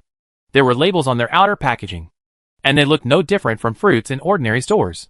Just looking at the shelf where the oranges were, it was easy for others to think that they had come to the fruit area, But next to the oranges was a full shelf of mechanical pencils. Next to the mechanical pencils, there were fountain pens and ballpoint pens. Just when the participants accepted that this was actually a stationary area, the white porcelain tableware on the right side of the ballpoint pen added a touch of kitchen style to the number 3 shelf area. There is more than one row of shelves in the number 3 shelf area. Opposite the white porcelain tableware shelf is the garbage bag shelf, followed by the milk shelf, mushroom shelf and umbrella shelf. Chung Ting-yu thought, if there are maintenance personnel in this store that the players cannot see, the other party obviously did not focus on the classification of items. Perhaps the 2 new arrivals gave the survivors courage. Xiang Weiming boldly ran to the number 1 shelf area. Zhang Yuan and Li Dongchuan did not dare to run here before, because the number 1 shelf area is the closest to the butcher boss. Xiang Weiming felt his steps weakened, and a huge panic enveloped him. Through the gaps in the goods, the participants could peek at the giant, who was chopping meat on the chopping board. The butcher was tall, as if he was a cloud that had become a spirit. At a glance, he was definitely more than 3 meters tall. Like a moving, bloody meat mountain, he was chopping meat. The meat on the chopping board, it was already dead. But with every cut of the butcher, Xiang Weiming seemed to hear a shrill scream from the depths of his soul. The pieces of meat were separated, and blood splashed, and the blood sprayed on the butcher's blade and its body. Xiang Weiming's breathing almost stagnated, and the whole person seemed to have lost the ability to move. The butcher was obviously chopping other people's meat, but he felt that his body was also in great pain. He had been to the number 1 shelf area before, peeking at the boss through the gap between the goods. However, Xiang Weiming remembered that although the butcher at that time was also tall and strong, and looked invincible, it was not like now, just hiding behind the shelf and observing quietly. You can feel the strong sense of danger and oppression that is indescribable. Bang! Bang! Bang! The butcher raised the knife and dropped it, and the bones, meat, and fat fragments kept splashing from the blade. Xiang Weiming's heart was beating wildly. He observed with difficulty and realized that the meat the other party was chopping now looked like a human leg in shape. Xiang Weiming also noticed that the part of the meat with skin was attached with a small piece of gray patterned cloth. The scene in his mind made Xiang Weiming shiver. His memory was not too bad. There were gray patterns on the pants that Li Dongchuan had worn before. Xiang Weiming had heard that some players would be assigned specific identities after entering the dungeon. From the current situation, it can be seen that the participants are most likely to exist as a source of meat. The sound of chopping meat in front suddenly stopped for a moment. On the surface of the bright red, still bleeding piece of meat, a familiar face seemed to emerge. The face stared at Xiang Weiming blankly. His lips moved, and silently said, "There is another one." In the meat stall, the hat, sleeves, and apron on the 3-meter-tall butcher's head were all stained with different shades of red. After the fresh red liquid dried up, it solidified on the clothes, looking particularly dirty.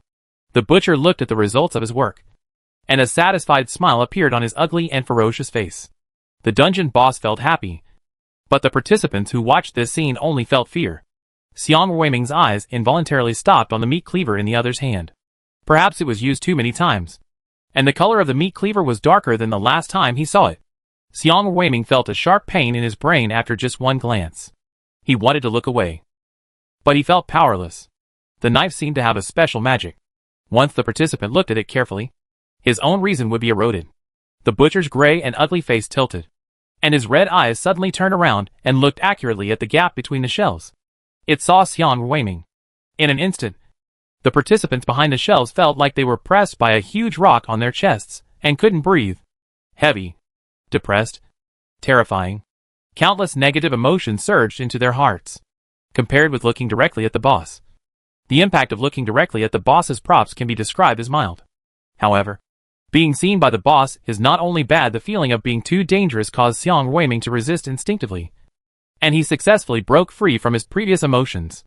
Xiang Weiming, covered in cold sweat, turned around in a hurry and wanted to leave the number 1 shelf area, but heard a sound of wings approaching at high speed. Buzz, buzz. Chung Ting-yu, who was searching for clues in the number 3 shelf area, heard a strange sound of flapping wings. Her intuition, which she had gained in the dungeon, told her that the source of the sound was somewhat dangerous. Chung Ting-yu closed her eyes. Reason told her that she should be cautious when encountering danger. However, the recovered memory told Chung Ting-yu that at least when she first entered the White Tower, the Dream Maker had become a person who strives to become the most threatening existence in the entire dungeon when encountering danger, considering that she had been reckless in the old version until now. The latter should be the correct behavior pattern. With a flash of thought, Chung Tingyu turned around without hesitation and headed straight for the number 1 shelf area where the sound came from.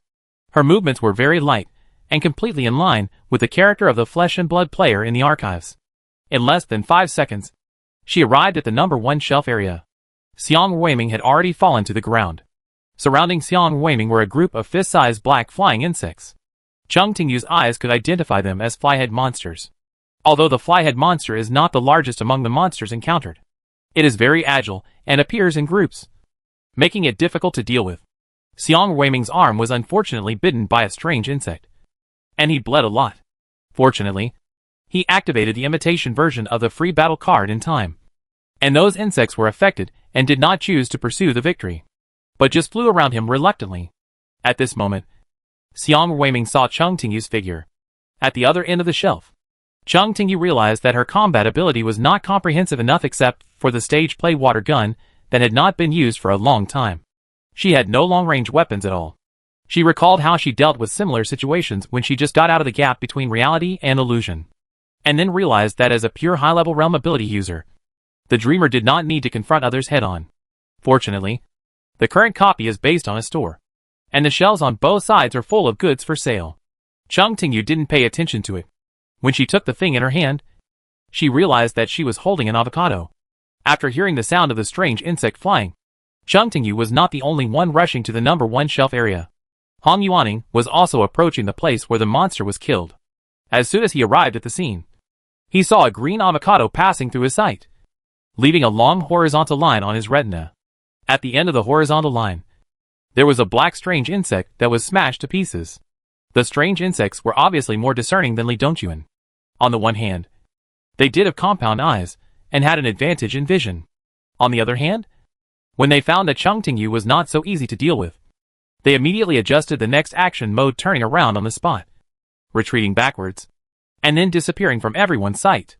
With Chung Tingyu's eyesight, he couldn't see where the strange insects left from, so he could only judge that those monsters had the ability to appear and disappear suddenly. Chung Tingyu's eyes moved slightly, perhaps because an avocado took away one. The gap between the goods on the shelf became wider, and the meat stall in front was seen more clearly. The butcher paused his movements. It raised its head.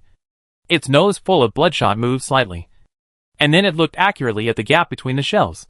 Through the gap, it saw an eye that seemed to be made of black mud. The black eye moved a little, and slowly turned to the position of the butcher. Crackle. The sound of electric sparks came from above, which scared the participants, but they soon found that the lights did not go out, and the lighting equipment above their heads was just unstable normally. Hong Yuaning and others, who came back to their senses, focused their attention on the scene in front of them. They suddenly understood that they might not be able to evaluate the classification of goods in the copy based on their own cognition from the miserable state of the flyhead monster. It is difficult not to identify avocado as a weapon. The dong dong dong sound of chopping meat sounded regularly, which made people feel cold in their hearts. Hong Yuaning heard the footsteps coming from the back shelf, and the voice seemed a little hesitant, but soon became firm again. Soon, a figure appeared from behind the shelf. It was Zhang Yuan again. She was hiding in fear. Her face was pale, and her eyes were straight. You encountered those little monsters? Her voice was a little weak. Others completely understood why Zhang Yuan looked so weak. The avocado in front of them was partly the reason, and the injuries on her body were another part of the reason. Chung Tingyu turned his head. The butcher just looked at this side through the gap of the goods, and his attitude did not seem very friendly. But the other party only looked for a while, and then consciously turned his eyes away, as if he did not want to look at Chung Tingyu. She gently pressed her eyes. Hong Yuaning did not immediately answer Zhang Yuan's words, but only looked at him with a scrutinizing look. Zhang Yuan was silent for a moment, and said, "Just now, I met Niu Haishir." Niu Haishir did not know what kind of changes the two newcomers had caused. In his mind, the right way to survive was still to find newcomers, injure newcomers, control newcomers, and manually create a target suitable for the butcher to chop meat. He came later than Zhang Yuan and Li Dongquan, and was a little afraid of the two people in front.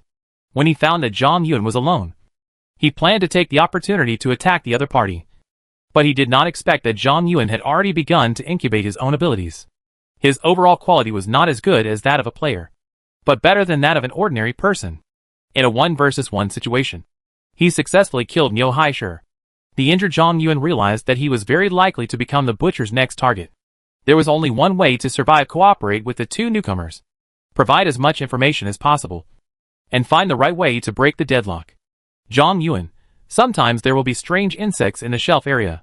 We stayed in Area 3 at that time, because there were no strange insects in Area 3. She paused and said, the last time we saw strange insects, they were all in Shelf Area 1. We originally had more than that number of people, but after being attacked by strange insects, many people were injured. We used to treat them, but they were still taken away one after another. I was in Area 1 at the time, and watched them being chopped into pieces. When he said this, Zhang Yuan couldn't help but look at the butcher's position, then took 2 steps back in fear, and his tone was full of disbelief. It's different. Chapter 166. Cheng Tingyu confirmed, you mean? The butcher is different from before? Hearing her question, Zhang Yuan and Xiang Ruiming nodded hurriedly, and the latter took the initiative to explain, it has become taller and stronger, and the knife in his hand has become redder. The number 1 shelf area is too close to the meat stall in front. When Xiang Ruiming spoke, he kept suppressing his throat. It was better to say that he exhaled air from his mouth quickly than to say that he made sounds by vibrating his vocal cords. Zhang Yuan, the more we die, the stronger the boss will be. For the participants, this is definitely unfortunate news. After a moment of silence, Xiang Ruiming laughed dryly and said that, I don't have any information to provide for the time being, so I'll go to other shelf areas now. He was still a little afraid of Zhang Yuan, and he moved step by step to the side of Cheng Tingyu and Hong Yuaning with his arms folded, and then ran out. Zhang Yuan's lips moved, but in the end, he still said nothing. Cheng Tingyu's eyes moved slightly, and he turned his head to look carefully at the number 1 shelf area, and suddenly asked, have you tried to find a way to pass the level before? Even ordinary people, after mistakenly entering the copy, have to struggle before considering the feasibility of drinking poison to quench thirst. Zhang Yuan, we have tried it. We found that the goods in each shelf area are placed in no regular pattern. Someone in front thought that as long as all the items were put away in categories, they could leave. As a result, not long after they started to clean up, the lights went out again. When the lights came on again, except for the goods in their hands, everything else was restored to its original state. Cheng Tingyu nodded slightly, thinking that the other party had at least effectively eliminated a wrong option. Zhang Yuan and others were not completely guessing. The goods in each shelf area are very random. In addition to avocados that may be classified as hidden weapons, those placed on number 1 also include grilled sausages, storage boxes, perfume erasers, ballpoint pens, laundry gel beads, therapeutic body lotions, super soft toilet paper, toothpicks, and portable mosquito repellent lamps.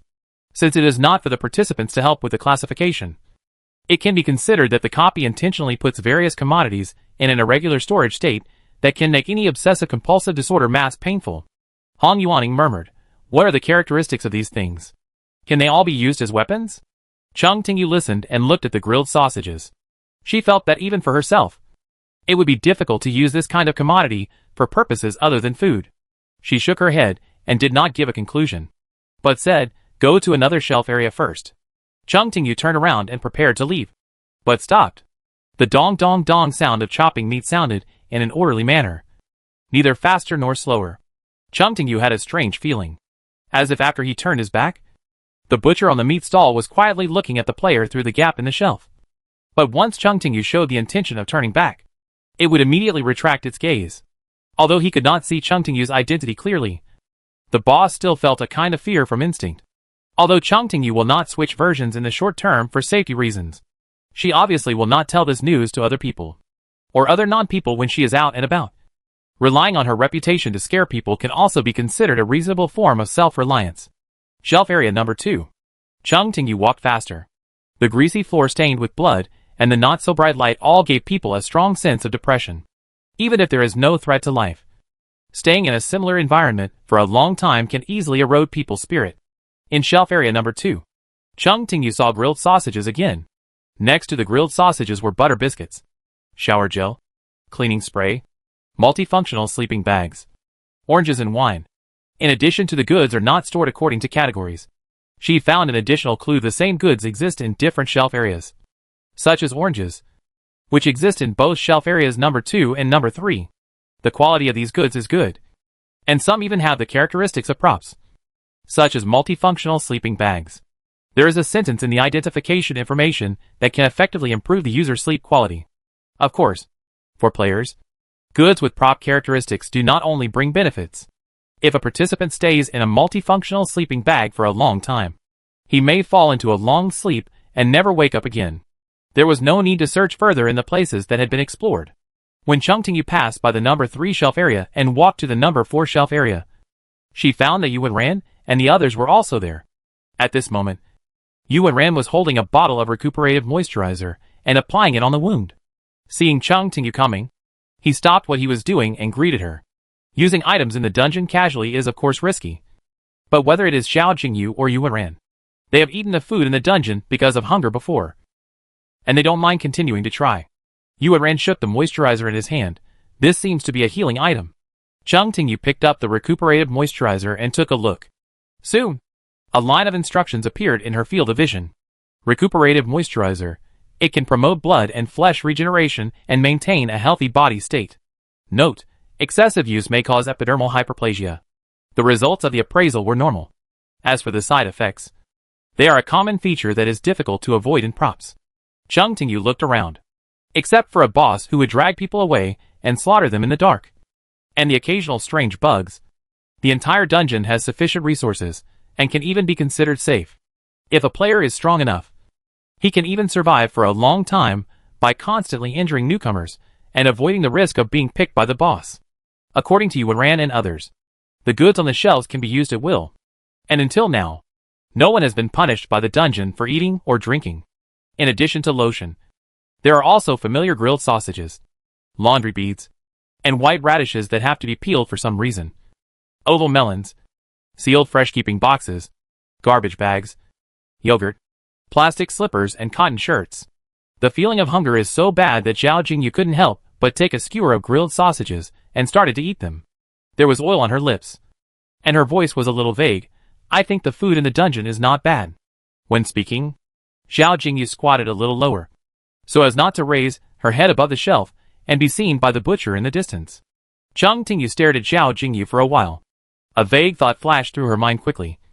But when Chung Tingyu wanted to think further, the thought disappeared like the residual snow in the sun.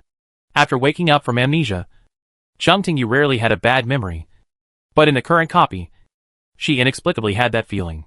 She had obviously considered it, but when she needed it, she couldn't remember what she had just thought about. Chung Tingyu temporarily suppressed her confusion. The light above her head would go out again at any time, and she had to hurry up and check the situation of the entire copy as soon as possible. She moved neatly to the number 5 shelf area, and her black eyes flashed over the mosquito coils, lighters, fresh-keeping bags, perfume erasers, wine, cleaning sprays, mechanical pencils, plastic lunch boxes, and milk, and then froze slightly. Between the 2 rows of shelves, a body lay quietly. Chung Tingyu naturally didn't know the person lying on the ground, but according to the method of elimination and the description of the name in the identification results, she had reason to believe that the other party was Niu Haishe mentioned by Zhang Yuan. Niu Haishe's eyes were wide open, and he stared at the ceiling with a stiff expression. His face was blue-gray, and there was a pool of blood that had begun to solidify under him. The wounds on the other party were somewhat complicated in shape. Some were left by fists, and some had irregular edges, and they looked familiar, like bites. Chung Tingyu quickly recalled why he felt familiar. Just now, Xiang Weiming also had similar bite marks. The strange insects used their claws and mouthparts to attack the enemy, and the wounds left behind were naturally more messy. The bleeding at the bite wounds was not serious, and most of them were wounds that appeared after death. Considering that there were no signs of transferring the body on the ground, it can be basically concluded that Niu Haishe was attacked by the strange insects after his death. Some parts of his body had exposed white bones. Chung Tingyu roughly judged that Niu Haishe's flesh was about 1/10 less. He was already dead, and even if the body was not taken away, it could not exist for too long. Just as Chung Tingyu was observing Niu Haishe, there was a crackling sound from above. The next moment, the headlamp went out again. Every time the light went out, Chung Tingyu seemed to be thrown into an isolated island in the sea. Except for himself and the land under his feet. Everything around him no longer existed. Compared with the last time, the darkness this time seemed a little different. It seemed that some huge danger was rising from the darkness, lingering around him, with urgent malice, but shrinking back for some reason, waiting until a long time had passed before finally leaving reluctantly. After the danger disappeared, the lights came on again, and all the survivors were bathed in light again. Chung Tingyu blinked slowly, and the color of her eyes was unusually deep, as if she had cut off a section of the darkness just now and left it in her eye sockets. Nyo Haishi's body was still in the original position. At this moment, a terrified scream came from the direction of the meat stall. Chung Tingyu is now searching for clues in shelf area number 5, and the meat stall is located in front of shelf area number 1. Even if she is fast, she can't get there in time. Chung Tingyu simply stretched out her hand to support the shelf, and relying on the advantage of height, she can clearly see the scene in front. Zhang Yun was thrown onto the counter, like a fish that was pulled out of the water and thrown onto the shore. She struggled in fear. Unlike the last seriously injured man, Zhang Yun still had more than half of her life left, and she had not completely lost her ability to resist. She raised her hand, and a shield-like prop appeared in her right hand. She wanted to resist the next fate, but the red meat cleaver in the butcher's hand fell at the right time. The blade easily cut the shield and cut Zhang Yun's body into 2 pieces. From the time Chung Tingyu heard the sound to the time Zhang Yun was cut open, the whole process took less than 3 seconds. She clearly saw that when the participant's body was cut open, bright red blood gushed out like a fountain, splashing everywhere. The butcher's face full of flesh began to twist uncontrollably, and every wrinkle was filled with malice and joy. Shelf area number 3. Xiang Weiming, who returned to the safe area, looked both relieved and confused. He could hear that the scream just now was from Zhang Yun. When Zhang Yun died, Xiang Weiming also felt a sense of terror, as if he was being attacked. His injuries were not light, perhaps even more serious, but in the end, it was Zhang Yun who was chosen by the butcher and put on the chopping board. Xiang Weiming sat down slowly. It was very quiet around him. He could hear his own violent heartbeat. The lights went out twice in a row, and the boss chose someone. The bloody smell in the air became stronger and stronger, and the frequency of participants' deaths was increasing. Did they think wrongly and misjudge the killing rules of the dungeon? In the number 6 shelf area, for Chung Tingyu, this was the last area to be explored in the entire dungeon, except for the meat stall. Chapter 167. There are few snacks in the number 6 shelf area. Chung Tingyu only found 1 butter biscuit, and there are no fruit items. But there are 2 office supplies, fountain pens and mechanical pencils. As for the others, there are daily necessities such as wet wipes, therapeutic lotion, mineral water, garbage bags, storage boxes, wet wipes, shampoo, rubber gloves, etc. Chung Tingyu found a public toilet at the end of the shelf area. The smell in the public toilet was not strong, and it seemed that it had not been used much. The faucet inside was still working normally, which was probably an important reason why the participants could persist in the dungeon for many days. Except for the meat stall in front. Chung Tingyu has walked through the entire dungeon, but unfortunately, he still couldn't find the exit. The light of the electric lamp shone on the wall, reflecting all the stains particularly clearly. Those walls should have been white, but they were contaminated by dust and blood stains, which made them look particularly dirty. Chung Tingyu took a last look at the shelf, turned around and walked back to the middle of the dungeon to meet up with others. When she arrived, Yu Ran, Xiang Weiming, Zhao Jingyu and Han Yuaning had already arrived. They all looked a little disappointed. Before Chung Tingyu came over, they had already exchanged ideas, and found that the clues they found were actually similar. Apart from the types of goods, there was nothing worth mentioning. Yu Ran lowered her head.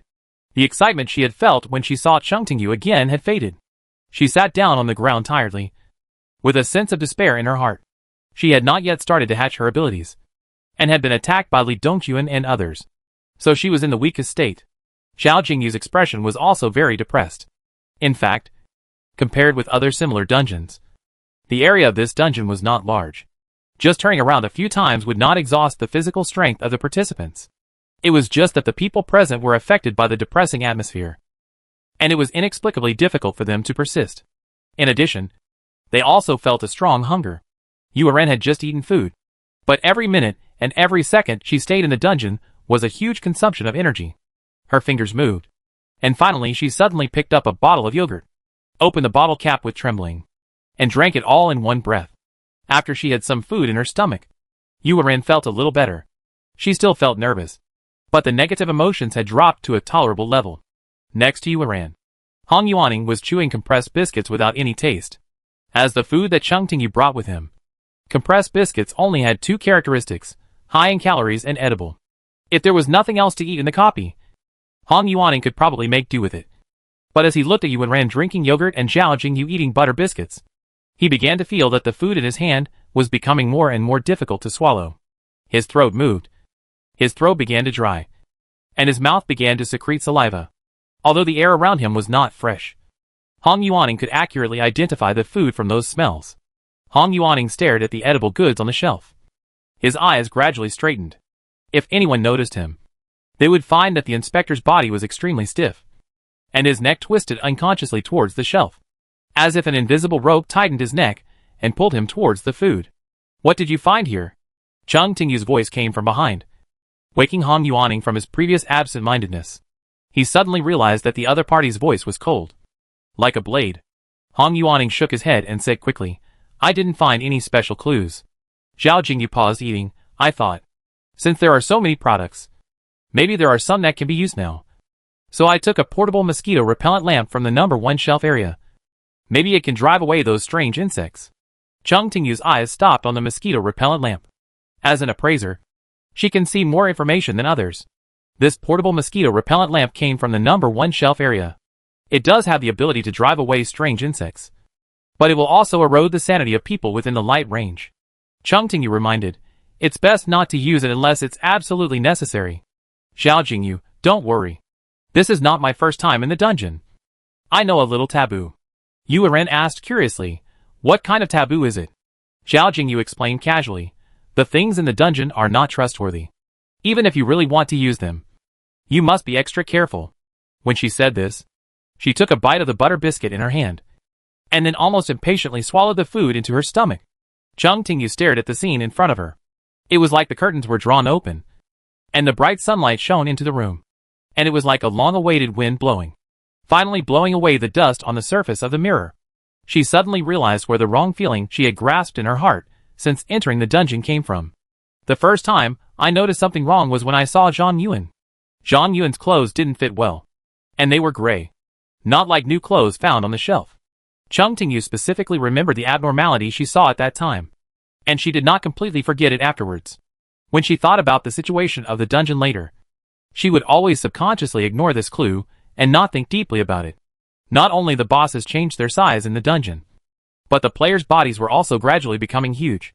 Cheng Tingyu thought of the dungeon needle she brought with her.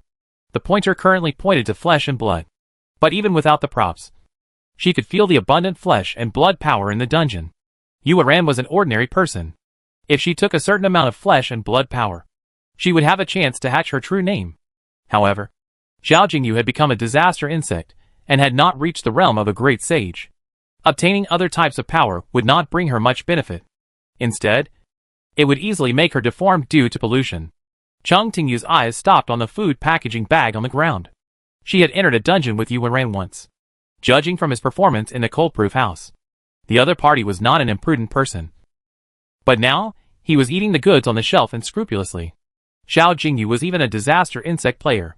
He knew the taboos of the dungeon, but he still could not restrain his behavior. Appetite has a subtle influence on the survivor's thinking. Cheng Tingyu ignored this point, both because of the influence of the copy, and because she never felt hungry. A long time ago, she felt that there was a small box in her spiritual world, and the box contained the memories of the dreamer.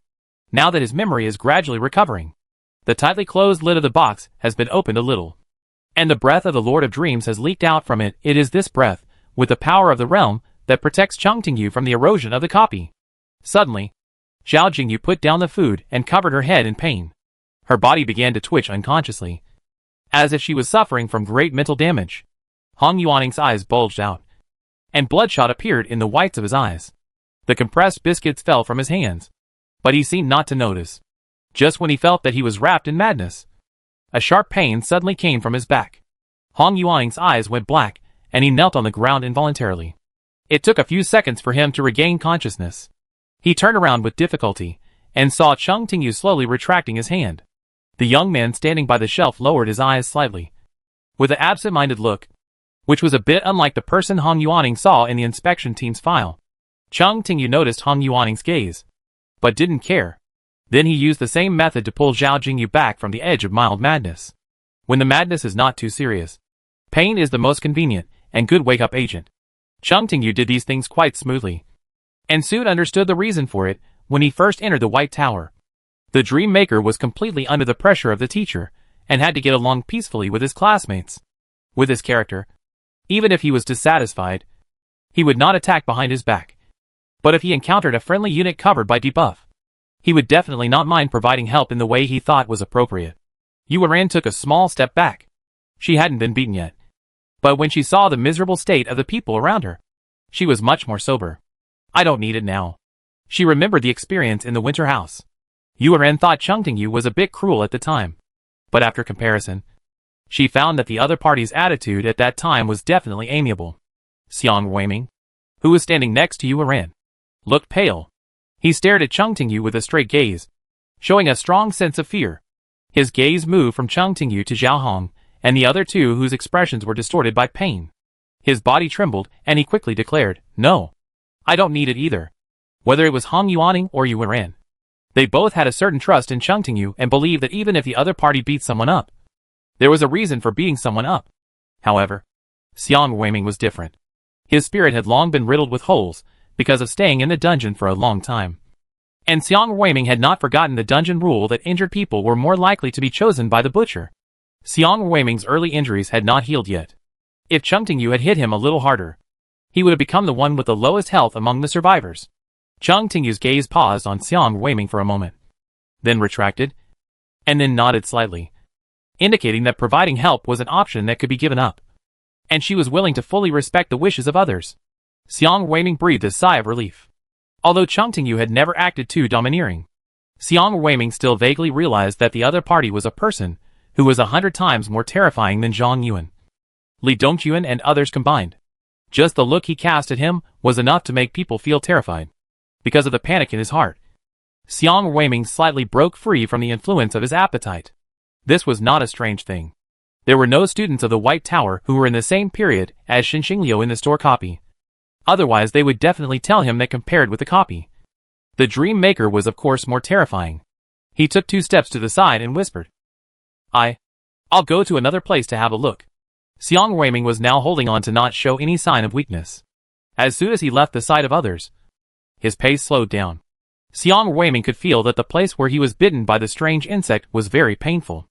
He had received a spray for treatment from Hong Yuaning before, but unfortunately, after a while, the newly seeped blood washed away the layer of medicine. He had hidden something from the other participants. People who were bitten by monsters would become irreversibly weaker. Xiang Weiming leaned against the wall and slowly slid to the ground. The edge of the wound on his arm was swollen and turned into an ominous black color. It was hot, numb, itchy, and even began to ooze pus. It should be infected. He was in the number 2 shelf area. Xiang Weiming's eyes moved back and forth on the shelves, and suddenly stopped when he saw the cleaning spray. A certain thought suddenly came to his mind in Xiang Weiming's memory. The butcher was invincible, and the strange insects were extremely aggressive. But those products were reliable aids provided to participants in the copy. The reason why the healing spray did not work on the wound was because the strange insects contaminated themselves. In this case, as long as the contaminants on it were washed off, he might be cured. Xiang Weiming almost jumped up from the ground excitedly, and quickly picked up the cleaning spray. Fortunately, his rationality did not completely evaporate.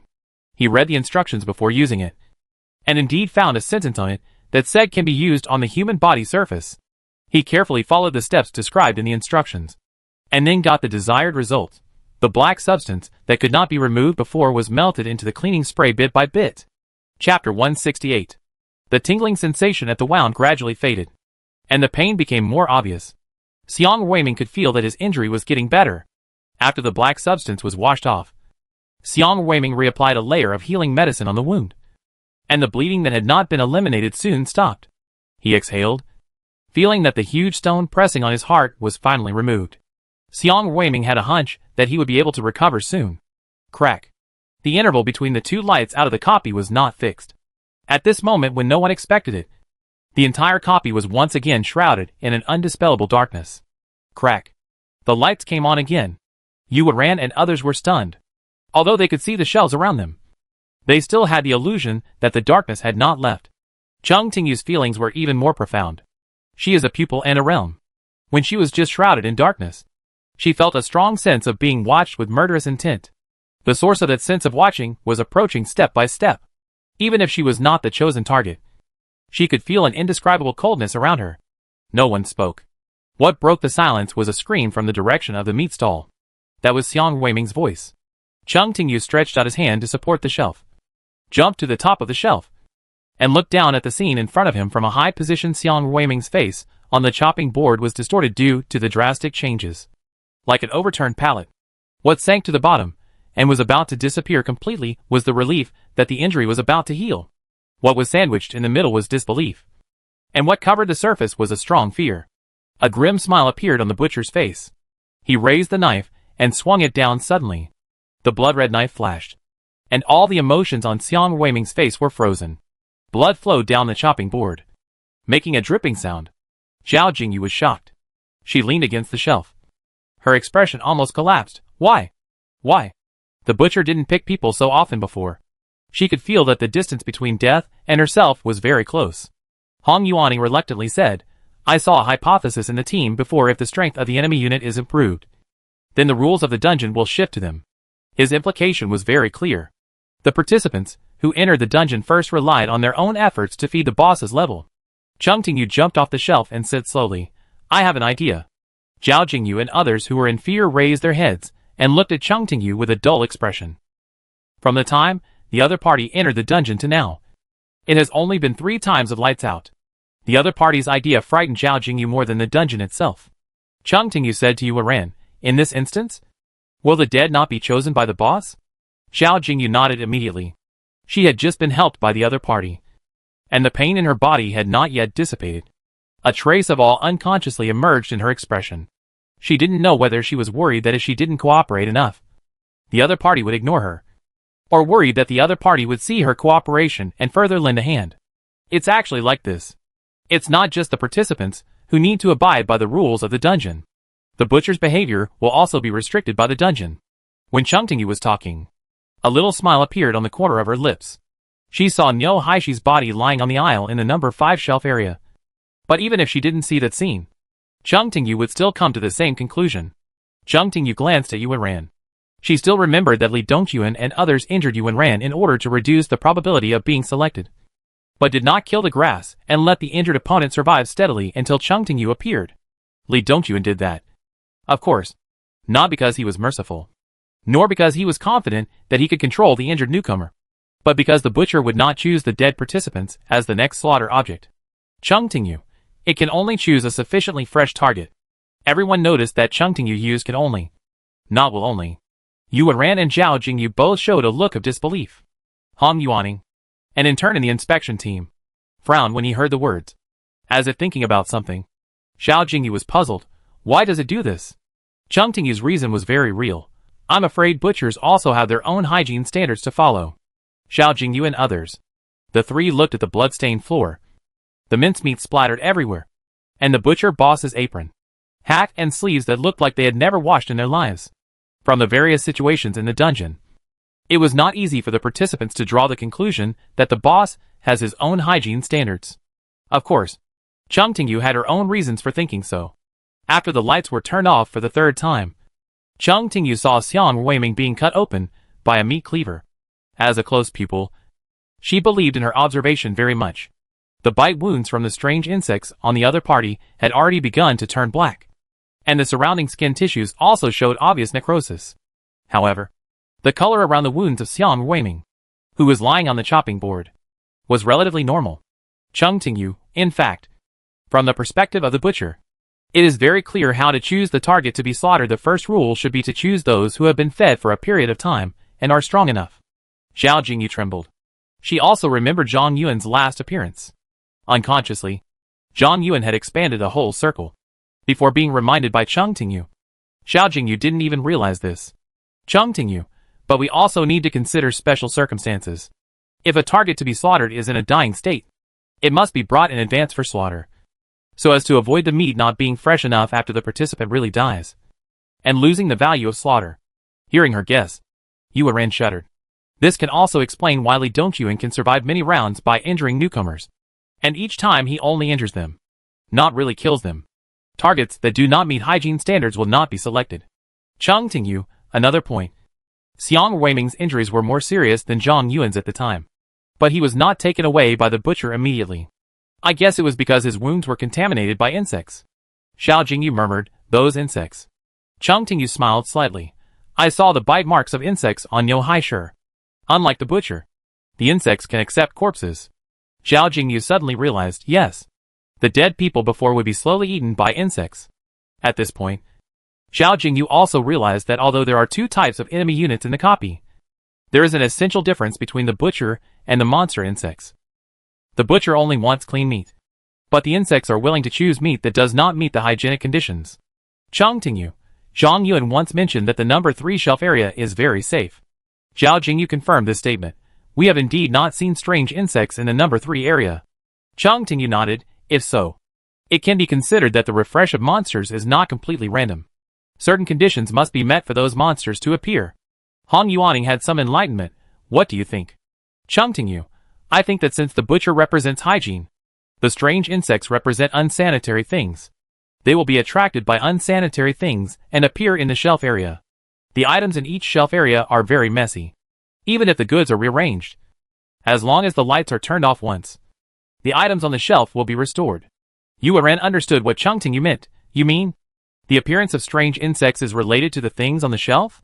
It is precisely because the items in each shelf area are certain that some partitions will become safe areas where strange insects will never appear. Cheng Tingyu nodded. The reason why the types of goods in each shelf area are varied is probably to cover up this point. So far, participants have only seen strange insects in 2 shelf areas, number 1 and number 5. Cheng Tingyu, I have compared them. There is only one overlapping product in the 2 shelf areas, which is perfume eraser. Since it is called perfume eraser, the product obviously has a smell. Hong Yuaning confirmed. So you think that perfume eraser is the key to attracting strange insects? He didn't know what kind of connection there was between perfume eraser and strange insects and participants leaving the copy. But experience told him that any clues that the copy wanted to hide would eventually play a key role.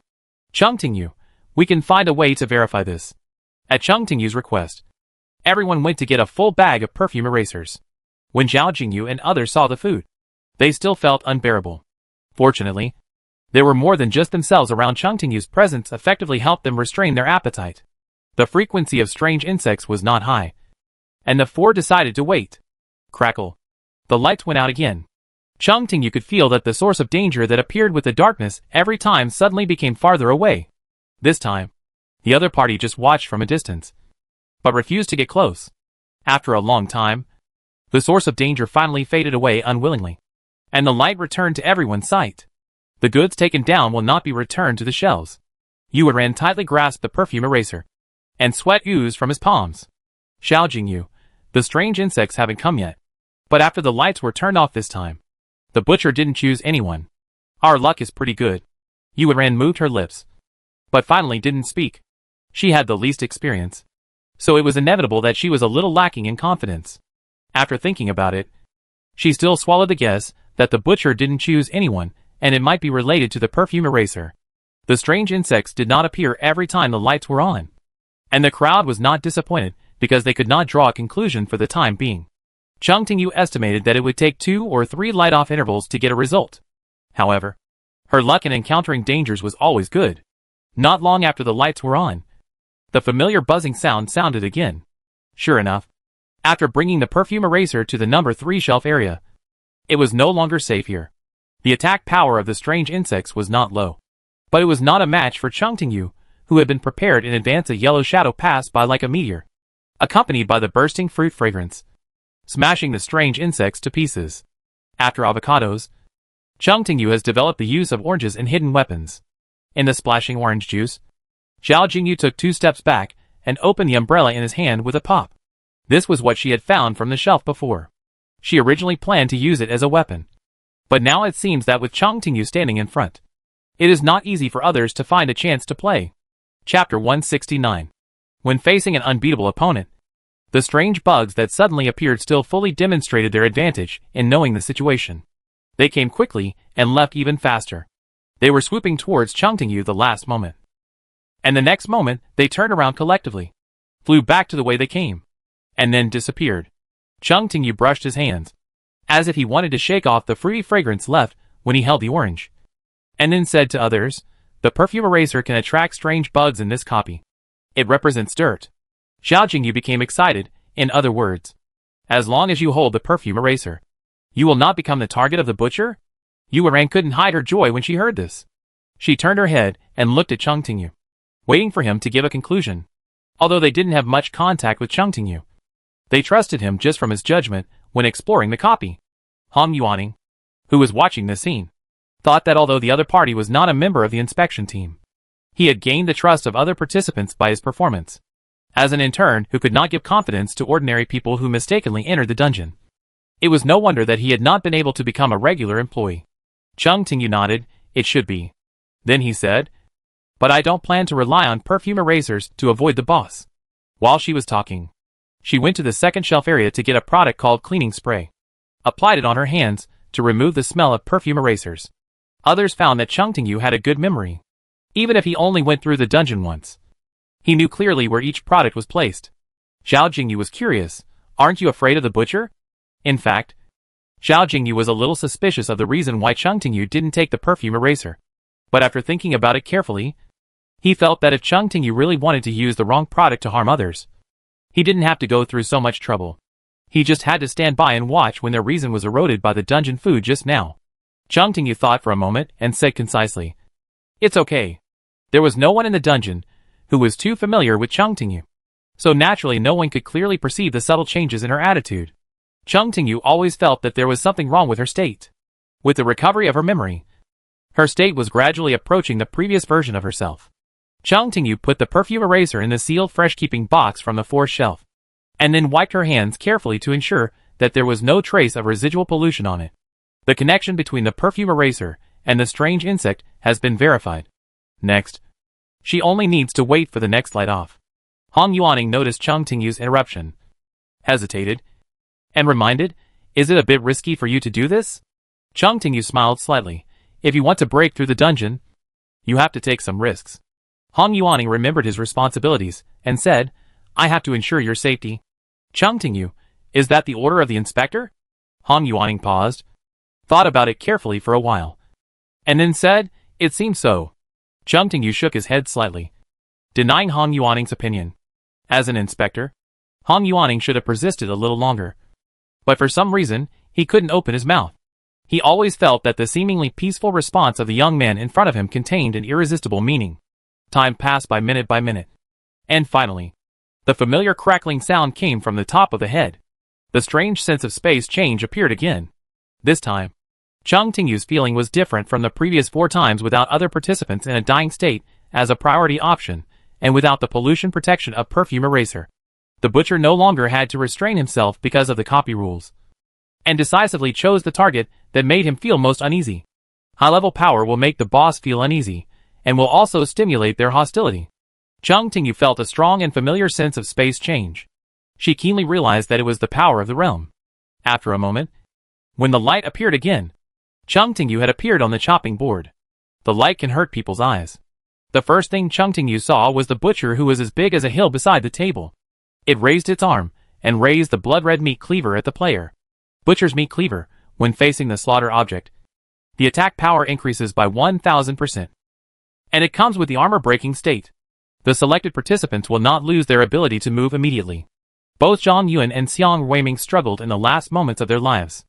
Chung Tingyu, who had been prepared, immediately took out the fresh-keeping box and threw it at the blade. With a crisp sound, the perfume rubber representing dirt scattered out.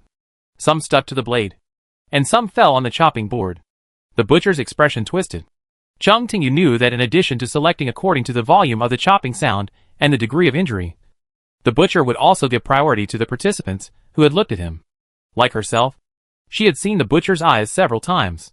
Chung Tingyu had a vague understanding in her heart that even if there were other people who did not have perfume rubber in their hands at that time, the boss would most likely give priority to her. If the boss did not do so, It was probably because he was scared by the breath of the dreamer. Chung Tingyu was very curious. Since the perfume rubber represented dirt, what changes would occur in the copy after the butcher's weapon was contaminated? After all, judging from the previous situation, the butcher must also be subject to the constraints of hygiene standards. Since the contaminated meat cannot be used for slaughter, can the contaminated knife still be used to chop meat? At the critical moment, the boss's movement stopped. Its arms remained raised. But there was no further change. A blank expression appeared on its face full of flesh. Chung Tingyu was right. If the meat cleaver was contaminated, the butcher would not be able to continue using such a tool. Even after Li Dongquan and others persisted in giving away their heads, the butcher's strength increased a lot. But it was still not high enough to resist the rules of the dungeon. Chung Tingyu turned over and sat up. There was blood on her clothes. She clearly saw that the bright red color solidified on the meat cleaver was fading rapidly. At a glance, Chung Tingyu felt a sense of realization in her heart. The meat cleaver turned red because it was stained with blood. Now that she had contaminated the knife with perfumed eraser, the boss should naturally wash the cleaver to ensure hygienic conditions. In the current copy, there is always a hygiene standard that is invisible to the participants. The participants abide by it, and the butcher cannot violate it. This rule affects the order of death of the players, and also hides the key to their victory. The boss was in a state of paralysis.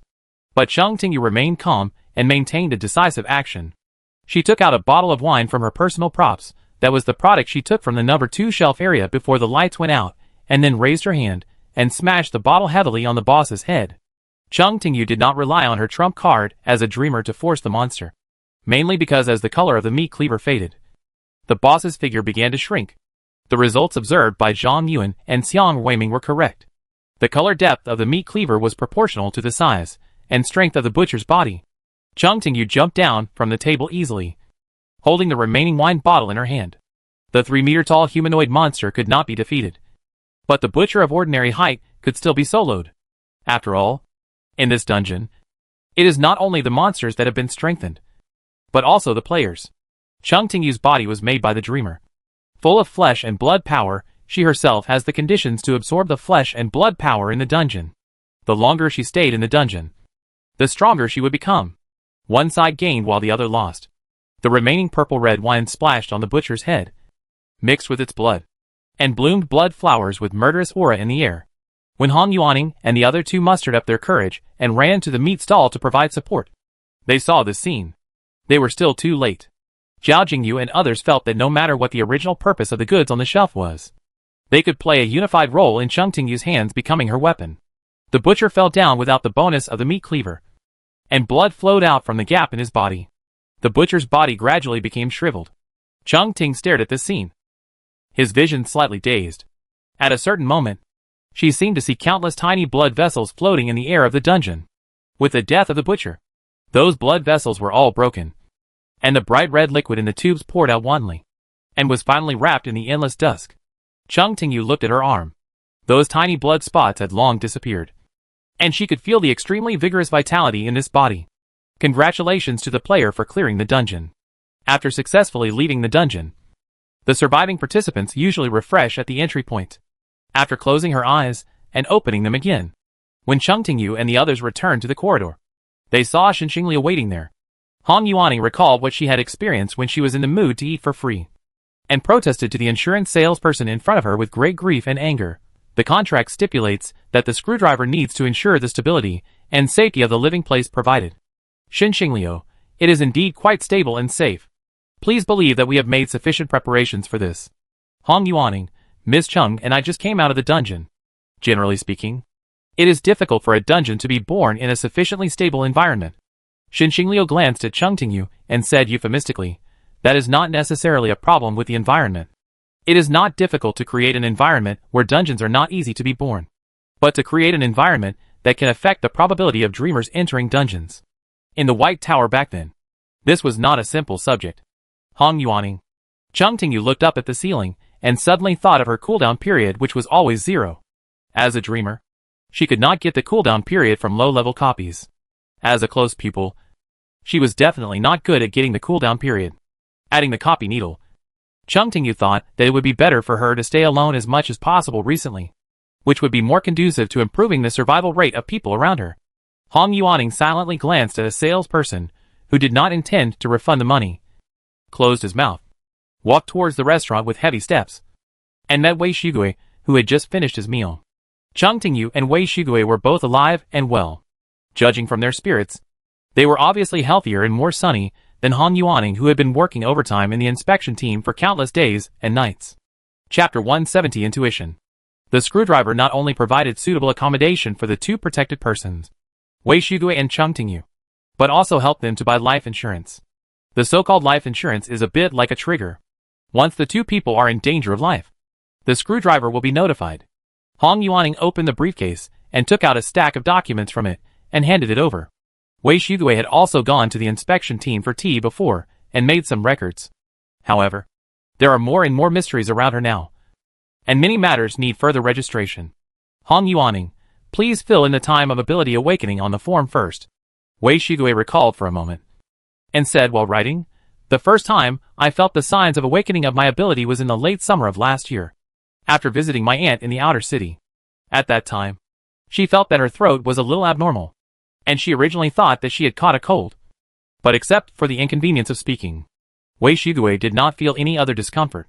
She told her aunt about this. Wei Shigue still remembers that Wei Heng's expression at that time was quite complicated. After the signs of awakening, it took a while for Wei Shigue's ability to finally hatch successfully. The time was also very accurate. Just 2 days before the arrival of the ancient source in apartment number 6. She completely understood what her real name was and how to use it. Han Yuaning looked at the time and said, actually, I came here today because I need to confirm something with you. Chung Tingyu noticed that he said you. Han Yuaning, a copy appeared in the rental building where you two lived before. Chung Tingyu fell into silence, thinking that this matter had nothing to do with her. But she was not sure. She picked up the teacup, took a sip, and comforted herself in her heart that the order in the outer city of F0631 was very chaotic recently, and copies were born everywhere. Even if the place where the copy appeared was close to where she lived, it was probably just a coincidence. Han Yuaning, it's not uncommon for a copy to appear. The main reason is that this copy is a bit similar to apartment number 6. Chung Tingyu, who was drinking tea, ahem. Xin Xingliu said considerately, the tea is just poured. It's still a little hot. Be careful when drinking it. He is a professional businessman, and holding back laughter is a basic skill. Wei Shigue lowered his head and looked at the teacup at hand.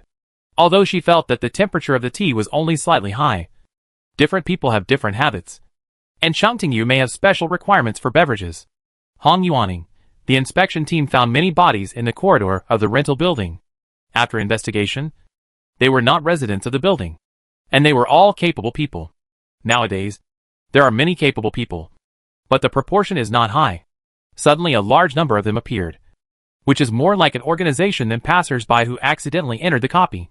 Chung Tingyu guessed, is it a member of Dangerous Mask? Han Yuaning did not give a definite answer, it is a guess. But it is still under investigation. He took out a photo. Looking at the corpse in the photo, a line of information immediately appeared in Chung Tingyu's eyes. Organization, Dangerous Mask.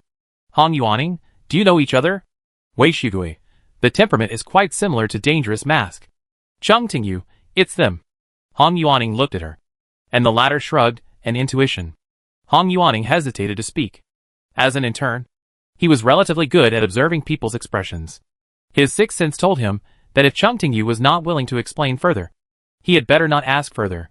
Xin Xingliu also sighed, feeling that his old classmate had become much more amiable.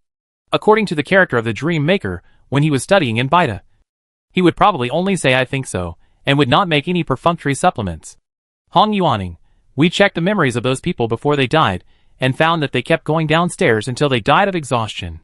Until death. Those people did not realize that they had entered the copy. They still remembered that they wanted to leave the rental building, but they did not realize that the floors they went down far exceeded the total number of floors in the entire rental house. The dream copy of apartment number 6 is constantly going upstairs, while the rental building is constantly going downstairs. Chung Tingyu remembered that she had switched versions at the rental house. It was probably at that time that she accidentally leaked a little of the power of the Dream Maker. The people who wanted to explore her details were confused by the power of dreams, and eventually buried in dreams forever. Han Yuaning, there is also a confidential report that needs to be confirmed by Miss Wei. He smiled apologetically at the other two and said, if it is convenient, Please step aside for the time being. After a pause, he added, the three of you can communicate with each other afterwards. But the information cannot be leaked from my side. Cheng Tingyu and Xin Xingliu both expressed their understanding. They changed to a farther seat, and did not look at Hong Yuaning. But even if they looked, they could not interpret the key information. The paper used for the document was the contract paper that was circulated from the screwdriver. Except for the two parties who signed it. No one else could see the text on it. Hong Yuaning came here today mainly to confirm and distance himself from some information. He did not intend to get any news from the two people. After reminding them not to go back to the rental house recently, he stood up and prepared to leave. Xin Xingliu said politely, really not staying for dinner? Hong Yuaning. He felt hungry and sad. Hong Yuaning originally planned to eat for free. But unfortunately, he wasted too much time in the copy. Hong Yuaning said with difficulty, forget it. He looked at the time on his phone. And a strong feeling of reluctance rose in his heart. It's late. I have to report to Inspector Shua in the afternoon.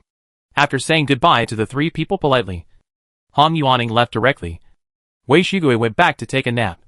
And only Xin Xingliu stayed. Cheng Tingyu knew that this old classmate had something to ask him when he saw his expression.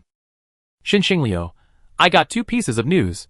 The first piece of news was that Mu Yangshanqian was invited to attend a meeting a few days ago and talk to the representatives of F0631 about the Dream Maker. The second piece of news was that the overall state of the inner city was still relatively calm. And it was not too panicked because of the several arrivals of the Dream Maker. Xin Xingliu always felt that the attitude of the inner city towards Endless City was very subtle. Of course, those people were afraid of the Dream Maker. But that feeling was not as strong as he thought. As if F0631 City had mastered some secret that could accelerate the fall of the Lord of Dreams. Xin Xingliu, this city is not quite right. You have to be careful. The young man's dark eyes paused on Xin Xingliu for a moment. Then he smiled. I have a similar feeling. Hearing the other party's words, Xin Xingliu suddenly froze. He turned his head and looked at the person on the sofa, who seemed no different from before. The familiar, trembling feeling appeared again. And Xin Xingliu was extremely sure that the Cheng Tingyu, who was staying 5 steps away from him at this moment, was the owner of Endless City, the master of the dream world. The last time they met, he was like an adult placed in a child's seat, with a sense of crampedness that only the manufacturer could see in his movements. This time, his posture was obviously much more relaxed. Xin Xingliu's mind turned, and he understood. You devoured that copy. That shelf area is obviously a copy specially used to absorb flesh and blood power.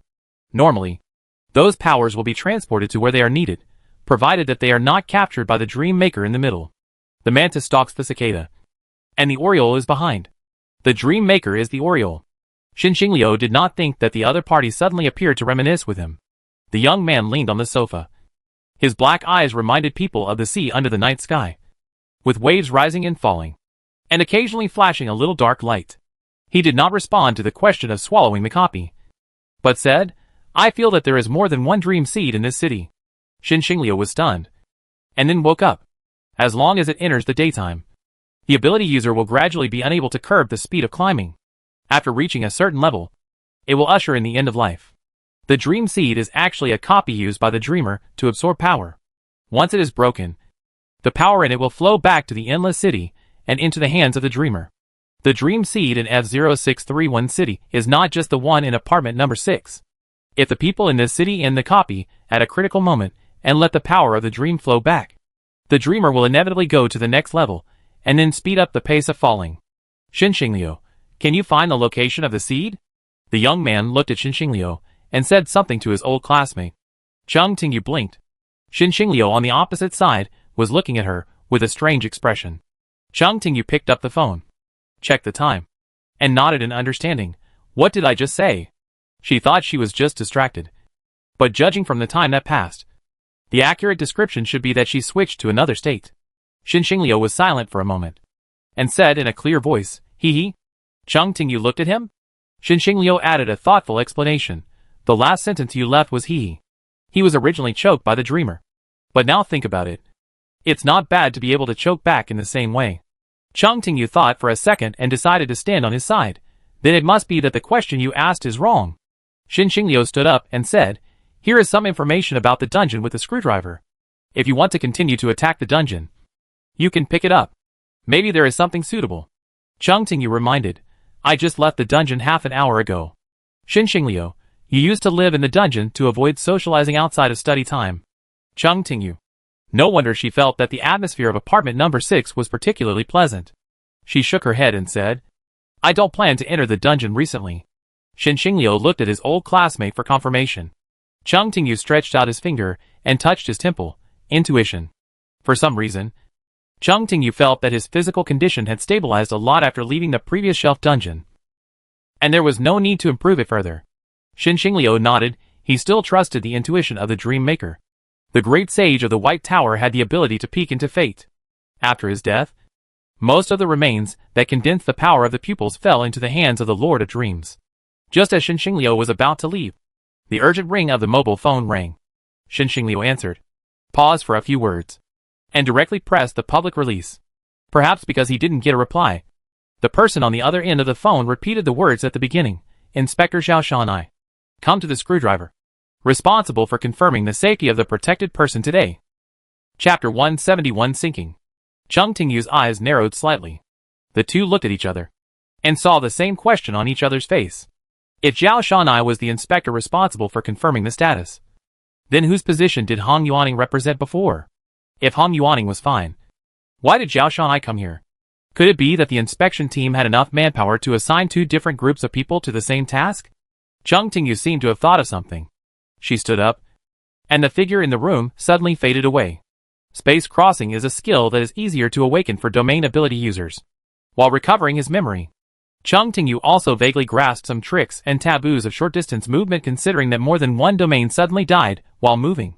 The great sage did not recommend his students to do so at the time. Chung Tingyu's destination was the next room. Wei Shugui was in her room. She leaned on the sofa, her right hand hanging down. A book fell beside her. Her eyes were closed.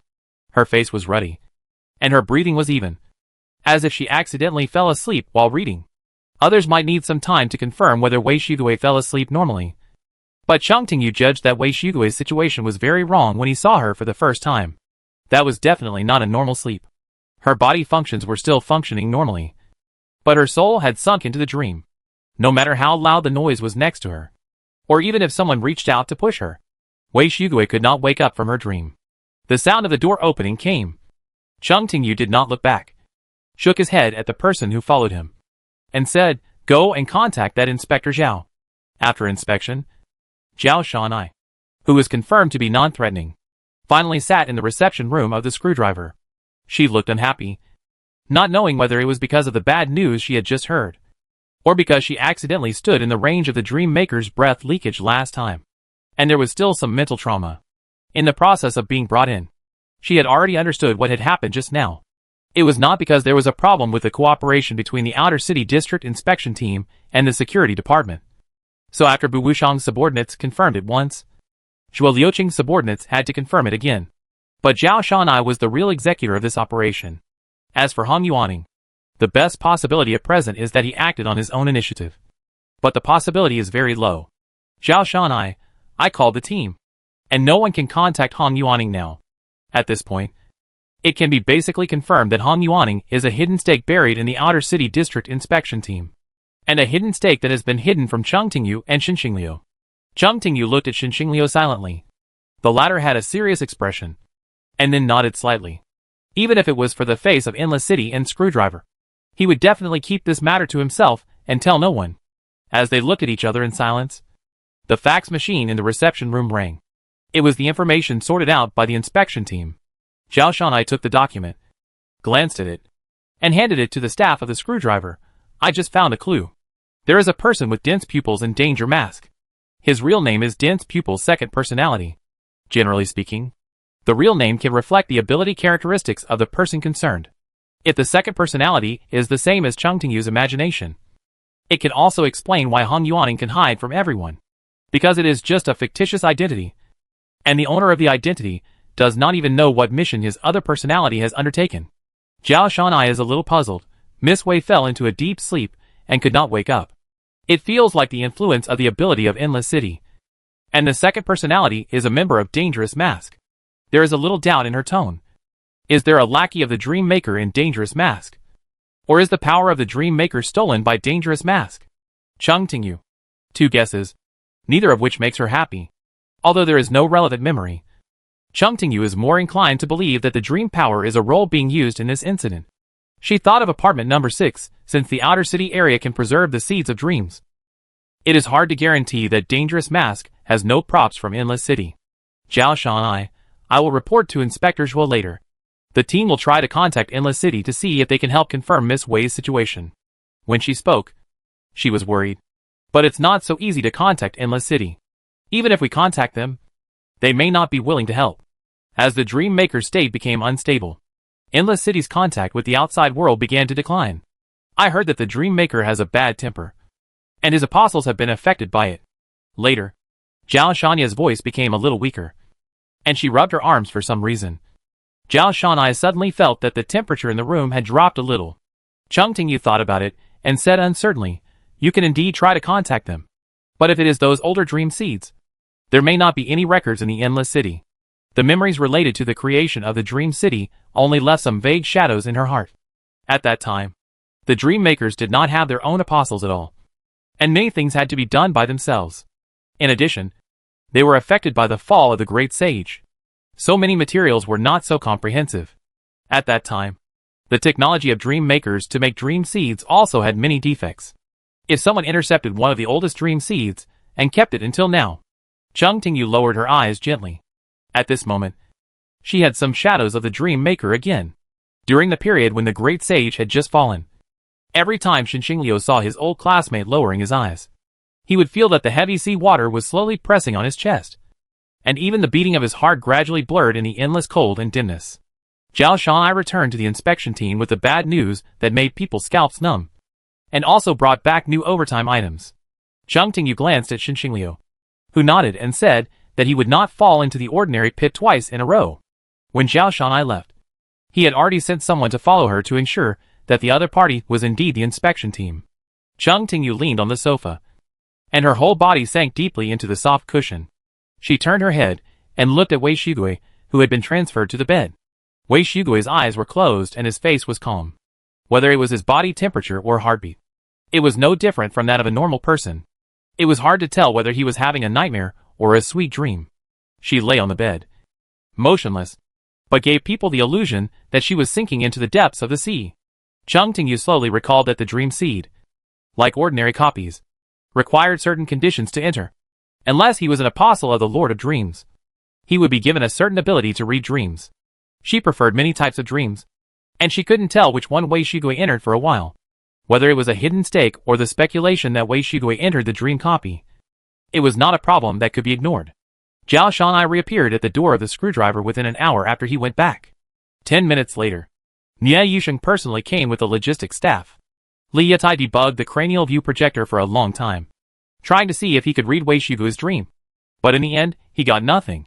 For Xinxingliu, the result of the inspection team's attempt could have been predicted long ago if the cranial view projector was really useful. His old classmates would have come to grab his plague insect powder long ago. Nie Yusheng frowned. Still no response. At this point, we can only find a way to contact Endless City. Nie Yusheng's tone was quite heavy. In recent years, Endless City has rarely contacted the outside world.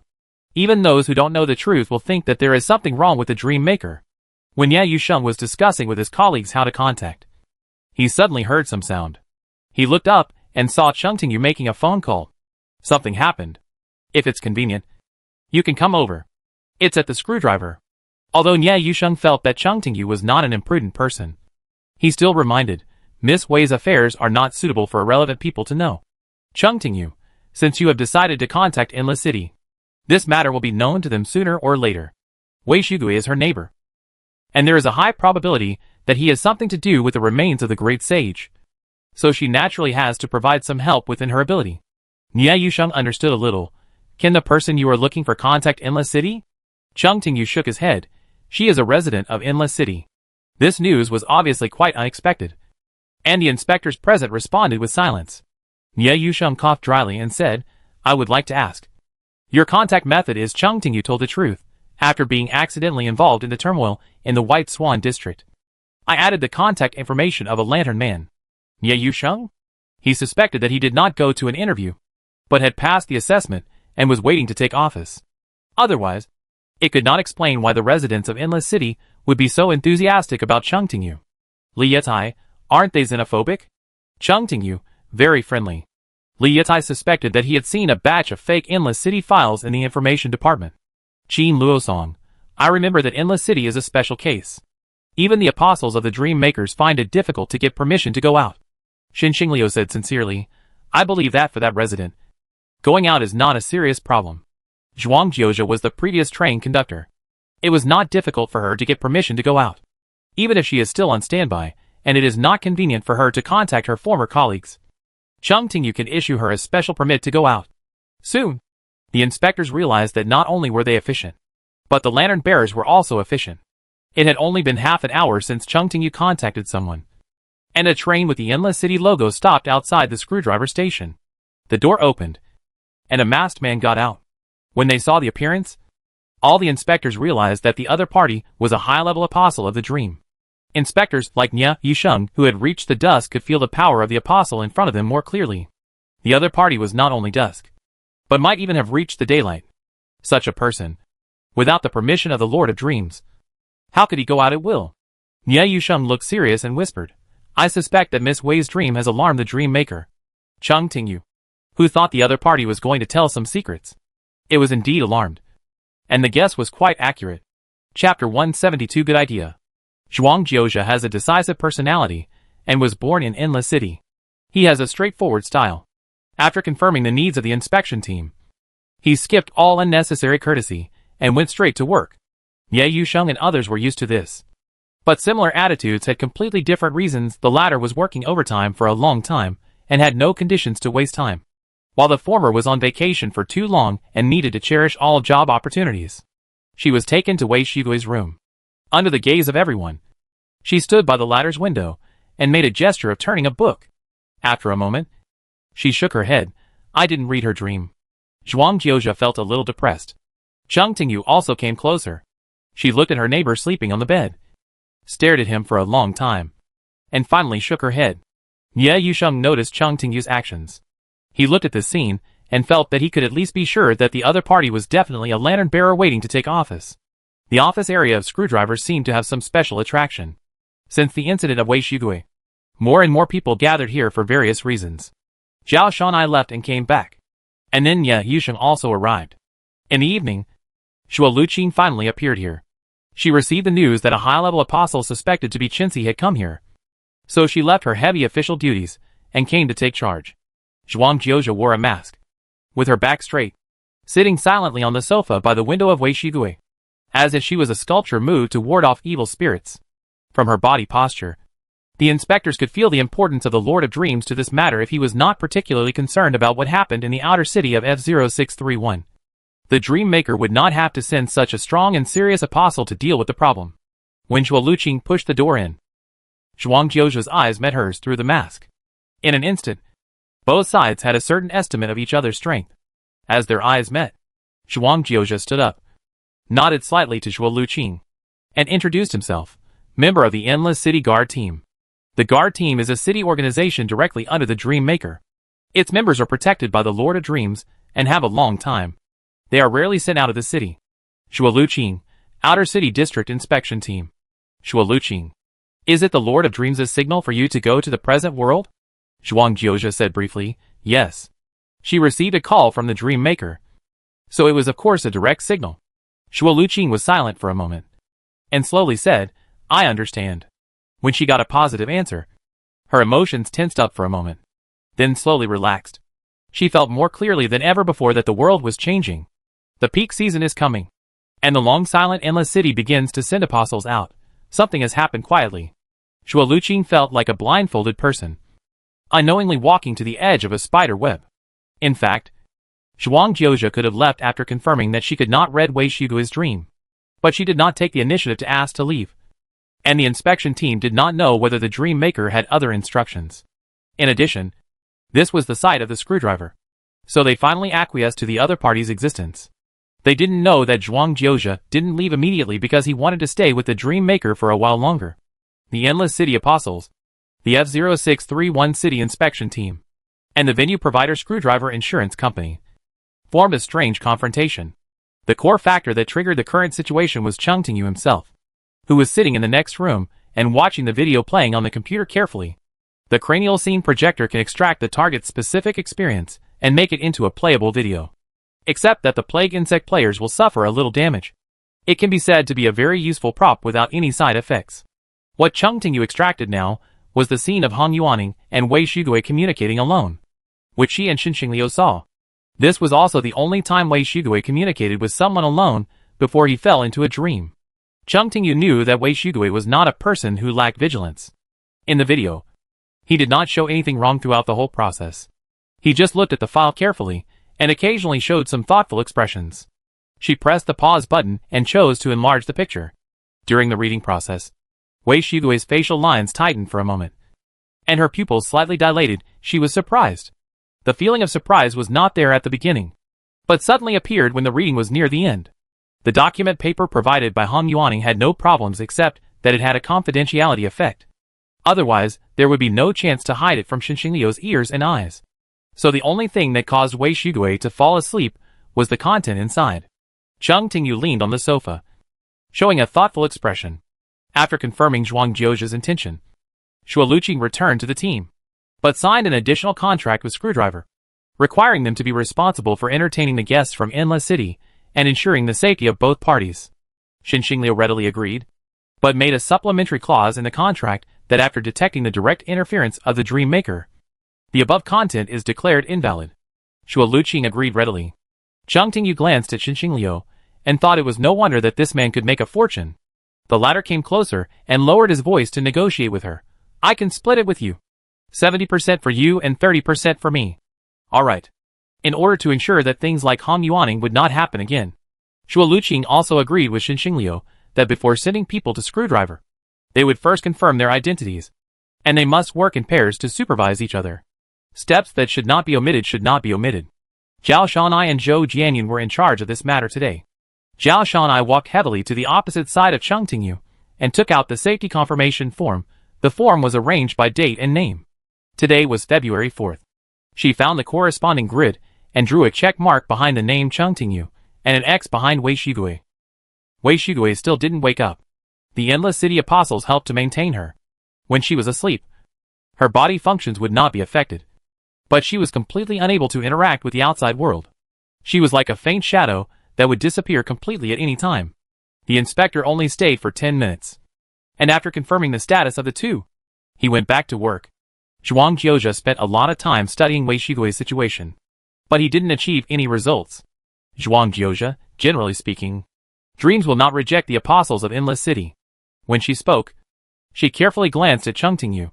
Unless the dream was locked by the Dream Maker, did Miss Wei enter the dream seed left outside by the Maker? Chung Ting-yu said briefly, maybe. She was quite reserved, but she was basically certain in her heart. Wei Shigue was taken to a very old dream seed. Even the high-level apostles of Endless City could not check the situation inside. She just lay in bed, and the situation every day did not change from the day before. If the inspection team had not sent people to confirm the situation every day, Chung Ting-yu would almost not feel the passage of time. 1 day, 2 days, 3 days, a full 10 days passed. The weather began to warm up. Today, Zhao Shanai and Zhou Jianyun were sent to bring screwdrivers. Zhao Shanai took out the file with a little fatigue, ticked it, and then collapsed directly on the sofa. It was Chung Ting-yu who clicked on the file, and she slowly got up and put an X behind Wei Shigue's name. In fact, since Wei Shigue fell asleep, Danger Mask has also disappeared, and there is no point in coming to confirm every day. Zhao Shanai stuffed the file, unscrewed the lid of the thermos, drank a sip of hot black coffee, and said to Chung Ting-yu, sorry, I'm dizzy from being busy. She smiled bitterly. Things have not decreased. Inspector Zhuo wanted to invite you to the team to talk about Endless City before, but he couldn't find a chance. Chung Ting-yu, Your Excellency, the inspector is busy with work and is not in a hurry. Zhao Shanai, in the meeting yesterday, Inspector Nye mentioned Miss Wei's matter. It doesn't feel like a big deal to drag it on day by day. Chung Ting-yu looked at Zhao Shanai. 10 days have passed, and the other party specifically mentioned this matter. Obviously they have some plans. Zhao Shanai said, the inspection team has a plan, but it is very risky for you. Her tone became serious, so please consider it carefully. Before Zhao Shanai finished speaking, Chung Tingyu took the initiative to speak.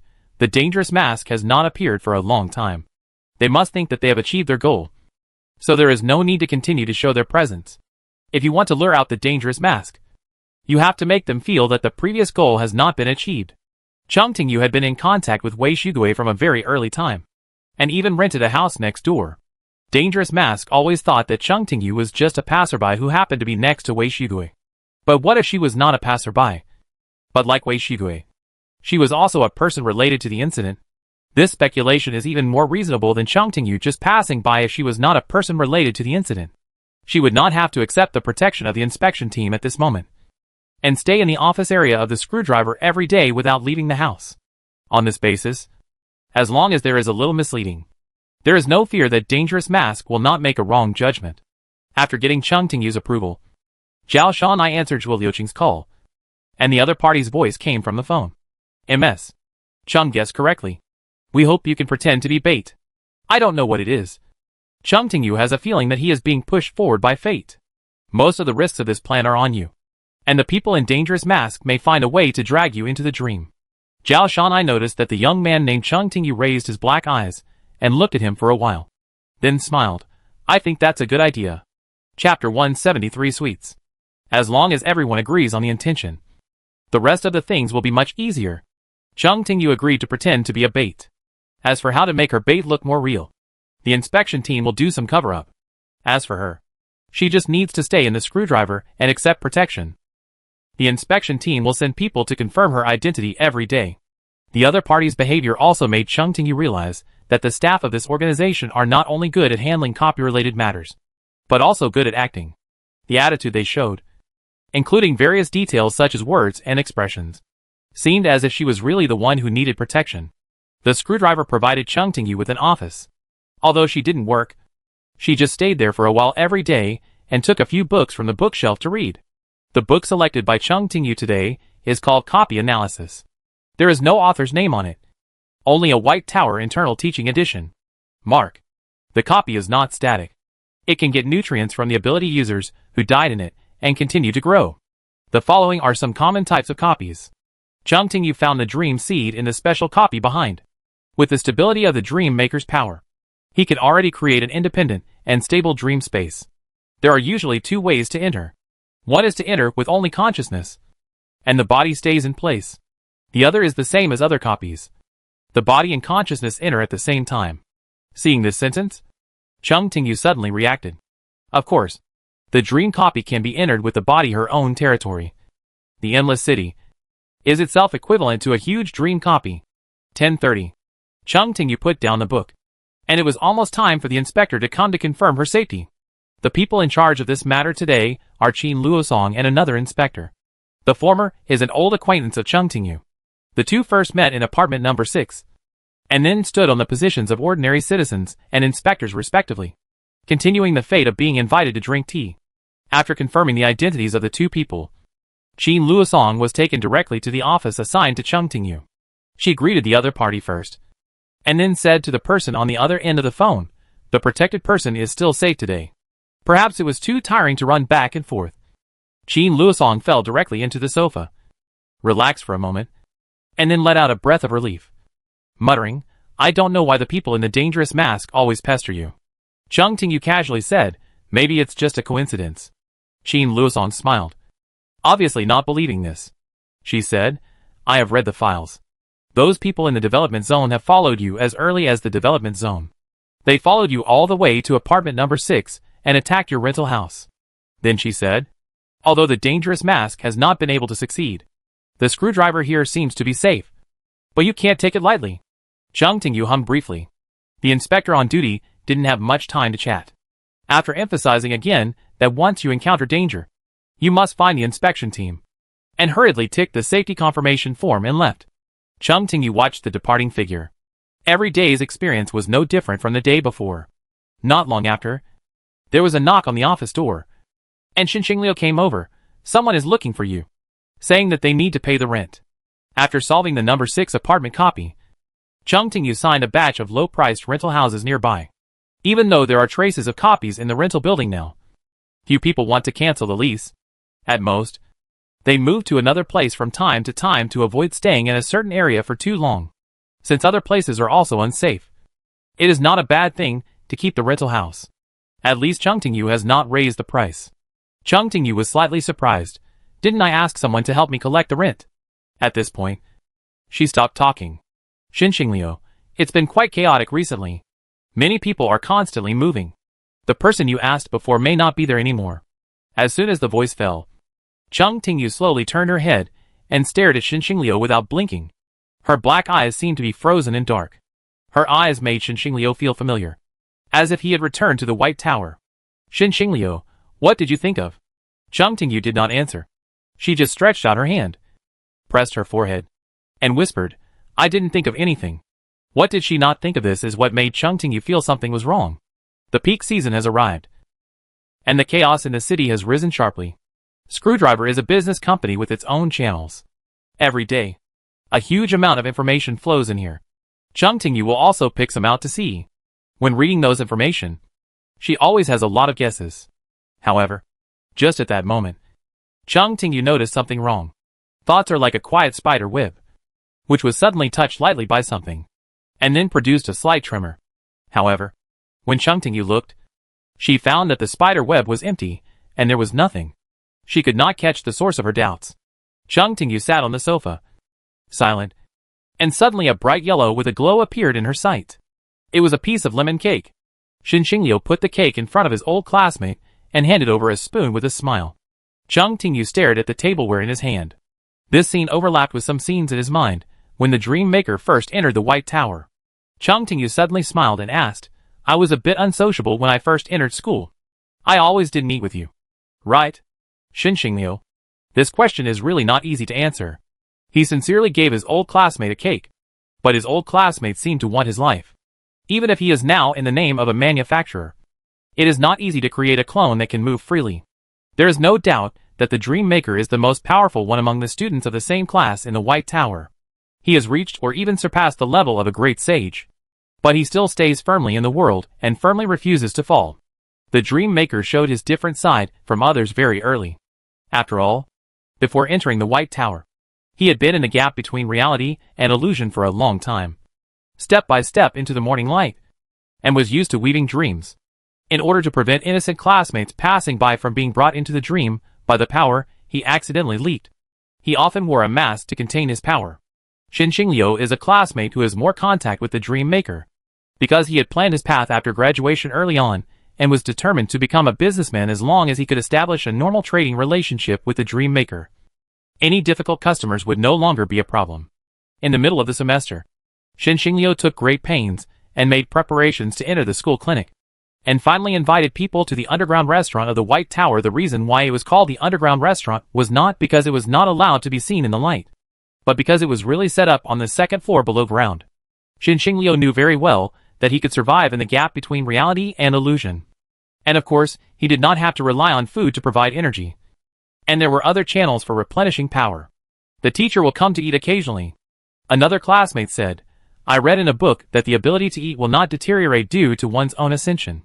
The masked young man's tone was as calm as the surface of a lake in late winter, without any ripples. Of course, I have the ability to eat, but I doubt whether the cafeteria in the White Tower has the ability to cook.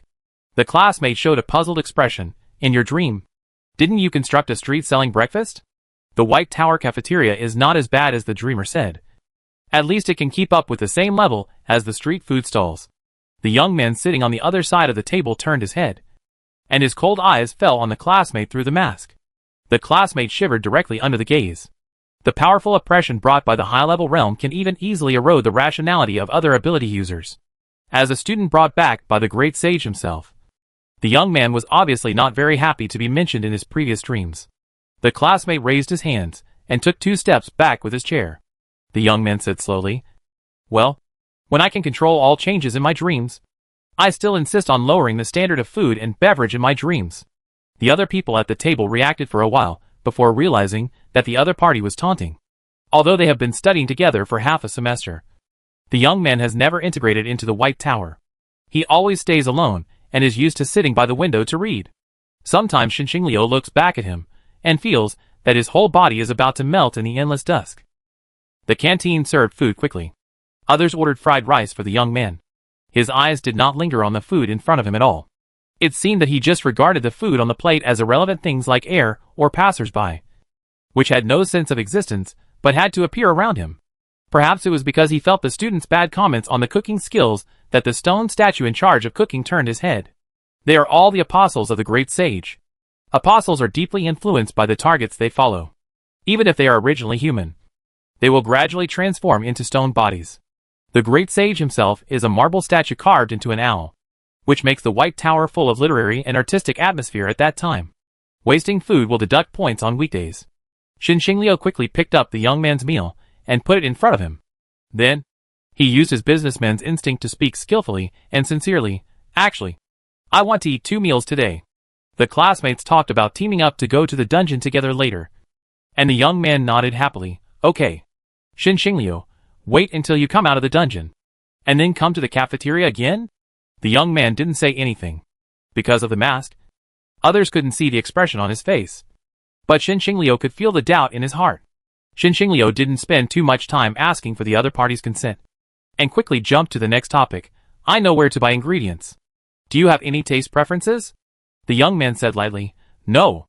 Xinxingliu keenly realized that if he relied on the dream maker to order food, the subsequent dinner appointments would most likely fail in the budding stage. So he decisively suggested, then let's have some desserts. The young man looked at him silently. He stayed in the gap between reality and illusion for too long. Even though he had left it, a part of him was still trapped in that fake old time. It seemed that both reality and others were far away from him. After a while, the masked young man said calmly, You are welcome. The classmates turned their heads silently to look at Xinxingliu. This classmate dared to claim to be the world's first-class businessman. It turned out that he had enough realistic foundation. He was able to invite the dream maker to the cafeteria and even book the next dinner party. This was definitely a social achievement that all other students of the great sage could not achieve. The player's memory and body coordination ability will be improved to a certain extent due to the awakening ability. The lemon cake that Xinxingliu made for the first time was quite decent. At least it didn't make a certain classmate hate it. He found that the dream maker actually had some emotions. He would choose fruity sweets, and then pass the brownies sprinkled with nut crumbs to others. It's okay. Chengtingyu put the spoon on the edge of the porcelain plate. Familiar things help to awaken old memories. Chengtingyu, I'll go outside in the afternoon. Active search is a more accustomed way of solving problems for Chengtingyu than waiting quietly. Since the rental house made her feel something was wrong, she would go back and take a look to see if she could find the source of the abnormality. Chapter 174 Empty House. Chengtingyu left the screwdriver's office and returned to the rental house alone. Although Hing Yuan from the inspection team repeatedly told her not to act alone, Chengtingyu, who had recovered a little memory, did not take the combat power of danger mask to heart. If they really met on a narrow road, it would not be said that it was misfortune on one side. Chengtingyu rented many houses in one go, and the one left for herself was room 501 on the top floor. She had been busy with big and small things recently, and she had not been back for a long time. She felt that this former residence was a little strange. When she opened the door, her movements were a little big, and the airflow stirred up dust. In the sun, it was like one after another of the light particles flying freely. Chengtingyu walked into the living room. This is a small and homely house. It seems that as long as her range of activities is a little larger, the house will not be able to accommodate her existence. Even if there are not many furniture inside, it still shows an unspeakable sense of crampedness. Chengtingyu opened the bedroom door and checked it out. The whole room showed an old and cold silence. Although she had lived here for some time, she had not been able to add much life to this place. There were only a few sets of clothes hanging in the closet, and the bag she brought from the market was rolled up and quietly stuffed in the corner of the closet. There was no one in the house, and no one outside. The top floor seemed to be deliberately isolated from daily life. Chengtingyu reached out and knocked on the door next door. After confirming that there was no response, she returned to her own residence and climbed over from the balcony. She easily pried open the door between the bedroom and the balcony. Chengtingyu felt as if she just raised her arm, and the door lock clicked and opened automatically. Like 501. 502 also had no signs of life. The sheets and quilts were all wrapped in bags and put into the closet. Chengtingyu leaned over and swept the ground with the tip of her index finger. There was a layer of dust on her fingers. It seemed that even if someone had lived here, it was a long time ago. Chengtingyu stood up, walked to the wall, and pressed the light switch. With a click, the light came on, illuminating the whole room more clearly. Chung Tingyu's movements froze. The spiderweb trembled again, and the elusive confusion reappeared. Chung Tingyu pressed hard on her hand and turned off the light. It was 3 o'clock in the afternoon. The curtains of bedroom 502 were not drawn, and the light inside was not dim, but she seemed to be shrouded in a gray mist. After she left the bedroom, she checked the whole room one by one. Compared with room 501, the furniture in room 502 was obviously more complete. All the electrical appliances in the kitchen had been unplugged, and the pots and pans were wrapped in plastic bags and placed in the cupboard. Chung Tingyu carefully checked the whole house, but similar confusion never appeared again. She thought for a while, opened the door of room 502, and walked out silently. Chung Tingyu closed the door from outside, and when the door lock closed, there was a slight click sound. Since he couldn't find the answer he hoped for, he could only go back to Screwdriver's office first. Chung Tingyu was a little absent-minded, thinking about the next course of action in his mind. The building she lived in was quite old, with only 5 floors at the highest. Coming down from the 5th floor, she should reach the 4th floor. The sound of the soles of her shoes hitting the floor echoed in the corridor, making the surroundings even more quiet. Chung Tingyu walked down the stairs step by step with steady steps. The temperature outside had begun to warm up. The sun was bright and warm, and through the windows in the corridor, she could still see the road and the pedestrians on the road. The inside and outside of the building seemed to be divided into 2 completely different worlds. When she was only 1 step away from the 4th floor, she suddenly stopped, took out a knife from her carry-on, left a cut on her sleeve, opened a bag of compressed biscuits, and took a bite of it. Chung Tingyu did not forget that a copy had been born in her residence. The cut on her sleeve and the biscuits alone were not too safe, so she took out the small round mirror and identified her current state. Chung Tingyu's current physical strength is 198 to 200, and it is conservatively estimated that she will not be in danger of life if she goes up and down the stairs 100 times in a row. She felt relieved and continued to walk to the 4th floor. Click. The sound of the door lock closing echoed in the corridor, making Chung Tingyu feel like waking up. Chung Tingyu's right hand was still touching the door of 502. She stared at the wooden door in front of her for a while, then slowly put her arm down and turned to walk downstairs. In this old rental building, the 5th floor is the top floor. The soles of her shoes knocked on the steps, making a crisp sound. When she was about to reach the 4th floor, Chung Tingyu stopped, took out a knife, cut a slit on her sleeve, and then reached into her personal props. Her movements paused. Chung Tingyu was not careless in doing things. At least she knew what she had brought with her, and she was very sure that the compressed biscuits in the mountaineering bag were still unopened before she went out. However, when she reached out to take it, she found that the outer packaging had been opened and the biscuits inside had been bitten. Chung Tingyu's eyes moved slightly. She did not forget that there was a copy hidden in this rental building that might be related to the Dream Maker. People who mistakenly entered the copy kept going downstairs until death came, and they never realized their true situation. Chung Tingyu's original plan was to cut a hole in her sleeve every time she went down a floor, and at the same time take a bite of the compressed biscuit to count. There was no trace on the clothes, but the biscuit had been opened. Chung Tingyu calmly picked up the open compressed biscuit, took another bite, and then looked at herself with a small round mirror. Stamina, abundant 197/200. Single-digit stamina loss can't tell anything. But knowing herself, Chung Tingyu quickly realized that this copy probably has a reset feature. Every time it resets, her clothes will be restored, but the supplies she carries will remain in a state of being consumed. Considering that the biscuit was only bitten, she should have triggered the reset at some stage between the 4th and 3rd floors. If she continued to go downstairs, she would definitely embark on a dead end of repeated cycles. If going downstairs doesn't work, then let's try going upstairs to see what the result will be. With this thought in mind, Chung Tingyu immediately turned around and walked back to the 5th floor quickly. Then he found a piece of wire from his portable props and easily opened the door lock of room 502. Click. Click. Chung Tingyu looked at the door of room 502, which had already closed in front of her.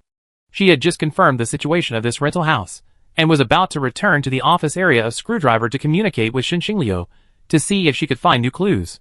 Chung Tingyu walked down step by step. The sound of the soles of her shoes hitting the steps echoed in the empty corridor. Her steps were very steady. When she was about to reach the 4th floor, she suddenly stopped, picked up a knife, and cut a line on her sleeve. and then reached into the space prop she carried with her. The expression on her face was frozen for a moment. The packaging bag of compressed biscuits had been opened, and there were 2 bite marks on the biscuits. As a person who had been fighting wits and courage with the old version for several months, Chung Tingyu still knew herself well. She had long known that a copy would be born in the rental building, and she was also very clear about what kind of be ending the dangerous masked members who came here to investigate the situation had played before, so she would naturally be prepared. Chung Tingyu raised her left hand. There was only a cut on her sleeve, which was left just now, but the package of the compressed biscuits had been opened long ago. The above 2 phenomena prove one thing: there is a high probability that there is a reset power in this copy. But it is not complete. It can only restore the clothes of the people entering the copy, but cannot reset the consumables carried by the participants. There are 2 gaps on the compressed biscuits, proving that this is her 3rd reset. The first time, Chung Tingyu believed that she must have found nothing, just going downstairs normally. When she went downstairs for the 2nd time, she would quickly realize that going down would only repeatedly trigger the reset mechanism of the copy, and then she would probably return to the 5th floor. In addition, she did not leave more information, proving that the triggering of the 2 resets was beyond her expectations. Chung Tingyu pondered for a moment and returned to the 5th floor again. Last time, she should have returned to room 502. So this time, she could try to open the door of room 501. Chung Tingyu's attempt was very smooth. She successfully entered her residence, turned on the faucet to wash her hands, and dripped some water on the compressed biscuits to soften them. If the 4th reset is triggered, then this is an important clue. Chung Tingyu searched for props that could be used, but none of them, whether camouflage, recovery, output or control, were useful. After the dungeon was triggered and the 3rd exploration began, the free pass could not help her leave. Only a bubble chat tool might be useful. She sent a message to Xinxingliu, telling him that she was trapped in the dungeon. Although the purpose of this dungeon is still unclear, Chung Tingyu can basically determine that room 502 is the source of the reset. Whether you want to enter the opposite room or leave the opposite room, the reset will be triggered. Chung Tingyu pressed her forehead. She actually successfully explored room 501. But that time, she did not go through the main door, but climbed over from the balcony. At 3:41 p.m., Xinxingliu received a message from an old classmate. I am trapped in the dungeon of the rental house. The office area of Screwdriver is nearly an hour's drive from Chung Tingyu's rental house. Fortunately, this is a world with superpowers. 1 minute and 20 seconds later, Xinxingliu, riding a bicycle, appeared downstairs of the rental building, and then saw a familiar figure walking out of the corridor. That person was of course Chung Tingyu, but she didn't look like she had been trapped in the dungeon for most of the day. If there was anything wrong, it was the sleeve of her left hand, which had changed from a normal, complete sleeve to a fragmented and sharp style. Chung Tingyu raised her eyebrows slightly. You just came here? Xinxingliu. He felt that his efficiency was not low, but that his old classmate's efficiency was a little too high. Xinxingliu, just received a message that you entered a dungeon by mistake. Chung Tingyu nodded. A very strange dungeon. The correct way to pass the level is to flip back to 501 from the balcony of 502, and then leave from the door of 501, and you can get out smoothly. She had some unfinished words. This dungeon gave her a very familiar feeling, with a clear dreamer style. Chung Tingyu stopped, looked at Xinxingliu with a little uncertainty, and said slowly, in your impression, is there anything special about 502? She remembered that she had lived in this rental building for a long time, and the house opposite was obviously just an empty house with nothing special. Chapter 175. Something is wrong. Chung Tingyu hadn't figured out the problem, and after throwing it to Xinxingliu, the answer he got was just a blank. Xinxingliu, I don't have any impression. What he said was the truth, and at the end, he proposed an optimization plan. If you are not sure about the answer you get now, I can return to the main body first and think about it again. Chung Tingyu nodded slowly, indicating Xinxingliu to do so. But she vaguely felt in her heart that even if the manufacturer's main body was here, it might not give useful information. Something is wrong. Assuming that the copy of the rental building really came from the Dream Maker, the access condition of the copy, he said, must be to enter 502 and then leave from the main door. Assuming that the opposite door is really an empty house with no value, why did the dangerous masked people have to go in and investigate?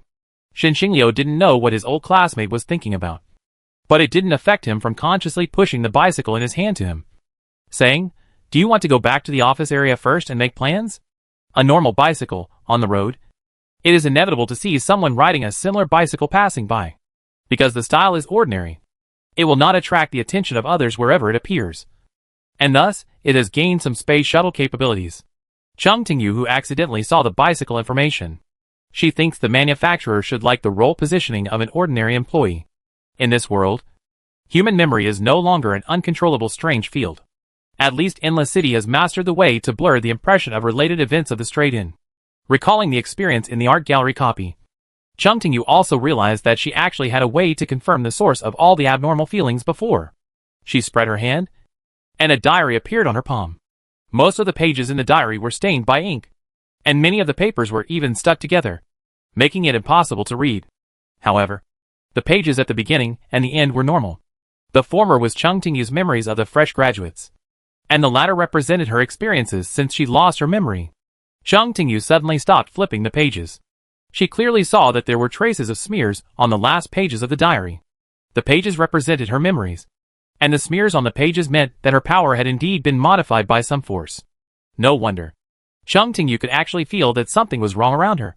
But every time she had doubts, there was some irresistible force that was smoothing out her confusion bit by bit. She pressed her temples and began to think hard, assuming that someone actually lived in 502. Chung Tingyu unconsciously lowered her eyes, and her left-hand fingers tapped the table rhythmically. In the tapping sound, she was fighting with her ideas. At this moment, Chung Tingyu heard the approaching footsteps outside the door. The person who came was Xinxing Liu. Compared with the afternoon, his face was a little paler now. The owner of this company rarely showed a serious expression and said to his old classmate, "I just thought about it again, and I do feel that something is wrong." The so-called rethinking naturally refers to returning to the original body. Xinxing Liu, in fact. The conclusion I came to is consistent with the previous one. But it feels wrong. There are indeed abnormal parts in the whole incident. In fact, Xinxing Liu can no longer feel the source of the abnormality, but just relayed the original body's thoughts as they are. Xinxing Liu, in this world, there are not many forces that can affect my memory. As a city owner who successfully graduated from the early White Tower and survived to the present, he is indeed qualified to say so. The fact that it can affect the manufacturer is an important clue in itself. The two looked at each other and understood what each other was thinking if the remains of the great sage were not at work. It could only be the dream maker who did it himself. Chung Tingyu, did I do it? Xinxing Liu smiled politely. It's hard to say, but it's quite like your style. He still remembered that during his school years, the dream maker style of doing things was impressive with a kind of beauty that didn't care about the lives of his classmates. Chung Tingyu closed her eyes and fell into silence. She kept sorting out the whole incident in her mind. Every time she recalled it, it was like the first time she reviewed it, trying not to miss any details. Chung Tingyu opened her eyes. She went to 502 today and was very sure that the light in the empty house could be turned on. She had just left apartment number 6 and moved directly to 501. As of today, about half a year has passed. If no one has lived opposite, the power supply should have been cut off long ago. Carefully packed daily necessities, lights that can still be turned on, and those dangerous masked members who went to 502 to investigate and entered the dungeon. All clues emerged in Chung Tingyu's mind one after another. Memories told Chung Tingyu that the opposite was indeed an empty house, and no one lived there at all. But this answer seriously conflicted with the clues found. But assuming that there was indeed a person living opposite, the matter would make sense. Chung Tingyu pressed her forehead hard again. She felt her blood vessels swell, and her temples were throbbing with pain.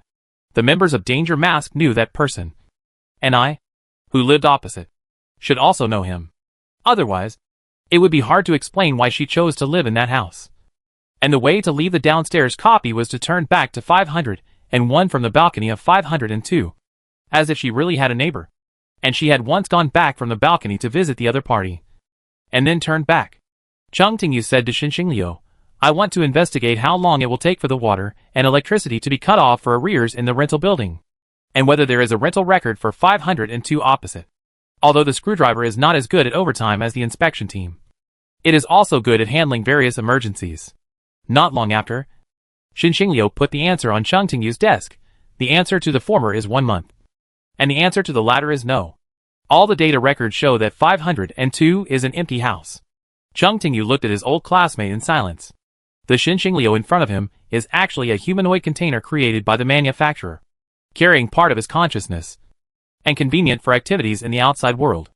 Of course, his strength cannot be compared with the original body that is hidden somewhere unknown. But there is also a qualitative difference between him and ordinary ability users. At this moment, the clue that there had been a resident in room 502 within a month was clearly laid out in front of him. But Xinxing Liu did not notice anything abnormal about it. The evening light shone through the window. Perhaps because of the light, Xinxing Liu's outline was a little blurry at the moment, like an overexposed old photo. Cheng Tingyu gathered her thoughts and said, "I want to see the information from the inspection team." She knew very well that even if the two sides had a good relationship and she was a law-abiding resident with good conduct, she would definitely be rejected if she ran directly to the inspection team to ask for a review. So the implication was that she planned to rely on the screwdriver's channel to collect information. When Xinxing Liu heard what his old classmate said, he suddenly felt like he was back in school, when the Dream Maker was responsible for assigning group tasks. "I'll try," Xinxing Liu replied. The screwdriver has always had contact with Shuo Luqing, and they have a good cooperation. Even if they check the files, it is not completely impossible to do it. For some reason, at this moment, Cheng Tingyu suddenly felt a little cold, as if she had reached out and held a handful of snow without any preparation. She repeated the name that Xinxing Liu had just mentioned, Shuo Luqing. Xinxing Liu casually said she was originally from the Central City District, and was later sent here. Although the inspector has a serious personality, it is not impossible to communicate with her. Cheng Tingyu closed his eyes. Yes, there is indeed a junior inspector in the Outer City District Inspectorate. Her name is Shuo Luqing. She was invited to drink tea by her. After getting to know each other, they cooperated once, and thus obtained 2 identity certificates made by Luo Zigui. At this point, Cheng Tingyu's thoughts paused again for a moment. 2 identity certificates. One is related to Cheng Tingyu himself. And what about the other one? Whose ability was copied on it? Manager Shen. The colleague of the screwdriver stopped Xinxing Liu, who was about to go to the inspection team in person. The employee of the screwdriver reported, "Manager Shen. The Lantern Man is about to leave." Xinxing Liu paused, and then reacted.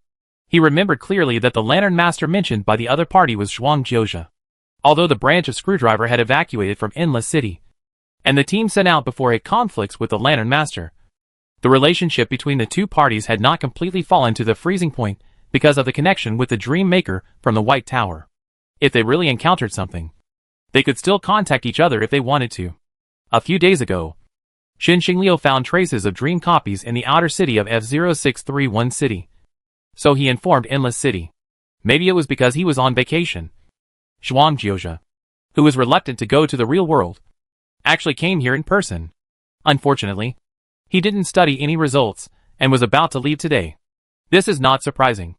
After all, Zhuang Jiuzhe is a high-level Lantern Master under the Dream Maker. Even if he is still on standby, he has to stay in the city as much as possible. Thinking of his old classmate, Xinxing Liu was full of understanding for Zhuang Jiuzhe. The former train conductor didn't know that the Dream Maker was now in the screwdriver's office, so he certainly didn't want to stay outside for long. The lantern bearer was leaving, so Xinxing Liu had to go see him off. On the platform, Zhuang Jiuzhe, who had been waiting there for a long time, nodded politely to the visitor, Manager Shen. "I have to go back to the city today." At this point, she paused for an unknown reason. Zhuang Jiuzhe knew that she had a mediocre relationship with the screwdriver, and her willingness to help was already an extra help. It was her duty to return to the city as soon as possible to wait for the Lord of Dreams to dispatch her. However, she could not explain why she felt a little reluctant to leave. Those who were qualified to join the guard team must have good self-control. So Zhuang Jiuzhe quickly overcame the abnormal emotions in his heart, continued to say goodbye to the employees of the screwdriver, and then got on the train back to Endless City. After seeing off the apostles of Endless City, Xinxing Liu received a communication request from the inspection team. The person who called happened to be Shuo Luqing. "I want to ask Screwdriver if there are any props for mental treatment." In fact, the inspection team originally had a lot of inventory of various props. But with the arrival of the peak season, the outer city had to send a batch of supplies to support the middle city and inner city, resulting in a shortage of supplies here. Xinxing Liu calmed down. He should be very familiar with Shuo Luqing. But at this moment, he felt a little strange. Just like he and Zhuang Jiuzhe should not be very familiar with each other. But just now, he was seeing each other off as an acquaintance. There are some ordinary ones. Xue Luqing interrupted.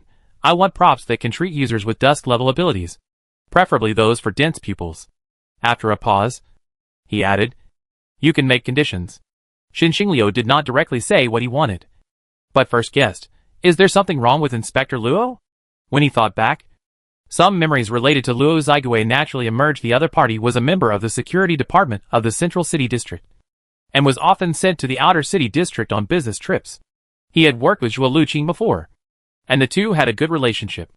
A few days ago, because the Outer City District was too busy, Luo Zigui brought his security team members to help his colleagues. The Outer City District Inspectorate and the Security Department are not subordinate to each other, but Luo Zigui looks like he is used to being dispatched, as if he is not a colleague who came to support, but a subordinate of Xue Luqing. There was no sound on the other end of the phone, but Xinxingliu felt that Xue Luqing was sighing deeply. Xue Luqing, he seems to have been contaminated. He said that his memory has problems. Yesterday, he wanted to forcefully retrieve the files and asked someone to go back to the central city to get his personal belongings. Xinxingliu felt an indescribable emotion in his heart. If he had to describe it, it was almost like empathy. Before he realized his intention, he had already asked, what personal belongings does Inspector Luo want to take? Xue Luqing, he said he wanted to find his graduation photo from his school days. Xinxingliu, as long as it's not too dangerous. Inspector Luo's situation is still within control. Psychiatric treatment is best carried out as soon as possible.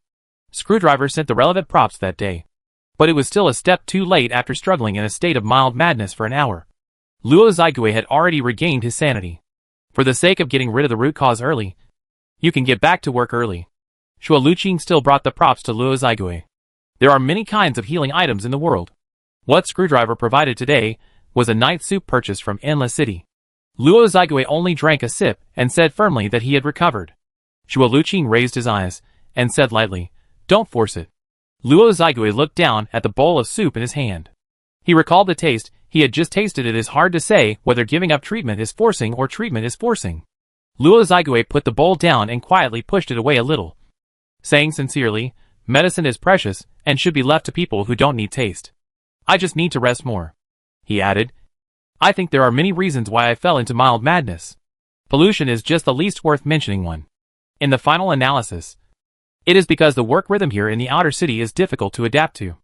Xue Luqing, I remember that the work intensity of the security department is not low. Looking at his colleagues, he frowned. So why did you send you to lead the team this time? Luo Zigui shrugged, as if he didn't understand the ideas of the supervisory team managers in the central city. Xue Luqing, if you don't want to drink, go to work. Luo Zigui dragged out his tone. I just recovered. Xue Luqing tilted his head, looking like he didn't want to see his colleagues slacking off anymore, and said bluntly, someone over at the Screwdriver wants to check the files. You are responsible for this matter. The person who wants to check the files is of course Xinxingliu. He really wanted to check the files. Various events had erupted recently, and Screwdriver had to communicate with the inspection team in order to continue the cooperation. That was why he took the opportunity to buy treatment items and asked the inspection team to see the files on the grounds that some copies might involve the rights of the insured. Standing in the waiting room, Xinxingliu smiled suddenly. It seemed a bit of a waste of time to come here in person. He felt that he had been too involved in the identity of an ordinary employee in Screwdriver recently. For similar matters, he could let his subordinates come to contact. You want to see the files? I think it's okay. On the other end of the phone, Hong Yuaning was still chattering, although the information of the inspection team is generally not released to the public. If it's you, you can first put up a name of internship in the team and go to the information office with your work permit. Not every intern can be converted to a regular employee. If you really don't want to stay for a long time, just perform worse in the subsequent interview. As long as the goal can be achieved, there is no need to be too picky about the way to achieve it. Cheng Tingyu only thought about it briefly, then ignored the resistance to the job in her heart and gave a positive answer, that's fine. She vaguely felt that since she'd lost her memory, she had an indissoluble bond with the two words internship and interview. When leaving the Screwdriver office area, the black car of the inspection team was waiting downstairs. The inspector who came to pick people up handed Cheng Tingyu a work permit and a black uniform. The person driving was Li Fusai, and the person sitting in the passenger seat was Li Yetai. The light in the car was dim, but Cheng Tingyu could see the two people's eyes shining in the dark. Their pupils were very small, like 4 small holes pierced by a needle. Li Fusai smiled. And even bystanders who didn't know the situation could feel that the other party's joy came from the bottom of his heart. Once we put on the uniforms, we will be colleagues. Chung Tingyu's black eyes froze. She slowly reached out her hand, shook open the black coat, and put the clothes on herself. Chapter 176. Dreams are fragments of reality. Overtime is something that the inspectors in the outer city must adapt to, even if the person concerned has just become an intern for a short time. Chung Tingyu, wearing a black uniform, sat in the office next to the information department, looking at the huge amount of documents on the table, and subconsciously raised his hand to press his forehead. Due to her identity, the confidentiality level of the information that Chung Tingyu can access is not high. She only brought a part of it today, but it is afraid that she will not be able to finish reading it in a short time. Although the future work is visibly busy, her luck is still good after all. As an ordinary resident of the outer city, she was recruited by the inspection team that was short of people because of her awakening ability. As long as she can successfully complete the internship period and pass the exam, she can become a formal employee. Chung Tingyu is not very enthusiastic about reading the information, but before going out, interns must accumulate enough knowledge reserves. So she needs to stay in the information department and patiently read all kinds of files on hand. You are still reading the information. An inspector in uniform came over. Her name seemed to be Zhao Shanai. Because of long-term overtime work, her face was unhealthy and pale. She was holding 2 cups of coffee. Zhao Shanai put a cup of black coffee in front of Chung Tingyu. Come, drink some coffee to refresh yourself.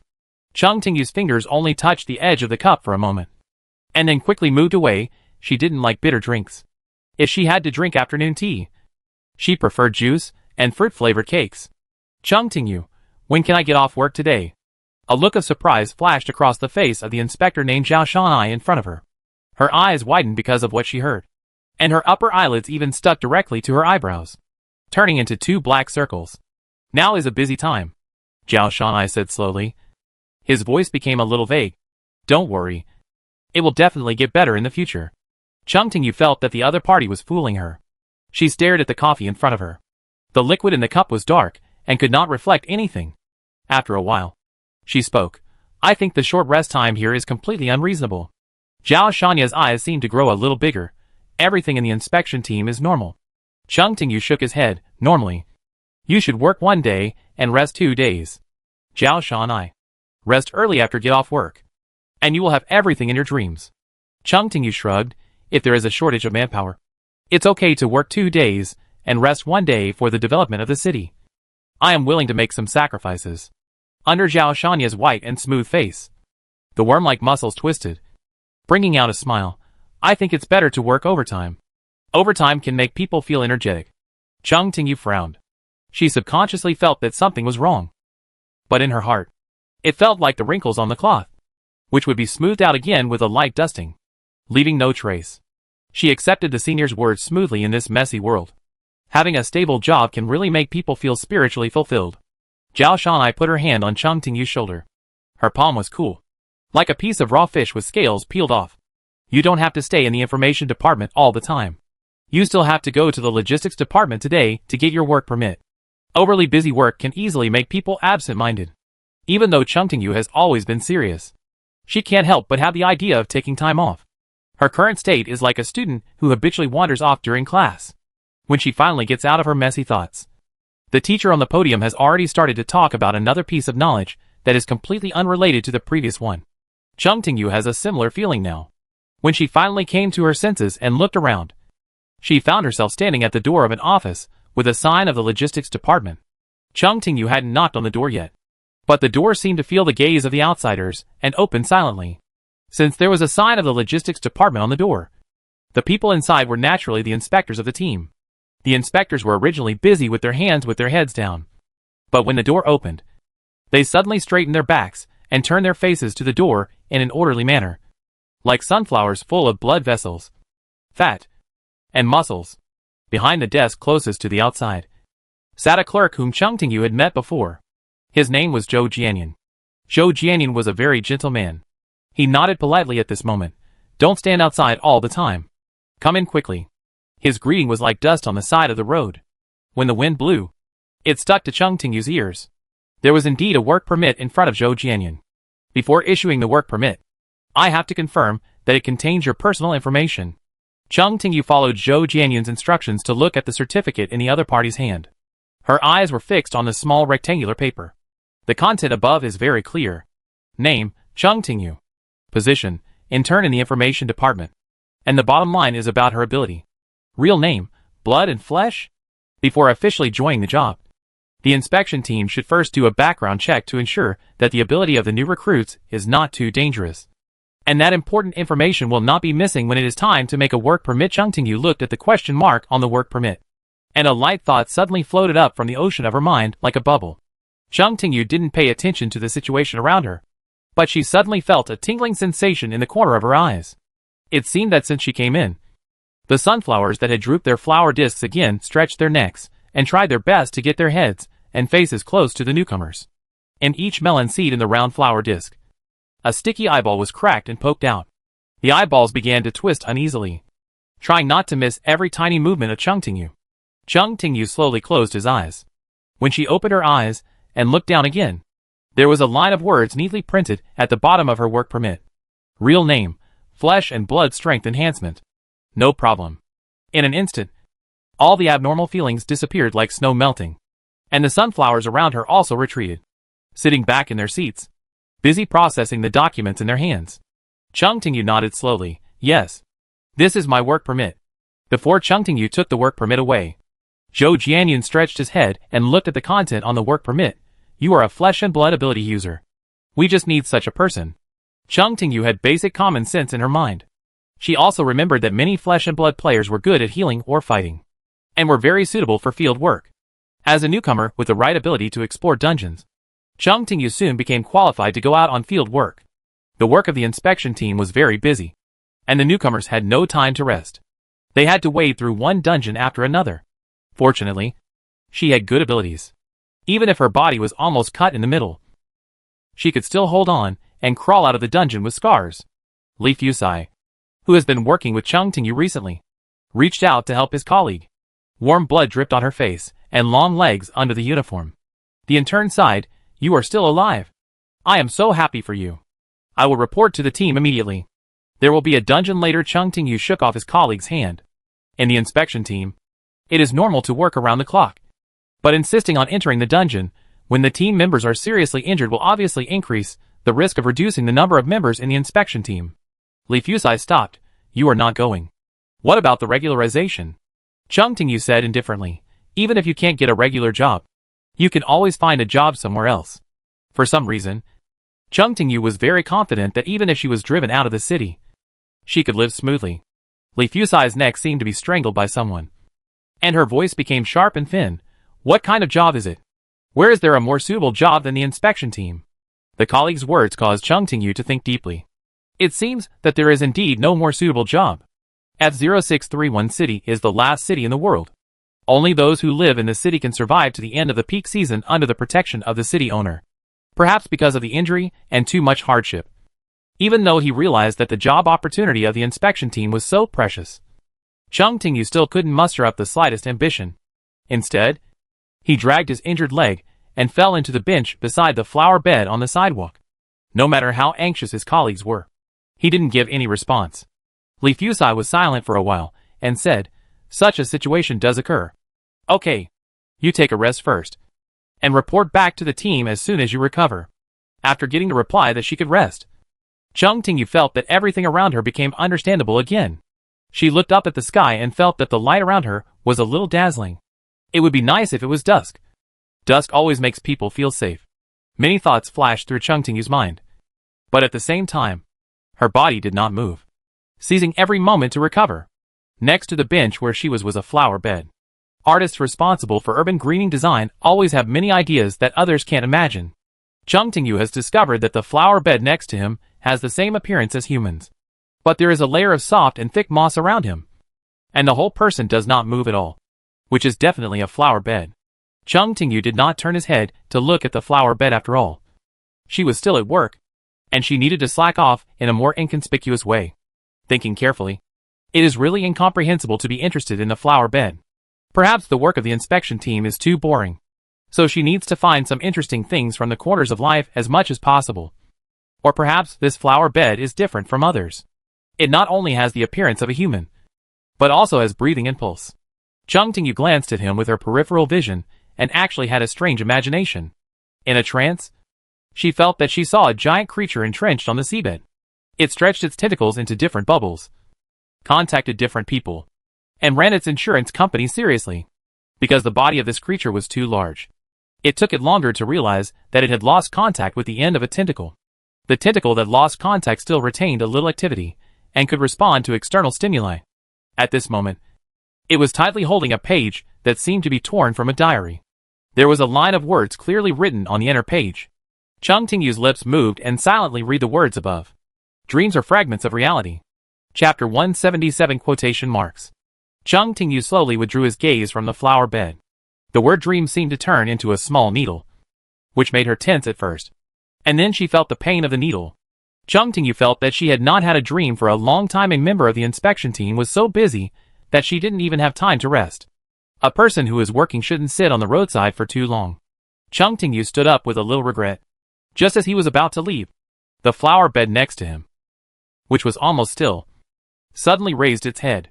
The flower bed stared at Chung Tingyu without blinking, and his black and white eyes suddenly reappeared with spirit, and reflected a vague, wax-like shadow. In a flash of lightning, Chung Tingyu inexplicably felt that the other party was going to convey some information to her. But the flower bed would not speak. The human-shaped flower bed with moss in front of her just looked at her quietly, until the luster in his eyes dimmed a little, and turned back to the original look without spirit. Before leaving, Chung Tingyu was driven by some emotion that she herself did not understand. She reached out and picked a piece of moss from the flower bed and put it in her pocket. She still had to go back to work. The thought in her mind had not disappeared yet, and Chung Tingyu's soles had already stepped on the flat and clean floor. Seeing Chung Tingyu, the colleague behind the desk stood up, and the vague voice seemed a little relaxed. "You are back." Chung Tingyu stopped. The colleague looked up, and his dark eyes almost stuck to her. "You are back. Why? Don't you go to work? Under what circumstances? Work will be suddenly interrupted." Chung Tingyu closed her eyes. She felt that her thinking was slower than usual, and her voice was a little sluggish and intermittent. "Not working. Because I want to wash my hands." If you want to wash your hands, you have to go to the bathroom. This is a very logical inference. And a normal bathroom must have a sink. Even though Chung Tingyu's thinking has become blurred due to long-term overtime, she still has a basic understanding of the structure of the bathroom. The sound of water splashing continued. In front of the pool, a man wearing the same black uniform of the inspection team almost bent his face onto the pool. The man was wearing a work ID with the name Ji Shichi on it. "Chung Tingyu, are you here?" Ji Shichi stopped what he was doing, turned around, and raised his swollen face towards Chung Tingyu. "I need to wash it." Ji Shichi probably couldn't see Chung Tingyu's appearance clearly, because the skin around her eye sockets had been torn into pieces, and the edges of the wounds were not the normal bright red, but white, more like a soft and weak nematode than flesh and blood. She had been rubbing her eyes hard under the faucet just now. Do people need to wash their eyes? Since part of the eyeball is exposed. Just like washing hands, people should of course wash their eyes. After sorting out the logic, Chung Tingyu walked to the empty sink and looked at her own reflection in the mirror for a while. The light shone on her face, making it appear as white as wall powder. She turned on the faucet, then bent down, scooped up a handful of water, and buried her eyes in the clear water. "My eyes are a little itchy." Chung Tingyu couldn't help but reach out to rub them. She rubbed her eyes carefully, meticulously, and vigorously, hoping to suppress the itch with pain. Her fingers groped, and finally grabbed something. Chung Tingyu increased her strength a little, and suddenly felt a pain, and a secret scream at the same time. The scream lasted only a very short moment. Chung Tingyu pulled hard, and then looked at her hand. In her hand, she was holding a bunch of dense red blood vessels that had just been pulled out of her eyes. "Have you washed it?" Ji Shichi's voice sounded from 10 centimeters away from Chung Tingyu. Chung Tingyu slowly turned around. Name, Ji Shichi. Real name, Mi Tong Spark of Survival. Mental value, severe madness 20 out of 100. Status, severely deformed. Chung Tingyu looked at Ji Shichi steadily, and then looked away without saying a word. When she saw the word deformation, a related explanation automatically popped up in her mind. Players, contaminated by impurity power, will gradually become irrational monsters. Everyone will fall into madness. People who are shrouded in madness will gradually lose their sanity. They always see pictures that they shouldn't see, and hear sounds that they shouldn't hear. Chung Tingyu lowered her eyes, and her arms did not move. The whole person was as stiff as a stone. She successfully restrained herself, and did not reveal her emotions. So that's why she was so listless at work. The floor gradually showed a melting posture, and lines of text appeared silently, as if adding attention to Chung Tingyu's vision. She turned her eyes away and looked at the mirror. But similar text appeared next to the image in the mirror. Name, Chung Tingyu. Ability, unstable parsing error, unable to display status, unstable cooling period, 0. An indescribable chill suddenly hit my heart. Those words chased her closely, not giving her a chance to breathe. Chung Tingyu felt dizzy. She must not let others know that she was crazy. The people in the inspection team were looking for her, and the world was hunting her. Knock. Knock. Knock. The bathroom door was suddenly knocked. Hong Yuaning's voice sounded from outside. Are you not done washing yet? After the voice outside sounded, Ji Shichi immediately curled up into a ball and shrank skillfully in the corner of the bathroom. She was wet all over, and her face was blocked by her hair, looking like a mushroom with hair. Chung Tingyu stared at the door. Ji Shichi had already hidden cleverly. Anyone who looked over would only think that it was a piece of algae or fungus. Now, she was the only one who would be discovered. After a short silence, the movement outside the door changed. Hong Yuaning's voice was a little closer. If he seemed to be standing at the door and talking just now, now it seemed that he pressed his body against the door, chewing the door lightly with his mouth and tongue. And every word he uttered was buzzing in the room. Open the door. Please open the door. Chung Tingyu's eyes wandered around the bathroom. Will the colleagues outside have already noticed that he is abnormal? They must have become suspicious, so they came to look for her. Chung Tingyu caught a glimpse of herself in the mirror. She had just washed her eyes. Would she look different than usual? Hong Yuaning's voice became lower again. Not in pitch, but in altitude. He reminded the people inside in a good manner. If you don't open the door, I will come in by myself. Chung Tingyu subconsciously looked at the bottom of the door. A pool of liquid with the annotation name, Hong Yuaning, slowly flowed into the gap of the door. As the liquid flowed, Hong Yuaning's face also flowed with it. He gradually spread across the floor and showed a smile to his colleagues. You still came in? The young man in black uniform had no blood on his face. On his chalky face, a pair of black eyes kept squirming, as if they were about to flow out of his eye sockets in the next moment. There is no other way. I have to do this. The young man's voice was unusually gentle, with a hint of guilt. I have kept this secret for a long time. It really cannot be known by anyone. At least not completely known by anyone. But now you have seen it. What should I do? Her voice became increasingly vague, and everything around her seemed to have turned into a dusk scene, gradually melting into the endless dusk. In the bathroom, Chung Tingyu looked at the jelly-like substance that she had put into the bucket, and felt that the huge rock pressing on her heart finally loosened a little. She just realized that her crazy secret could not be discovered by others. And she quickly thought of a solution as long as the person who discovered it was completely erased from his human identity. The secret would always be safe. Skipping work would reduce the probability of becoming a regular employee. But Chung Tingyu really had no choice. If you stay in the team all the time, you will inevitably meet other colleagues. And the capacity of the bucket is not large enough. Chung Tingyu lowered her head and walked in the office area. But no matter where she went, those words would follow her. Name, Li Fusai. Name, Zhou Jianyan. Words have grown around my colleagues, and they are different from my own.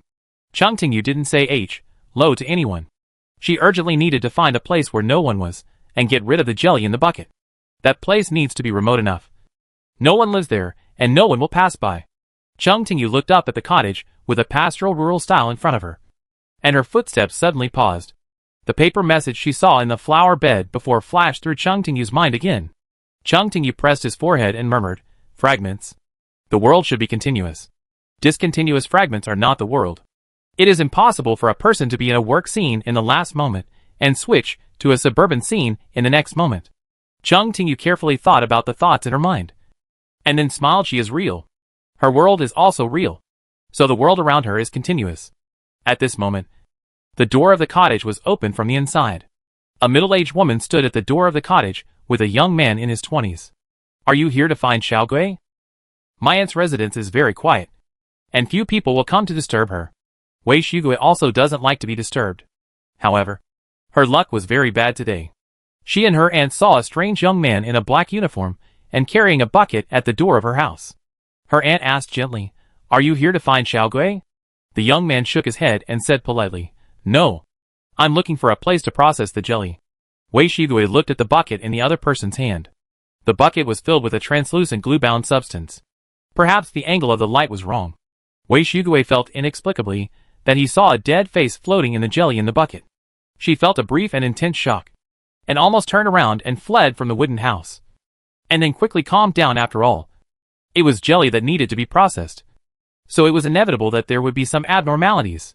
Wei Shigui no longer paid attention to the bucket and asked, "Why did you come to my house?" The young man said, as a matter of course, "Because there is no one here." Wei Shigui felt a little absurd. She lived here. And her aunt also lived here. So how could there be no one?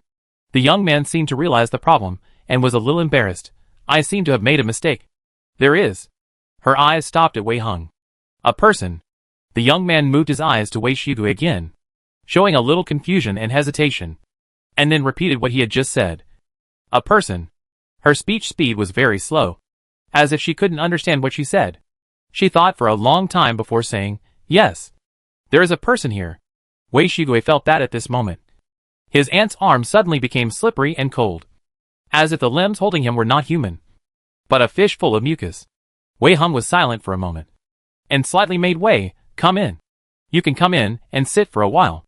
Her voice was kind and soft, completely different from Wei Shigui. "Don't you still have to find a way to deal with that bucket of jelly?"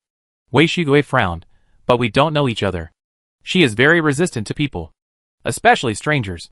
Wei Hung reached out and touched his niece's hair. "Just a moment," she explained softly. "Just a moment." The young man was taken to the living room to sit down, and Wei Hung turned to the kitchen to pour tea. Wei Shigui sat next to him expressionlessly, and suddenly she heard the young man's voice almost talking to himself. The young man looked at Wei Shigui and whispered, "Why? Why don't you have quotation marks either?" Chapter 178 Changes in Numbers. Wei Shigui felt a chill in her heart. The person in front of her was obviously abnormal. She subconsciously stepped back, but was held down by the other party by the shoulder, and the whole person was forced to stay in place. The young man's black eyes were staring at her. Wei Shigui did not dodge. She still retained some instincts to deal with crisis, knowing that if she acted too tense, the other party might attack her. The young man's eyes shifted a little, from Wei Shigui to the side, and then he seemed to be reading something, muttering, "Spirit value. Mild madness." Then he said, "Black square. Gaze, whose gaze is that?" Wei Shigui listened to the other party's mumbling, and couldn't understand what the other party was saying at all. But she was more and more certain that the person in front of her was a madman. She asked tentatively, "What are you looking at?" The young man paused, suddenly retracted his gaze, shook his head slightly, and used body language to indicate that he didn't see anything, with the spirit of covering his ears and stealing the bell. Wei Shigui continued to probe. "Then do you feel that there is something wrong?" In the sudden silence, Wei Shigui keenly noticed something. The other party did not want to be found out that something was wrong, and he said something that should never be said. The young man in front of him seemed to be startled by something, and he gently raised his eyes. A cold and hard look like a blade suddenly flashed in his eyes, and the thick black in his eye sockets began to roll violently, as if it would flow down in the next second. Wei Shigui felt that his heart was clenched, and the blood in his body solidified. It seemed that she was not facing a person, but a natural disaster. The young man sitting on the sofa showed only a little hesitant hostility, but it directly aroused all the imaginations of danger in Wei Shigui's heart. Just when Wei Shigui couldn't help but call his aunt to save his life, the young man suddenly shook slightly, closed his eyes without warning, and then fell into the sofa calmly, and fell asleep silently. Wei Shigui, who survived the disaster, breathed a sigh of relief. She looked at the young man, and was not surprised by his condition.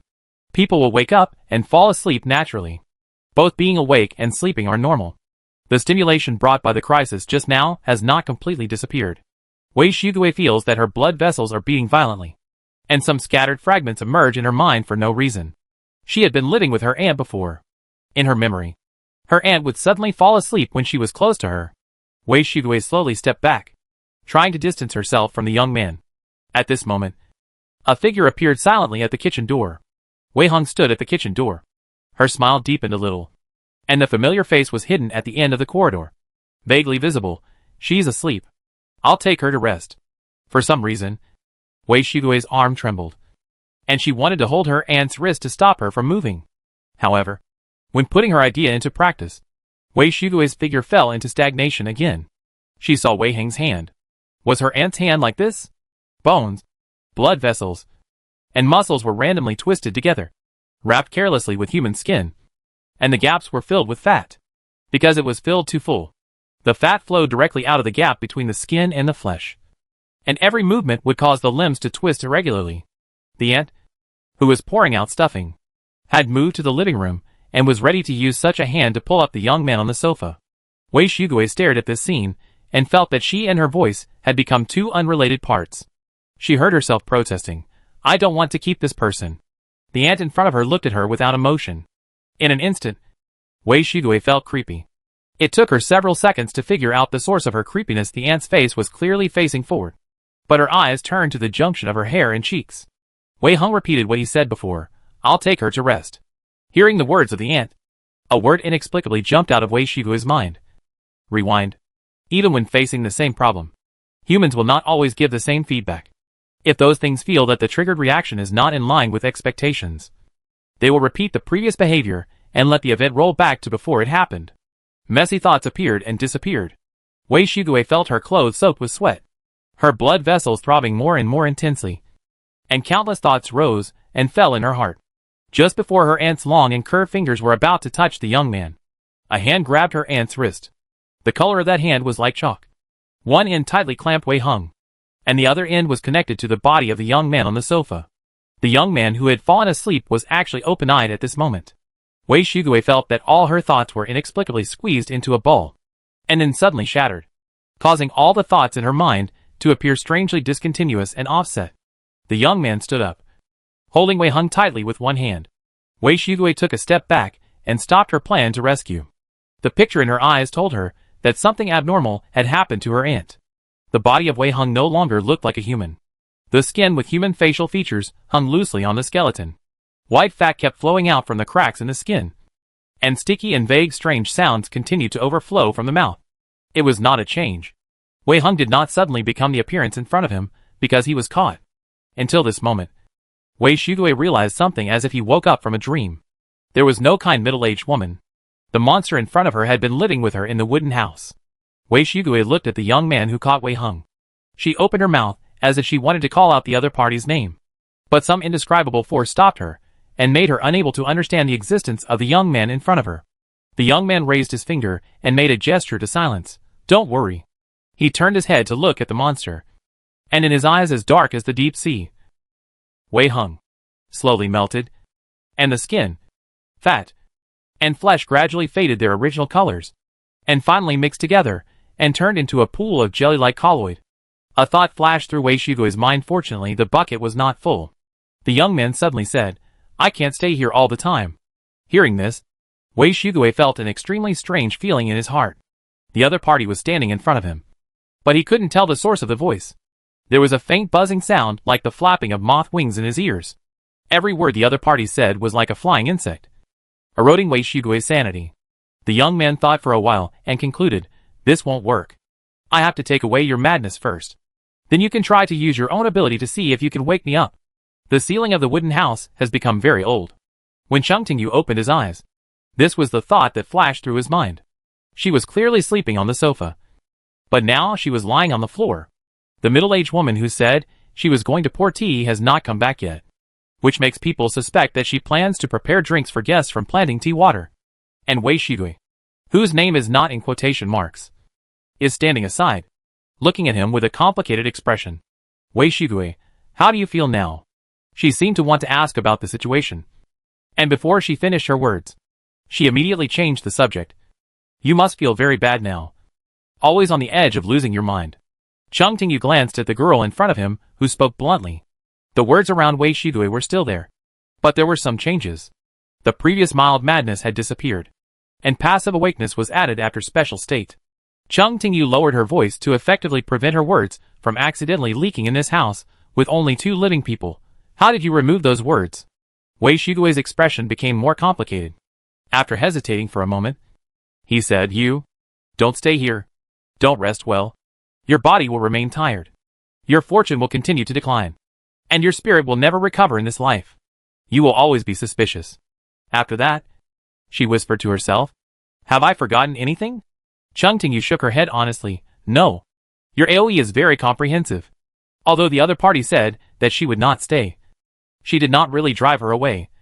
And for some reason, Chung Tingyu's desire to leave gradually became less intense. Wei Shugui also sat on the sofa and did not leave. He remained quiet most of the time. Occasionally, he would say a few sarcastic words on the side, not only dissing others, but also dissing himself. However, he would only say a few words each time, and then fall silent. Chung Tingyu noticed that the other party's throat was not very good, so he brought the bucket full of jelly over. Are you thirsty? Do you want to eat some jelly? Wei Shugui turned his eyes before the bucket came into his sight, and then said coldly, you eat jelly. Chung Tingyu, I can't eat it. It's filled with my colleagues. When it comes to the word colleagues, Chung Tingyu showed a thoughtful expression again, and Wei Shugui immediately interrupted, you have colleagues. You have to go to work. You can't be absent from work. She made a lot of sense, and every sentence was in line with the basic rules of the workplace. When Chung Tingyu heard it, he immediately felt that it was not a big deal to stay outside and slack off. Time passed by minute by minute. Chung Tingyu suddenly said, your number. Wei Shugui, what? She could feel that the other party's eyes were not focused on her, but on a point beside her. Chung Tingyu simply said, spirit value. The number is decreasing. The other party's reminder was very timely. The mildly crazy Wei Shugui thought everything was normal. But when she regained her sanity, she realized that there were many things wrong with her life and understood the danger of her situation. For some reason, even if nothing is done, human sanity will gradually decrease. That decrease was rationalized. And if no one reminded him, Wei Shugui would gradually fall into the sleepwalking state before. Wei Shugui, if you find the number is too low. Before she finished speaking, Chung Tingyu shook her head again, continuing to use body language to indicate that she had not seen anything just now. Wei Shugui took a deep breath, and then said, yes. You can't see anything. And you won't find that my number is too low. And you won't tell me the situation in time after you find it. The new statement made Chung Tingyu, who was trying to hide her own abnormality, very satisfied. She nodded gently and expressed her approval of Wei Shugui. You are right. After all, they have been neighbors for so long, and have played dungeons together. In addition, Chung Tingyu often does not hide his ability. Characteristic self-deceiving head shaking does not count, which led to Wei Shugui's guess that the other party might not be a flesh and blood ability user. The obvious reading posture just now made Wei Shugui discover that Chung Tingyu is a close pupil, and a close pupil that can read the status of others. The other party can rely on some way to temporarily regain reason, but that situation cannot last too long. And Wei Shugui's intuition tells her that frequent state switching is not a good thing for neighbors. Wei Shugui recalled all of Chung Tingyu's performances since they met. Chung Tingyu once said that the monster before was a person, and Wei Shugui was also a person. But there was only one person in the house. Wei Shugui quickly understood the reason. Chung Tingyu, who was shrouded in madness, could not understand the difference between monsters and humans, but she could effectively distinguish between the two. Chapter 179 Flowerbed. Wei Shugui first muttered to himself a few words. I'm crazy. I'm getting more and more crazy. And I won't get better automatically. And then continued the previous topic, that quotation mark. The sleepwalking state actually affected Wei Shugui. She clearly felt that it was more difficult for her to think about the problem than usual. She paused for a while before saying it in full. Besides me, who else has quotation marks?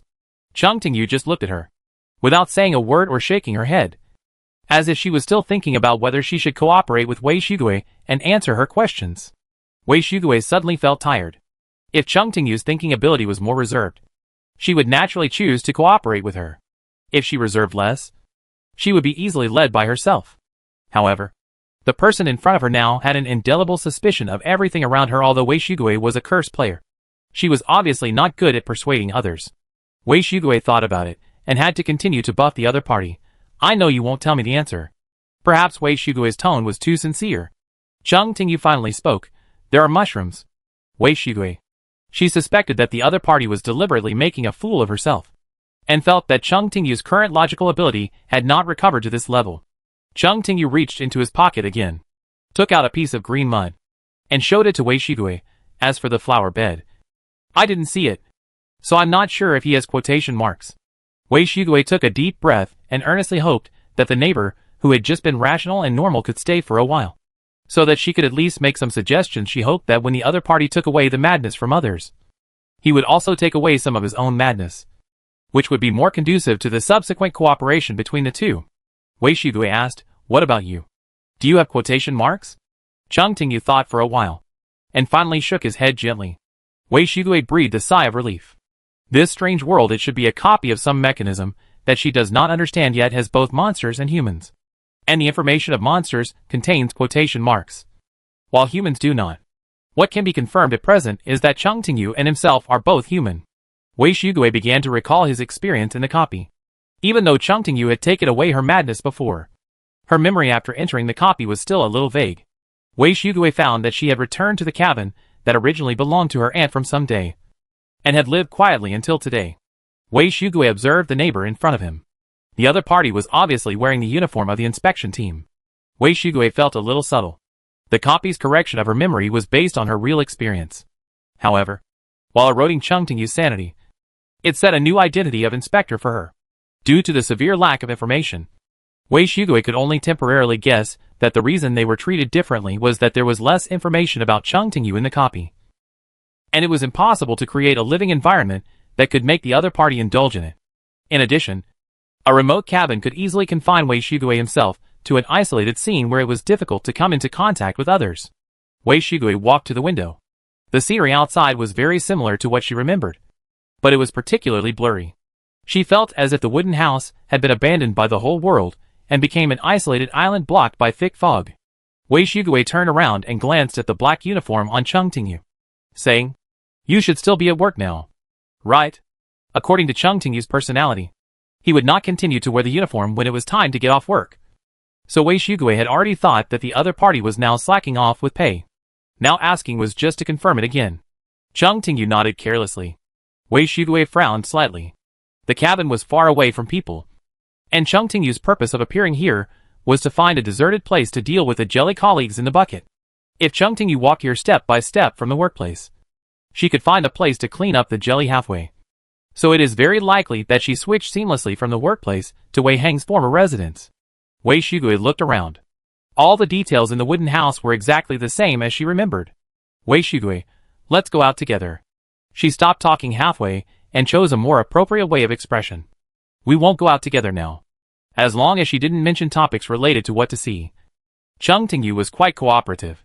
After going out, Wei Shigui deliberately walked to a place that she felt unfamiliar with. The farther she walked, the more foggy the surrounding environment felt. "Chung Tingyu, don't go any further." Her black eyes stopped on the words that appeared in front of Wei Shigui. "Your numbers are going crazy again." Her reminder was very timely. And she also had a perfunctory disguised temperament of, "As long as I don't tell you how I found it, no one will know that I can see it." Wei Shigui stopped and glanced at his neighbor. As long as he didn't have a conversation that required logic, Chung Tingyu at this moment was like a mentally normal person. In fact, Wei Shigui went out at this moment just to verify whether this copy was the same as he had imagined before. Wei Shigui murmured, "This world may be fragmented. Different scenes are not connected." So Chung Tingyu was in the workplace in the last second, and appeared outside the wooden house in the next second. Chung Tingyu suddenly said, "Dreams are fragments of reality." Wei Shigui. She had also heard this sentence in the dream copy of apartment number 6. Thinking carefully, all the abnormalities around can indeed be explained by being trapped in a dream, because she never went to the surrounding woods when she visited her aunt before. The copy did not generate the corresponding scene. This world is based on the participant's own cognition. Chung Tingyu will be thrown into the inspection team and accept the identity of the inspector. So maybe there is another participant in the copy who knows the inspection team very well. Wei Shigui asked, "What are the mushrooms and flower beds you mentioned before?" Chung Tingyu's movements paused, and his expression became a little strange. Wei Shigui was a little nervous. Just when she was thinking about whether to say something to reduce the other party's hostility, she heard the neighbor slowly say, "Mushrooms are fungi that grow in humid areas. Flower beds are garden facilities used to grow plants." Wei Shigui. She didn't want to ask about the specific concepts of the two words. Chung Tingyu looked at the numbers around Wei Shigui and comforted him, "Don't worry. You will know what mushrooms and flower beds are after your numbers are restored." Wei Shigui took a deep breath for the nth time, she thought. Fortunately, Chung Tingyu didn't have the same ability as herself. Otherwise, that mildly crazy state would have been with her for the rest of her life. Let's go first. Let's not look for the flower bed first. Wei Shugui didn't delve into the neighbor's mental state and spoke directly. She chose to go to the flower bed scene first because Chung Tingyu took out a piece of green mud when he mentioned the flower bed. Chung Tingyu nodded slightly and took a step forward. Wei Shugui grabbed the former sleeve in time. The next second, the scene switched smoothly to the street. Wei Shugui felt a little dazed. Her mind seemed to be divided into two parts. One part clearly realized that there was a serious split in the world, and the other part kept convincing herself that everything just now was very normal. She just forgot what happened here because she was too tired. Chung Tingyu seemed to look at her again. Numbers. Mild madness. Wei Shugui bent down and kept talking to herself. The world is normal. The world is normal. She said it 17 or 18 times in a row until her throat was filled with the smell of rust and blood. And then she stabilized her cognition with difficulty. In fact, if she just wanted to stabilize her cognition, Wei Shugui didn't need to repeat it so many times. The reason why she felt that the blue bar was exhausted was because there was not one person around who could hear this sentence. Nor two. Beside the sidewalk, where green moss grew, a person who looked a bit like a salesperson of a screwdriver was sitting there motionless. Chung Tingyu pointed and took the initiative to introduce the flower bed. She walked over, looked at the flower bed carefully for a while, and added, a flower bed without quotation marks. Wei Shugui. Jelly is a colleague, and the acquaintance is the flower bed. She doesn't really want to know what nickname Chung Tingyu will choose when referring to herself. Wei Shugui wanted to say something, but the pain in her throat prevented her from moving further. Chung Tingyu is very strong, and the salesman with the screwdriver must be strong. But now one of them is sitting on the side of the road motionless, and the other walks over and grabs the green mud with moss. Obviously, no one can be counted on. Wei Shugui thought that as an ordinary person who accidentally awakened the ability of spells, she has endured too much. Chung Tingyu has been wearing the uniform of the inspection team, except for the dark circles under her eyes, which are not too obvious. She seems to be no different from a normal inspector. Wei Shugui had already moved his eyes to other places, but now he turned his eyes back. In fact, it was not exactly the same. Chung Tingyu had another coat under her sleeves. At this moment, it was as if someone handed Chung Tingyu an inspector's uniform, and she put it on without any precautions. Of course, considering the fate of the jelly in the bucket, it was hard to say which side had worse luck. Wei Shugui didn't know what office supplies the inspector was carrying, but he remembered that his neighbor had been carrying a space prop. Take a look in the bag and see if there is a plastic box-like prop inside. Wei Shugui thought Chung Tingyu would take some time to find the space prop, but it took her less than 10 seconds to successfully find the inexpensive mountaineering bag, and then took out a bottle of mineral water from it. Wei Shugui repeated, plastic box. Chung Tingyu lowered her head, looked at the mineral water in her hand, and said slowly, plastic container.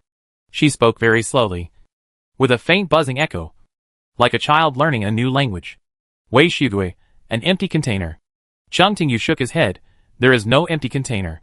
Wei Shugui looked at the other party's black eyes, and guessed that Chung Tingyu could probably see the ability in the plastic box.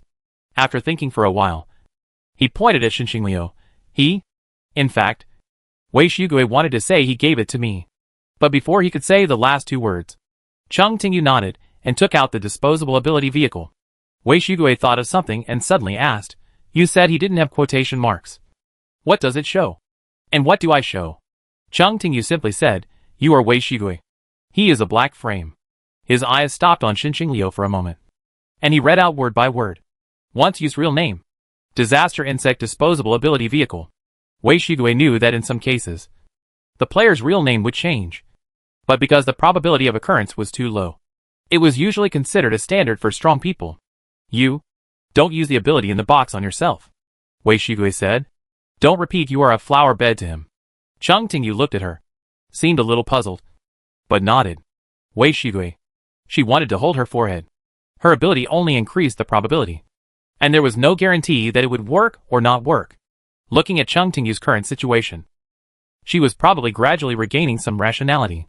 Wei Shugui looked at the flower bed next to her, and felt that her neighbor's rationality was not restored at the right time. She slowed down her voice, removed the negative words in the previous sentence, and stated the request again. Chung Tingyu glanced at her and commented pertinently, your ideas change very quickly. Wei Shugui said coldly. I was forced to do so. She wanted to save energy, but the friendly units did not play by the rules. Chung Tingyu smiled slightly, exerted force on his fingertips, crushed the disposable ability carrier, and then chose to use it on himself. Then he sat next to a salesperson, looked at him, and said seriously, "You are the flower bed." While speaking, Chung Tingyu's mind suddenly emerged with a picture buried in the years. The White Tower, the misplaced space, the newly arranged flower bed, and a group of students busy setting up the scene. A student walked towards the masked man sitting by the flower bed and said, "Classmate, it seems that I haven't seen your dusk for a long time." The masked young man simply hummed when he heard it. The place covered by dusk may be infiltrated by his dream power. So when he can control his own ability from overflowing, he will no longer bring the evening representing the end of school wherever he goes. The students of the White Tower are all very potential people. But even people with abilities are afraid of the uncontrollable aliens. The student had a warm smile on his face that could make all customers let down their guard, and said in a brisk tone, "My classmates asked me to ask." 3 days later, "Can you take the initiative to make dusk fall once?" The young man looked up, and his eyes without any temperature fell on him like frost. "Student, it's for the stage scenery." Just when the student thought that the other party would not agree, the masked young man actually nodded, "Okay." Then he stood up and walked past the student, leaving a sentence at the same time. "Stage scenery. You are the flower bed." The blurred and old picture was like a bubble flying in the air, with only a flash of colorful light, and then it burst without a trace. Chung Tingyu repeated the previous words again, "You are the flower bed." Chapter 180. Who else? Wei Shigue himself would consume a lot of physical strength when using this spell ability. But Chung Tingyu seemed to be the opposite. Her mind was still erratic, but her voice was still normal, and she did not become hoarse due to physical exhaustion. After about a quarter of an hour, Chung Tingyu's voice was interrupted for no reason. She observed Xinxingliu again and asked, "Black Frame's gaze, who is watching you?" Chung Tingyu had not yet recovered his sanity, and his words were not very clear, but Wei Shigue could understand what he meant. What the other party just read should belong to a state of Xinxingliu. After hearing Chung Tingyu's words, the gray eyes of a certain human-shaped flower bed suddenly became lively, like an old oil painting placed in a utility room, and the dust on the surface was finally wiped off. "Xinxingliu, you." He tried his best, but could only barely say one word. If it weren't for Wei Shigue's good hearing, he would have almost heard that word on the spot. The noise that could be heard everywhere on the roadside. Xinxingliu's body shook slightly, and the green moss around him began to fall. Chung Tingyu reached out and picked a piece of green mud. She didn't show a surprised expression, and seemed to think that Xinxingliu did something that shouldn't be done in the flower bed. Wei Shigue thought of something, took out the muscle relaxation and blood circulation patch that the other party had given him before, and chose to use it on Xinxingliu. After getting the help of the props, Xinxingliu's state quickly stabilized, and he successfully changed from a sitting flower bed to a flower bed that could stand up and walk, which can be regarded as a major progress in urban greening construction. Wei Shigue pulled Chung Tingyu down and asked, "What are his numbers?" Chung Tingyu, 87 to 101. Mild madness. With a slightly condensed expression, he read slowly. "One more. Mild pollution." Wei Shigue was stunned. Xinxingliu was just sitting still the whole time, and was blessed by the power of speaking as if it were reversed, but was still polluted without anyone noticing? The horror of this copy is beyond imagination. Wei Shigue wanted to know his own situation and walked towards his neighbor. "Then Wait. Don't let her see it first." A voice that at least sounded quite normal came from behind Wei Shigue. That was Xinxingliu. He was actually able to speak now. Wei Shigue turned around and saw Xinxingliu taking 2 steps to the side with great difficulty, and then said, "The vehicle has improved her ability, and it will not be good to be watched for too long." Wei Shigue was stunned for a short while, and then reacted. The ability in the previous disposable ability carrier was not what she thought. Say what you say, but Chung Tingyu's own ability. No wonder she repeated it for a long time without any abnormality in her throat. Is the ability of the pupil also suitable for the carrier? Xinxingliu simply shook his head without further explanation. However, if there were other early graduates of the White Tower next to him, they would probably understand the reason like the teacher. The great sage. Chung Tingyu has more than one type of ability. She probably put something belonging to the Dream Maker in the box, so she accidentally contaminated Xinxingliu when she was watching. However, it was precisely because of that familiar contamination that the warning mechanism of the manufacturer's container was triggered, forcibly waking him up from standby. Xinxingliu rarely had a smile on his face. He just glanced at Wei Shigue and suddenly said, "Do you know me?" Wei Shigue frowned. You have no memory of me? The other party's current behavior is completely unlike the salesperson on the screwdriver side. It makes people feel that even if he successfully joins the company, he will be quickly dismissed. Xinxingliu, I was placed in this copy a long time ago and cut off from the outside world. I can't get information from the main body. His answer was quite brief, but it revealed a lot of information. Wei Shigue suddenly thought of the gossip that Aunt Ting had mentioned before. The manufacturer of screwdrivers occasionally pretended to be an ordinary salesperson in the outer city, and was even invited to drink tea by the inspection team because he did not get permission to set up a stall. She looked at Xinxingliu, who was suspected to be a person related to the manufacturer, and then looked at Cheng Tingyu. In the past, Dangerous Mask and the people of the inspection team had mentioned that Wei Shigue might be a lackey of the Dream Maker.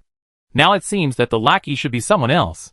The effect of the props finally passed, and Xinxingliu walked in front of Cheng Tingyu. Cheng Tingyu looked at him and emphasized again, "You are a flower bed." Hearing the words of his old classmate, Xinxingliu seemed to want to laugh, and then nodded and said seriously, "Yes. I volunteer to be a flower bed and contribute to the stage setting."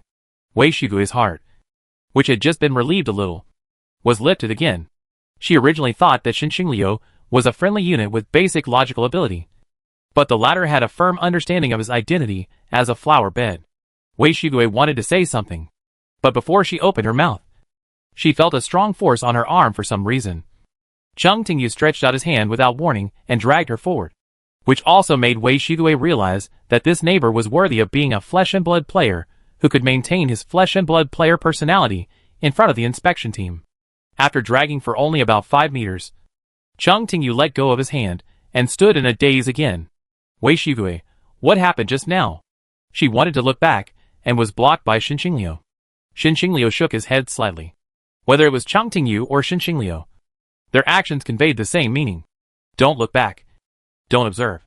It is a world built on the participant's cognition, but it is also a world with flaws everywhere. There seems to be a special force in the entire copy. Once a participant touches the flaws of the world, that force will erode their reason and soothe their doubts. Wei Shigue almost immediately retracted his gaze, but still felt a little dizzy and dazed.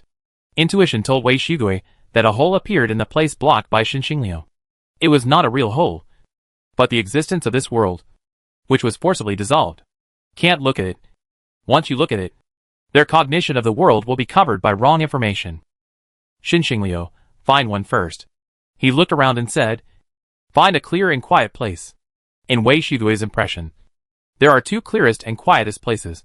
One is his aunt's cabin, and the other is the rental building that allowed his neighbor to successfully become a sub-landlord. Rental building. Room 502.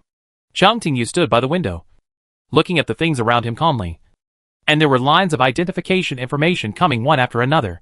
She didn't quite understand why Wei Shigue wanted to take her to move the flower bed on the roadside, although the flower bed itself seemed to have no objection, and was even very happy to be moved.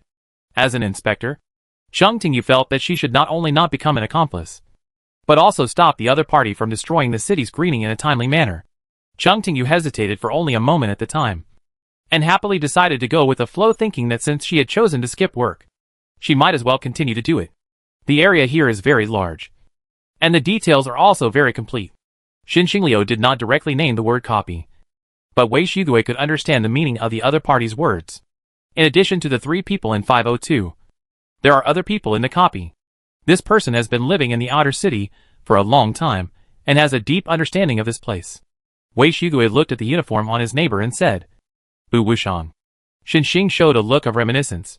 Is it the little girl from the inspection team? Wei Shigue wanted to know how old Xinxingliu was this year. However, considering that the manufacturer and the dreamer were from the same period, she felt that it would be better for her not to delve into this issue. Wei Shigue, I've heard her mention before that mushrooms don't have quotation marks either. After saying this, looking at Xinxingliu's puzzled expression, Wei Shigue realized that her expression sounded a little unsound. But before she could say anything, she heard Cheng Tingyu's voice coming from the window. No! Cheng Tingyu spoke very slowly. She didn't look at anyone in the room, but turned sideways and looked at the clouds outside the window. The sky outside was always daytime, suitable for work, but reflected on Cheng Tingyu's face, it showed a kind of dust-like haziness. Cheng Tingyu said slowly, the person you are looking for is not a mushroom. In an instant, she had the illusion that she had regained her sanity. and soon lowered her eyes, and observed the dust flying in the air.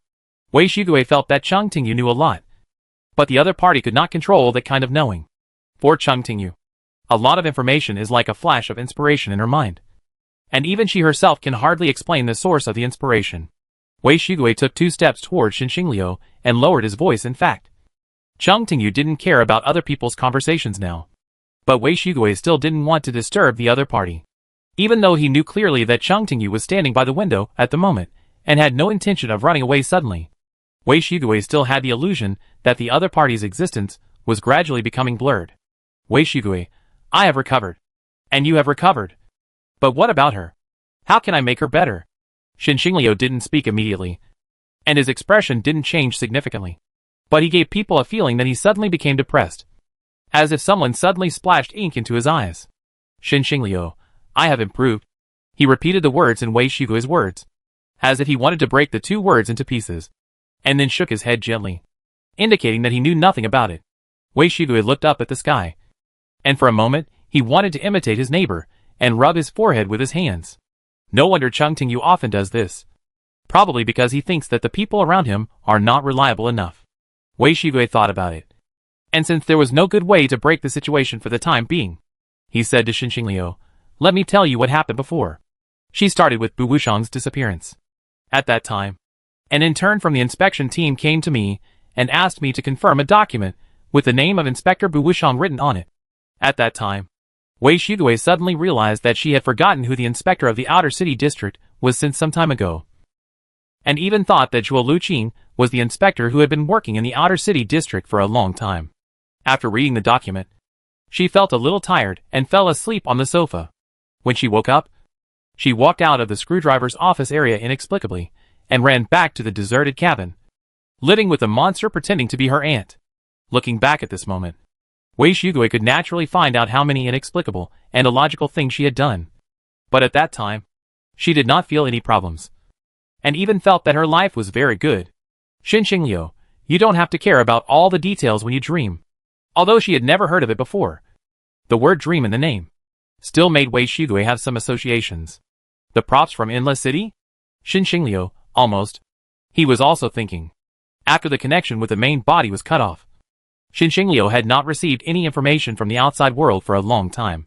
Fortunately, his current container also loaded a lot of information related to Inla City. In his impression, the dreamer did have the ability to reduce the suspicion of people around him. But Bu Wushang's experience had already involved a level of fate. Not only was her existence forgotten and replaced by others, but what was even more shocking was that there was really such a person in the outer city at that time who could fill the gap left after Bu Wushang disappeared. An idea arose in Wei Shigue's mind. What she could see was only the most superficial part of this world. And Chung Tingyu must have seen another aspect of the world. Chapter 181 Attempt. Wei Shigue had a strong sense of being led by fate at this moment. Xinxingliu beside him nodded. I roughly understand it. The mechanism of this dungeon is not complicated. At present, one way to enter is to perceive something wrong around you.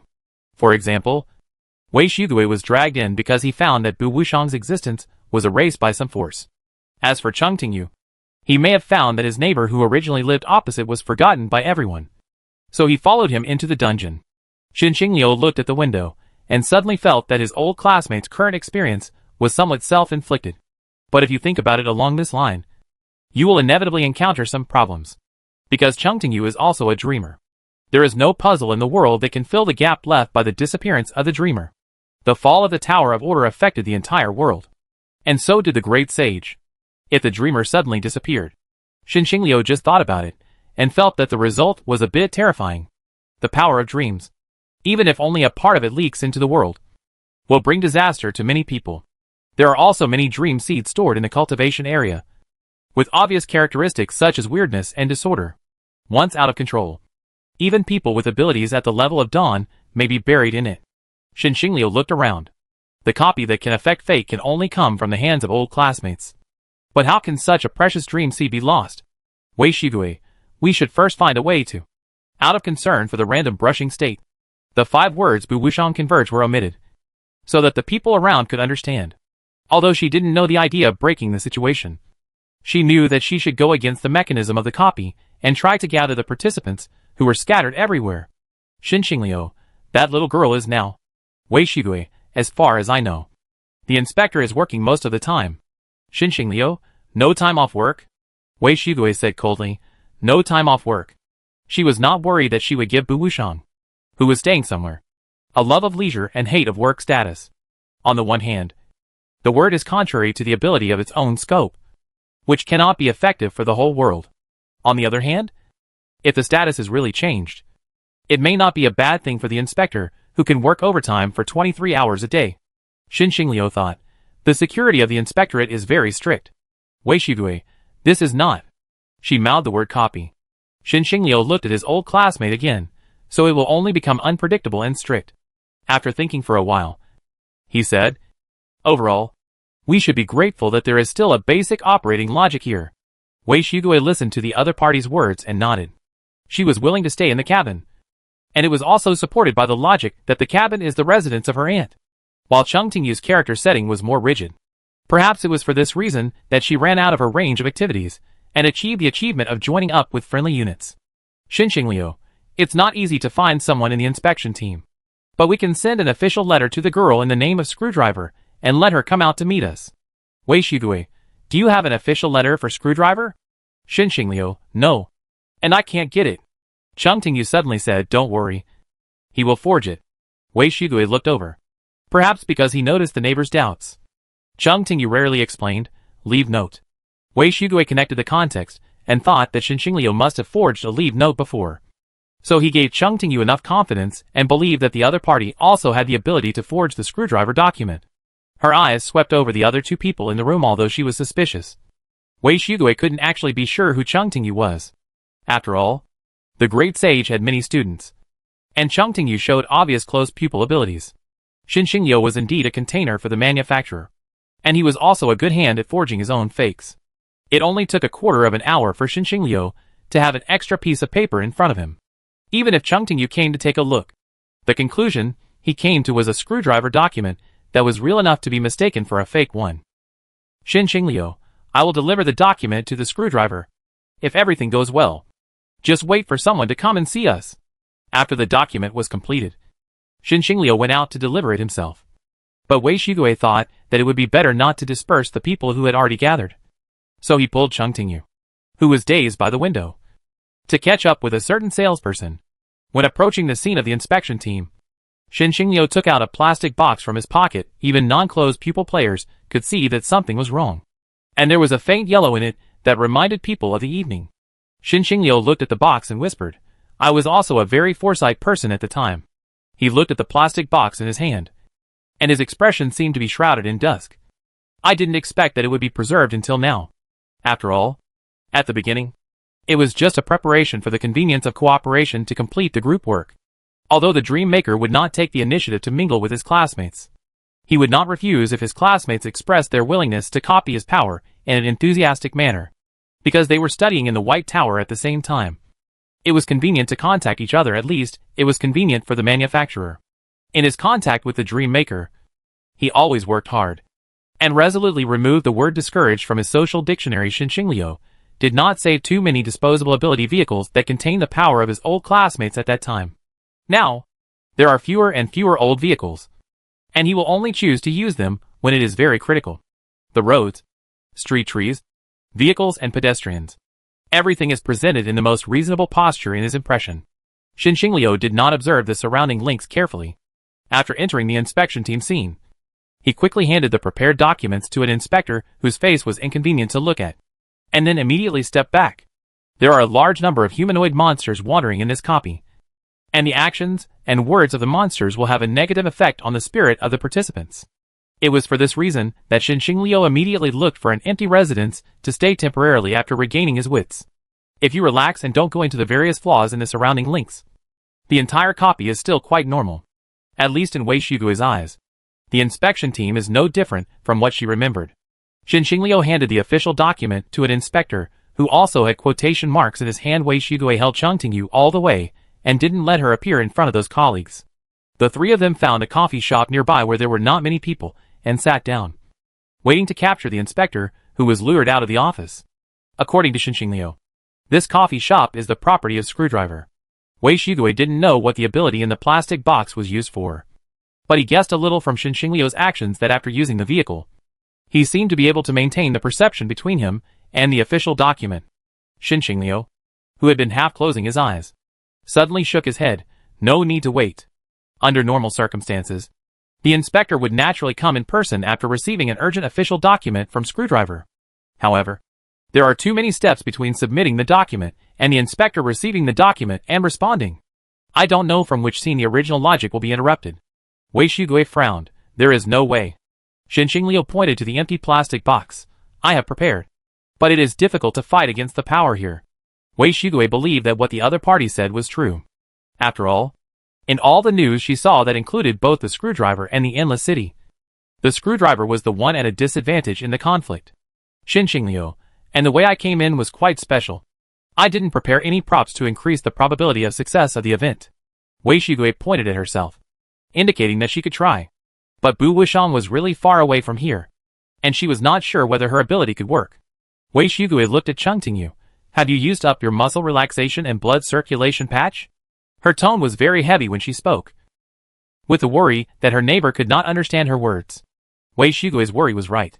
Cheng Tingyu clearly heard her words, but just tilted his head towards the source of the sound. Without saying a word, Wei Shigue was very tired. The person sitting opposite him seemed to be quite distressed, and suggested, if you can improve the power of your spell. Wei Shigue showed a thoughtful look. Generally speaking, people with blood relations tend to awaken the same type of abilities. However, Wei Hong himself is a realm, and Wei Shigue is a spell. She has always suspected that she awakened her power because of external conditions. Wei Shigue suddenly said, there is a basement in my aunt's house. Then he shook his head. But after my aunt died, the people of Dangerous Mask went there once. And the inspection team also went there once. Even if there was anything, they had already taken it away. Xinxingliu shook his head. If you really find something, Dangerous Mask doesn't need to continue to chase you. Wei Shigue understood instantly. She now knew that Dangerous Mask had planted a hidden stake in the inspection team. If the latter really got something special in the basement, Dangerous Mask would probably get some information. The reason why Dangerous Mask did not choose to confront the inspection team head-on, but insisted on sending heads to his side, was probably because neither side succeeded. Wei Shigue said slowly, that's why they pulled me into the dungeon. In this way, it is no wonder that she, an ordinary person with the ability of no light, can persist in the dungeon until now. The Dangerous Masked Man still needs Wei Shigue to find things, so he can't throw her to a relatively densely populated place like he did to Bu Wushang or Cheng Tingyu, letting the monsters erode her sanity. Wei Shigue, if there is really a secret, it can only be in that house. After all, from entering the dungeon to now, the scene where Wei Shigue stayed the longest was the cabin. Wei Shigue said to Cheng Tingyu, go and have a look. Since the plan to reunite with Bu Wushang failed halfway, the three of them could only choose to start from other angles. Cheng Tingyu still did not respond. After Wei Shigue and Xinxingliu woke up initially, they both barely maintained the state of going out with their brains. As for Cheng Tingyu, it looked worse. Chapter 182 Props. See props again. Fortunately, no matter how low Cheng Tingyu's spirit value was, after Wei Shigue's explanation, she finally understood the other two people's intention to switch scenes. Cheng Tingyu's eyes lightly slid over everything around him, and then plunged into the endless void. Wei Shigue breathed a sigh of relief. At least the neighbor did not show any objection. In this copy, it is very simple to switch scenes, as long as you have a strong desire to go somewhere. The disadvantage is that every time you switch successfully, a part of your spirit value will be consumed. Wei Shigue staggered to the open space at the door of the wooden house. Her limbs kept shaking, and she could hardly maintain her own wakefulness. Wei Shigue bent down, as if doing so would make her feel better. Broken and slow voices escaped from her mouth one after another. We are crazy. We are all crazy. Cheng Tingyu beside him actually said him at the right time, and seemed to agree with Wei Shigue's statement. If the timing was not wrong, Wei Shigue would have thought that the other party was telling a cold joke. Wei Shigue repeated it more than 10 times with a trembling voice, until the bloody and rusty taste of exhaustion rose again in his throat, and finally stopped. With the bonus of saying the opposite of what you say, Wei Shigue will at least not completely forget the abnormality of the world. But she can indeed feel that she is no longer sober. There is a basement in the cabin. At the entrance of the basement stands a black narrow door, which makes people feel scared. Xinxingliu, I have read the information. Dangerous Mask got the exact news at that time that the thing was in the basement. But they found nothing. Wei Shigui. So they have other speculations. Shin Xingliu nodded. Later, the people on the side of Dangerous Mask were thinking. Maybe the clue of the thing is in the basement of the cabin itself is not a problem. But that basement is not the basement in reality. Although it is not clear why Danger Mask came to this conclusion. Wei Shigui can completely explore it according to this idea. Wei Shigui looked at the narrow black door and nodded slightly. Shin Xingliu took a step forward, but was suddenly stopped. The person who stopped him was Cheng Tingyu. Although the latter still had a look of not regaining her rationality. She slowly spread out her palm. There was a black key in her palm. Shin Xingliu guessed, "You mean?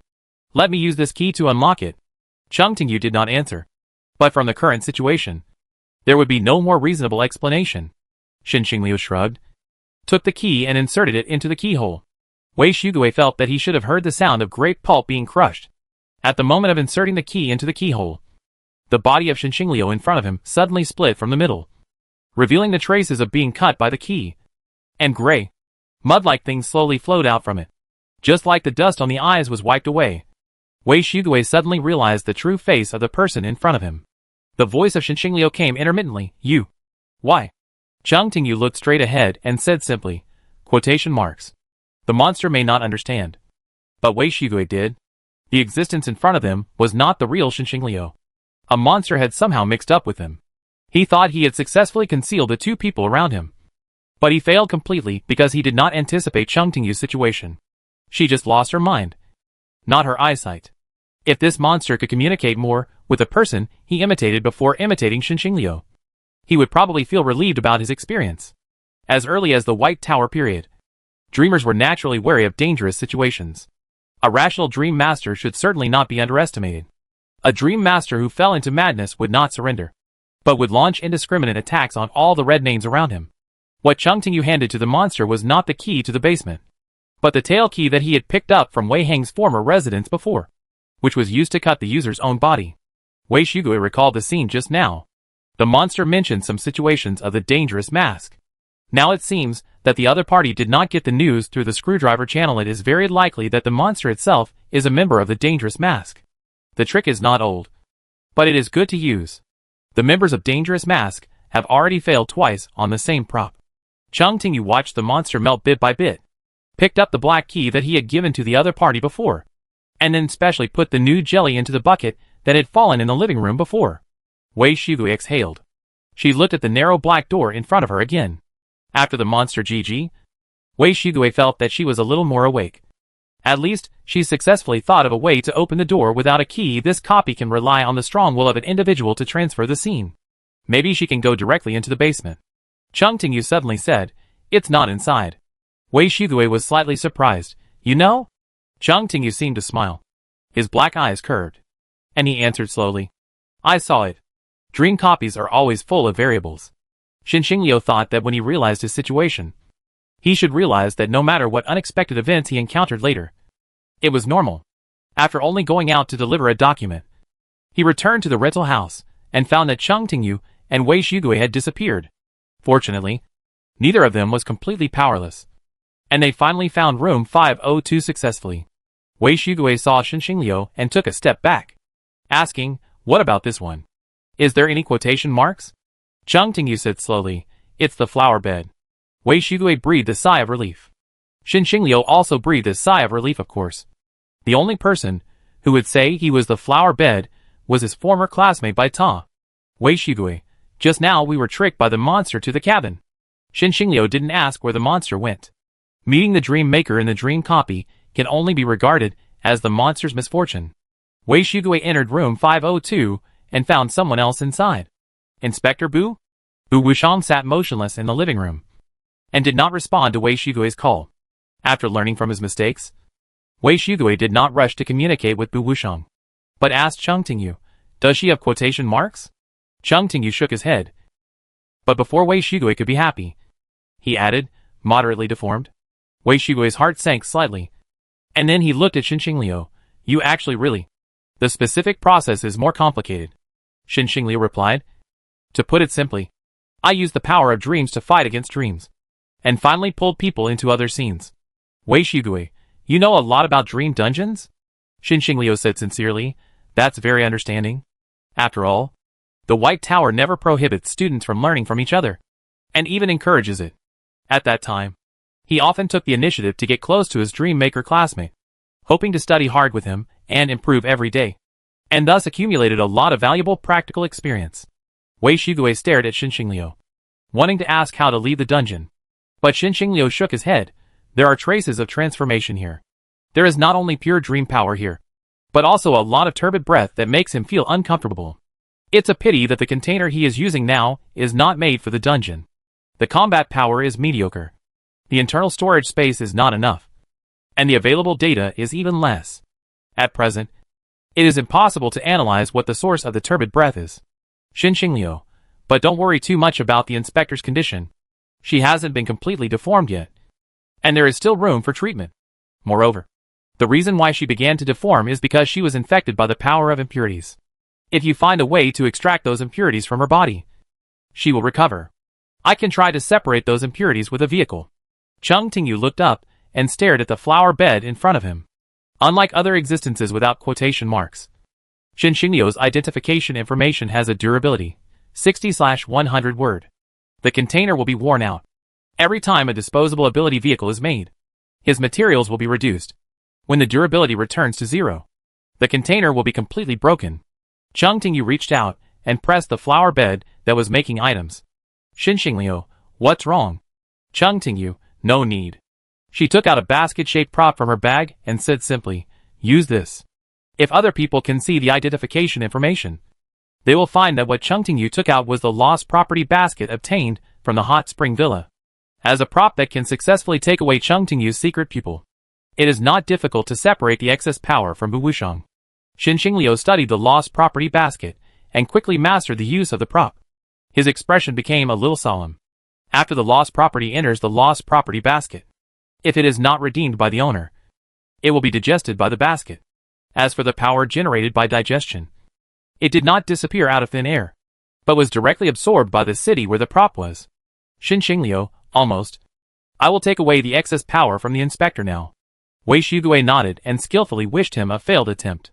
Bu Wushang entered the dungeon one step earlier than Wei Shigue, and stayed with various monsters disguised as inspectors for a long time. Until now, she has not been completely deformed and turned into one of the monsters. Thanks to her strong will, the lost item is power impurities, and the storage price is 1,000 screwdriver coins. If the item is not redeemed within 3 days, the lost item will belong to the lost property basket. According to the requirements of the props, Xin Xingliu announced the storage price to Bu Wushang. The latter still sat motionless on the chair, but his expression had relaxed and calmed down a lot, as if he had changed from an inspector who worked overtime for 23 hours a day to an inspector who worked overtime for 18 hours a day.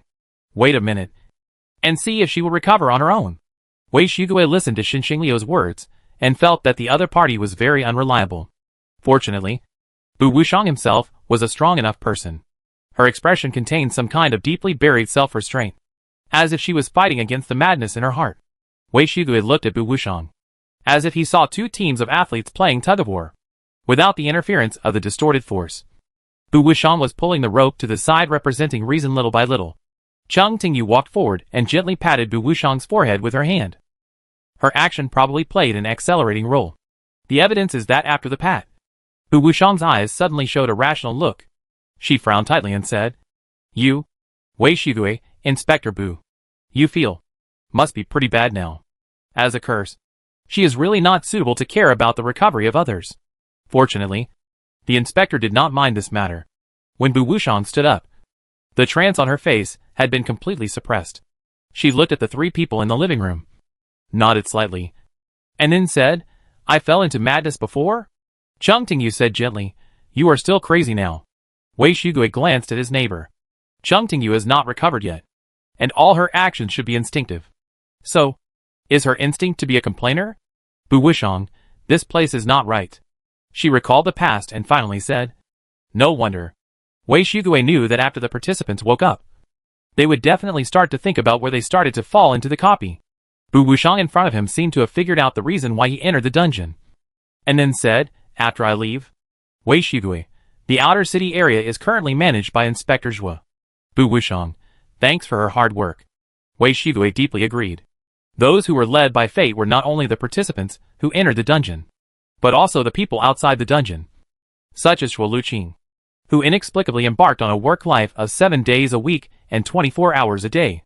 In a sense, he could be called the biggest accidental victim of this dungeon incident. Chapter 183 Self in Dreams. Bu Wushang is a person who is serious and responsible about work. When she woke up, the first thing she cared about was not herself, but asking others about the situation of the inspection team after she left. She can be called the workplace light of F0631 City. After knowing that the situation outside was relatively stable, Bu Wushang was relieved and said straight to the point, after being trapped here. Everyone faces a similar situation. Let me say first that I will come in. I should have accidentally learned about some of the situation in the city. If I guess correctly, this place is also part of the city, and it is very likely that it is directly related to the Dream Maker. Hearing the word Dream Maker, Cheng Tingyu, who originally seemed to have a casual attitude, looked slightly condensed, and her expression became focused. Even if she was shrouded in madness, she still had an instinctive curiosity about the information related to herself. Bu Wushang looked at Xinxingliu. I need to confirm first. You are the manufacturer? Xinxingliu said frankly. I am the manufacturer. But the manufacturer is not me. His words were a bit awkward, but everyone in the room who could still think normally understood. Xinxingliu in front of him was not the manufacturer's body, but a container created to communicate with the outside world. Although the person standing in front of him was only one of the city owners, Bu Wushang still felt that his own strength was not so weak. She sorted out her thoughts and continued, then you should know that after the death of the great sage, the White Tower fell apart once, and a lot of information and student assignments were lost as a result. Xinxingliu nodded, indicating that what the other party said was correct. Although judging from the effects of those lost items, calling them student assignments seemed a bit implicit. As long as you think about what kind of people studied in the White Tower at the time, everything became reasonable again. Bu Wushang. Some of the lost items fell into the hands of Kong George, the elder of F0631 City at that time. Xinxingliu obviously had an impression of this name. After the death of the great sage, many people left the White Tower, including Kong George. Bu Wushang, when he was sorting out his belongings, he found the great sage's relics. Enrollment brochure Self in Dreamland. Cheng Tingyu's expression slightly changed. The name of the prop was like a fishhook, pulling out some images buried deep in her memory. The great sage is the realm, a powerful person of this type, and possessing more than one ability. During a certain off-campus teaching, the great sage suddenly realized that there was a very special type of dungeon hidden in a certain area. Disorder, loop, memory modification. It's like a dream that repeats endlessly, perhaps because there are often opportunities to accompany madness. The early teachers and students of the White Tower are a group of adventurous people and non-humans. That dream will erode the sanity of the explorer. People with weak spirits can basically be given a moderate madness debuff at a glance. The great sage was very interested in this, and began to try to enter the dungeon. The initial result was that the owner of the breakfast shop on the snack street outside the back door of the university dormitory suddenly had his own consciousness, and acted contrary to the predetermined trajectory, leaving the stall and running away. As a result, as soon as he left the snack street, the dream was restarted. At the same time, Cheng Tingyu, who was staring at the diary in the dormitory, suddenly became a little sharp. She stretched out her hand and grabbed a stone feather in the air. Bai Ta failed to crack the Dream Maker's copy, but left a little trace in the copy, and quickly discovered the most dangerous place in the dream. The memory of the person who enters the copy will be overridden, and he will randomly become an NPC in the scene. People with strong willpower can resist the overriding. However, as long as other NPCs find that the participant has done something that does not match his identity, the emergency mechanism of the entire dream will be triggered, causing the scene to be forced to restart. As the top existence in the world at that time, the great sage relied on his wishing pool to create a prop that can constantly refresh himself in the dream admissions brochure Self in Dreams. The role assigned to the intruder every time he enters the copy is random. After many attempts, the great sage finally found a reasonable way to pass the level. Kill all the people who meet you before the NPC realizes that something is wrong. He went all the way and successfully met Cheng Tingyu, who was reading in the dormitory.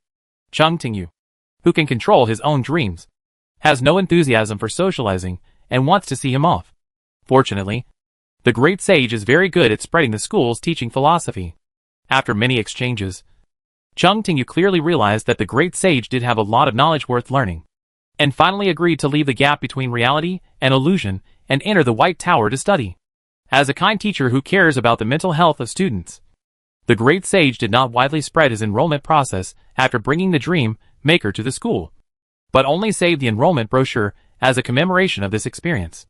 Xinxingliu recalled for a moment and said, "Such props should not be mass-produced. Bu Wushang, in fact, there should be only one copy in the hands of Kong George in the whole world." After the great sage fell, the power of the cursed wishing well fell into an unknown place. Even if others wanted to make it, they did not have enough raw materials.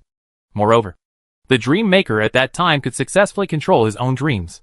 Although the dream seeds he created would erode the sanity of the entrance, the erosion was not too much each time. About 1/5 of the sanity of an ordinary adult with normal mental health. In this way, the enrollment brochure Self in Dreams is useless. If Bu Wushang hadn't mentioned it today, even Chung Tingyu himself would have almost completely forgotten it. Bu Wushang, in addition to the enrollment brochure, a special dream seed called Offset World also fell into the hands of Kong George. Xinxingliu looked at Chung Tingyu, whose face showed no emotion at all, and he just shook his head slightly. Chung Tingyu was very sure. No. Bu Wushang glanced at Chung Tingyu. No one else knows. Even the Lord of Dreams himself has no relevant memories. For the two White Tower graduates, Bu Wushang's second half of the sentence was quite convincing. Bu Wushang, the way the seed enters is knowing some facts. The Dream Maker deliberately controls it during the manufacturing process to ensure that he can forget this seed after the production is completed. Others don't know, but Xinxingliu knows how good his old classmate is at memory management. He can even seal his own power and madness by making himself forget all memories related to the Dream Maker. After hearing Bu Wushang's words, the other three should have continued to ask the Dream Lord why he did this. But no one took the initiative to speak. After a long time, Chung Tingyu spoke first. She smiled, as if her mental state was very normal. So, why did he do this? Bu Wushang glanced at her and said, "It's just speculation at the moment." After realizing that the fall of the great sage was irreversible, the Dream Maker understood his own fate. His power was too strong and special. His fall might bring devastating consequences, so he made some plans in advance to avoid this matter. It seemed that a gloomy haze was blown onto Xinxingliu's face by the wind. He took a step back, leaned his back against the wall, and looked up at the ceiling, as if he was looking for some kind of support. It seemed that for him, Bu Wushang's words had a special weight, which had already broken the outer shell of the Maker's container, revealing a little bit of the inner that Xinxingliu didn't want others to see. Xinxingliu closed his eyes and said softly, "Indeed, he promised the teacher before. Wei Shigui, is the Dream Maker a very trustworthy person?" Xinxingliu covered his eyes with his hands and laughed. "It depends on who it is for. And it depends on the specific matter. If you want to be ruthless during the competition, he should not mind fulfilling his promise." Chung Tingyu looked at Bu Wushang and asked, "Did the Dream Maker succeed?" Her tone became more and more normal. Wei Shigui should have felt happy, but he was inexplicably flustered. "Bu Wushang, I think it succeeded. You should have realized that this copy has the power to correct reality." Chung Tingyu raised his eyebrows. "Bu Wushang, when the Dream Maker is about to fall, the originally forgotten memories will be revived. And then, he will enter here. Just like when Bu Wushang disappeared, Xue Luqing automatically filled the vacancy of the inspector of the outer city district. This copy has the power to make everything reasonable. When the Dream Maker is completely swallowed by the copy, the world line will also be corrected." Xinxingliu quickly understood the meaning of Bu Wushang's words and subconsciously denied it. "This is impossible." His voice was firm without any hesitation. "If he is taken away from the world, no one can fill the gap left behind." Bu Wushang looked at Xinxingliu and slowed down his tone. "I think that the revision of the copy is not to completely take away his existence." She looked at Xinxingliu. "You should know that the Dream Maker has not left the Twilight Zone for a long time." Xinxingliu said nothing. What was replaced by the Lord of Dreams was not his own existence, but a fact. The fact that the Dream Maker has fallen, so he has been unable to interfere with the outside world for many years, was replaced with the Dream Maker has been in the Twilight Zone for a long time because of his poor condition. Once the replacement is successful, the result will benefit all survivors because the Dream Maker has fallen many years ago. The disaster caused by his fall has long passed. Bu Wushang, the Dream Maker, closed the Twilight Zone, expelled the screwdriver, and took the initiative to cut off the connection with the world. He has been preparing for this moment since his own sanity was about to run out. Xinxingliu bit down slightly, as if he was punched in the face. The broken hair on his forehead covered his eyes, and a little light swayed in the gap between his hair. But he quickly stood up again, and said stiffly, "It's not like that." He closed his eyes. "That's not the style of the Dream Maker." Bu Wushang shook his head. "What I want to say is that since this is the coffin that the Dream Maker prepared for himself, when he designed this dream seed, he should try to add a mechanism to curb his own abilities, and at the same time try to hide the way out. This is not good news for everyone." Cheng Tingyu put her hand on her forehead, listening to Bu Wushang's words. Countless broken thoughts flashed through her mind. No wonder I haven't been able to get rid of madness. Kong George can leave the seed, proving that there is a way to crack the copy. Thoughts merged into a torrent, impacting the shaky spirit, and reason was a faint flash in the torrent. Cheng Tingyu, pollution. She spoke too briefly, and Bu Wushang couldn't understand it for a while. On the other side of the room, Xinxingliu's voice came coldly. The copy can devour the power of the participants who died in it. If Kong George takes the initiative to feed part of himself to the copy, it may be able to pollute this dream seed and distort the original mechanism. Wei Shigui, pollution of the power of the Dream Maker. Bu Wushang's face became more serious. This is related to another result of my investigation. Cheng Tingyu glanced at Bu Wushang and smiled. No wonder the inspector was brought here. Bu Wushang is the one who best fits the public's understanding of the position of inspector. He is very responsible and full of action. Even when he came to the outer city, he did not give up the exploration of the city's situation, and finally touched the bottom line of some people. Chapter 180 for the formation of the city. Bu Wushang did not tell others about his investigation results immediately. Her silence also made Wei Shigui understand that it was an answer that could never be reversed once known.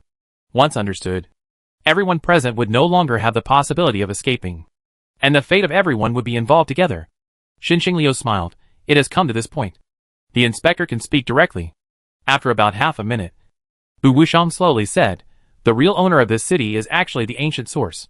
Hearing her words, Wei Shigui felt a little dizzy, not knowing whether to be shocked or to think that it was true. In fact, everything has been traced for a long time, unlike other cities. F0631 city does not have big figures like dream makers or manufacturers who are enough to be put on the surface. The people in the inner city continue to multiply and thrive, and the position of the city lord is passed down from generation to generation through blood.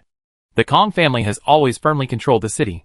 Wei Shigui used to think that the people in the inner city could ensure the stability of the city because they mastered high-level props. Bu Wushang, the appearance of copies and people with abilities is actually a sign that the world of the ancient source is constantly overlapping with our world. The more copies there are, the fewer surviving humans there are. If the number of copies in a place suddenly decreases, humans will gather there. Wei Shigui grasped the key words, ancient source. Bu Wushang, they agreed to cooperate with humans and chose to restrain their behavior. So the city was formed. It sounds like this is not a bad thing. However, for some reason, Wei Shigui still felt a strong sense of uneasiness in his heart. So many cities. In the end, they were slowly destroyed. A voice came from the edge of the living room, and the person who spoke was Cheng Tingyu. She leaned against the wall, her eyebrows and eyes hidden in the dark. At this moment, she didn't seem to intend to communicate with the other three people, but was reminded of her own memories by Bu Wushang's words. So she suddenly sighed. Wei Shigui felt as if he was frozen by something, and even his fingertips were cold. It was as if the rope that originally tied her heart suddenly broke, causing her entire heart to fall into the bottomless darkness. Wei Shigui asked, "You said that so many cities were destroyed. What does that mean?" Xinxingliu said softly, "At that time, it was not only Kong George who chose to cooperate with the ancient source. Cities appeared in large numbers, but not all ancient source people were as patient as those in F0631 city." Wei Shigui understood instantly. The ancient source people were actually feeding humans, and when the humans in the city became delicious enough, they would become their delicacies. Those cities appeared because of their restraint, and were destroyed because of their instincts. Wei Shigui, didn't those people before find the problem of cooperation? Xinxingliu, the ability users who died in the copy would be absorbed by the copy, and the ability users who died in the city would be absorbed by the city. Kong George originally thought that he could use the corpses of the ability users to satisfy the appetite of the ancient source people, leaving most humans with a chance to recuperate. Simply using the bodies of dead people with special abilities is an acceptable thing. After all, the White Tower did the same. The school was originally part of the skeleton of the Tower of Order, and they have always lived on the corpses of their predecessors. Bu Wuxiang glanced at Xin Xingliu and nodded. The first batch of city builders transformed into apostles of the ancient source, constantly recruiting survivors. It is not that there will be no copies in the city. Since there are copies, people must be sent to explore. Since they are going to explore, there will inevitably be casualties. Just like when the dream seed of the dream maker is broken, the power in the seed will flow back to the endless city, and those copies will eventually be absorbed by the ancient source. The entire city is just an organ for the ancient source to eat, and the controller of the city regularly feeds his partners. Bu Wuxiang, the peak season you have all heard of essentially means that the ancient source cannot contain its desire to eat, and must devour the ability users in the city. At this point, her voice became particularly difficult. The more they eat, the closer they are to this world. Wei Shigui, were they originally very far away? As soon as the words fell, two voices spoke at the same time. Xin Xingliu, there is no concept of direction and distance in that place. Cheng Tingyu, train set. Time synchronization. Few people know that Endless City actually originated from the final homework of the Dream Maker. During school, he proposed some hypotheses about the existence form of the world where the ancient source is located, and then personally verified the correctness of these theories. The closer Endless City is to a complete world, the farther it is from the real world. It must first be located through coordinates before the train set can travel between the two places. Even different areas of Endless City are the same, such as the building block area and the White Swan area. If you want to connect them together, you must first rely on time synchronization to establish a channel.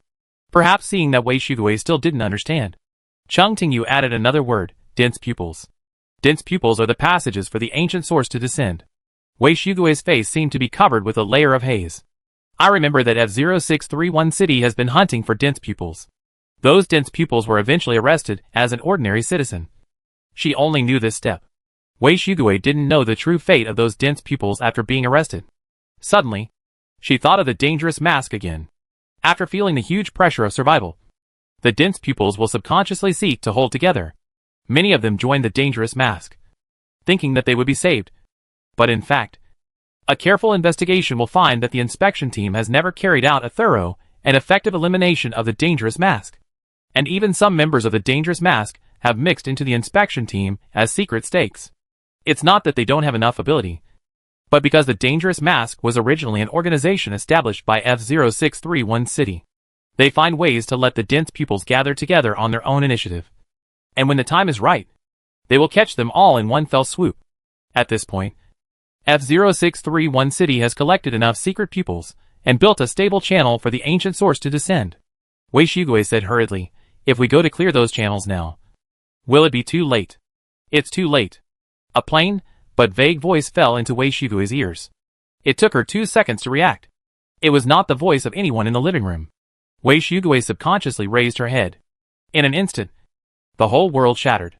The appearance of peace and daily life peeled off bit by bit, revealing the truth hidden underneath, which was an inner world made of flesh and blood.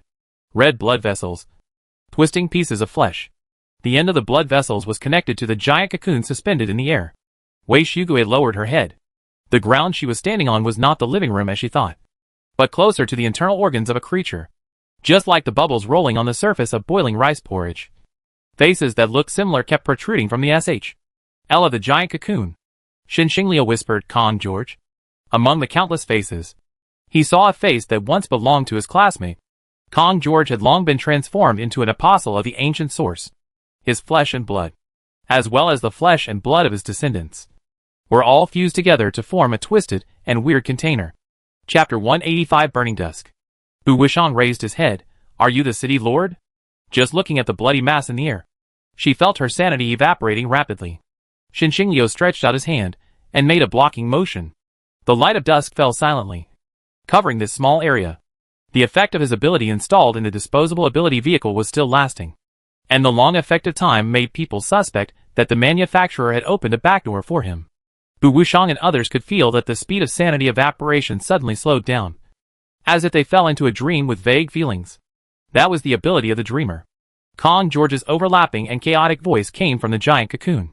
The ancient source is coming, and no one can stop it.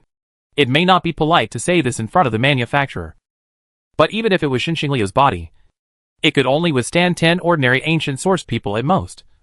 And if it exceeded, it would have to retreat. Kong George, the former me, thought of a way. The face floating on the surface of the giant cocoon looked down indifferently. Although it was still talking, there was no emotional fluctuation in his words. Ordinary humans are almost worthless as food. After the ancient sources finish their meals, they will leave a little rice residue. As long as you give me the language of the great sage, I can sign a contract with them and set new symbiotic standards for the world's humans. Wei Shugui's voice was hoarse and dry. She realized that she was the one being asked by that face. What language? Kong George's voice came from the dome. I thought it was with the screwdriver. But I didn't find it until I saw you. You have traces of the teacher's power on you. Xinxingliu repeated, the teacher's power. His voice was dragged out. I actually felt it a little. But it was really the teacher's power. She wouldn't just be lightless now. The flesh and blood cocoon in the air shook slightly. And Kong George's face also shook with it. But no sound was made. The power of the great sage was not with Wei Shigui. She just passed by the wishing well. Xinxingliu seemed to think of something and said, You brought the real witch's word pendulum. So you should know that what I said is not a lie. Bu Wushang, why don't you seek cooperation? Kong George looked at the human below indifferently. And after a moment, he actually responded, because there is no cooperation. The only ones who can make them feel dangerous are the Tower of Order, the Great Sage, and the Dream Maker. The ancient source will also accumulate experience from failure. After being repelled by the Tower of Order, they will become more patient. They will not really come until the Dream Maker falls. Kong George turned to Xinxingliu again. You go find the teacher's language before they come. Xinxingliu interrupted. Will it really be in time? Kong George fell into silence. And his face, which had merged with the giant cocoon, looked at his former classmates without emotion. Xinxingliu, this year is 3797. Kong George's face loomed, looking infinitely weird. And his voice hummed 3,797. Xinxingliu's voice was filled with a hint of melancholy. And he sighed softly, Sure enough, you have died a long time ago. This is an answer beyond other people's expectations. If Kong George had died in the past, why was he suddenly awakened? Bu Wushang recalled the information he had seen in the data center before, and a thought suddenly flashed through his mind. Just like a dying person, after being transformed into a lantern man, he can be reborn in the world of dreams. As an apostle, Kong George can of course be revived by the side of the ancient source. The other party can act normally, perhaps because this is already the domain of the ancient source.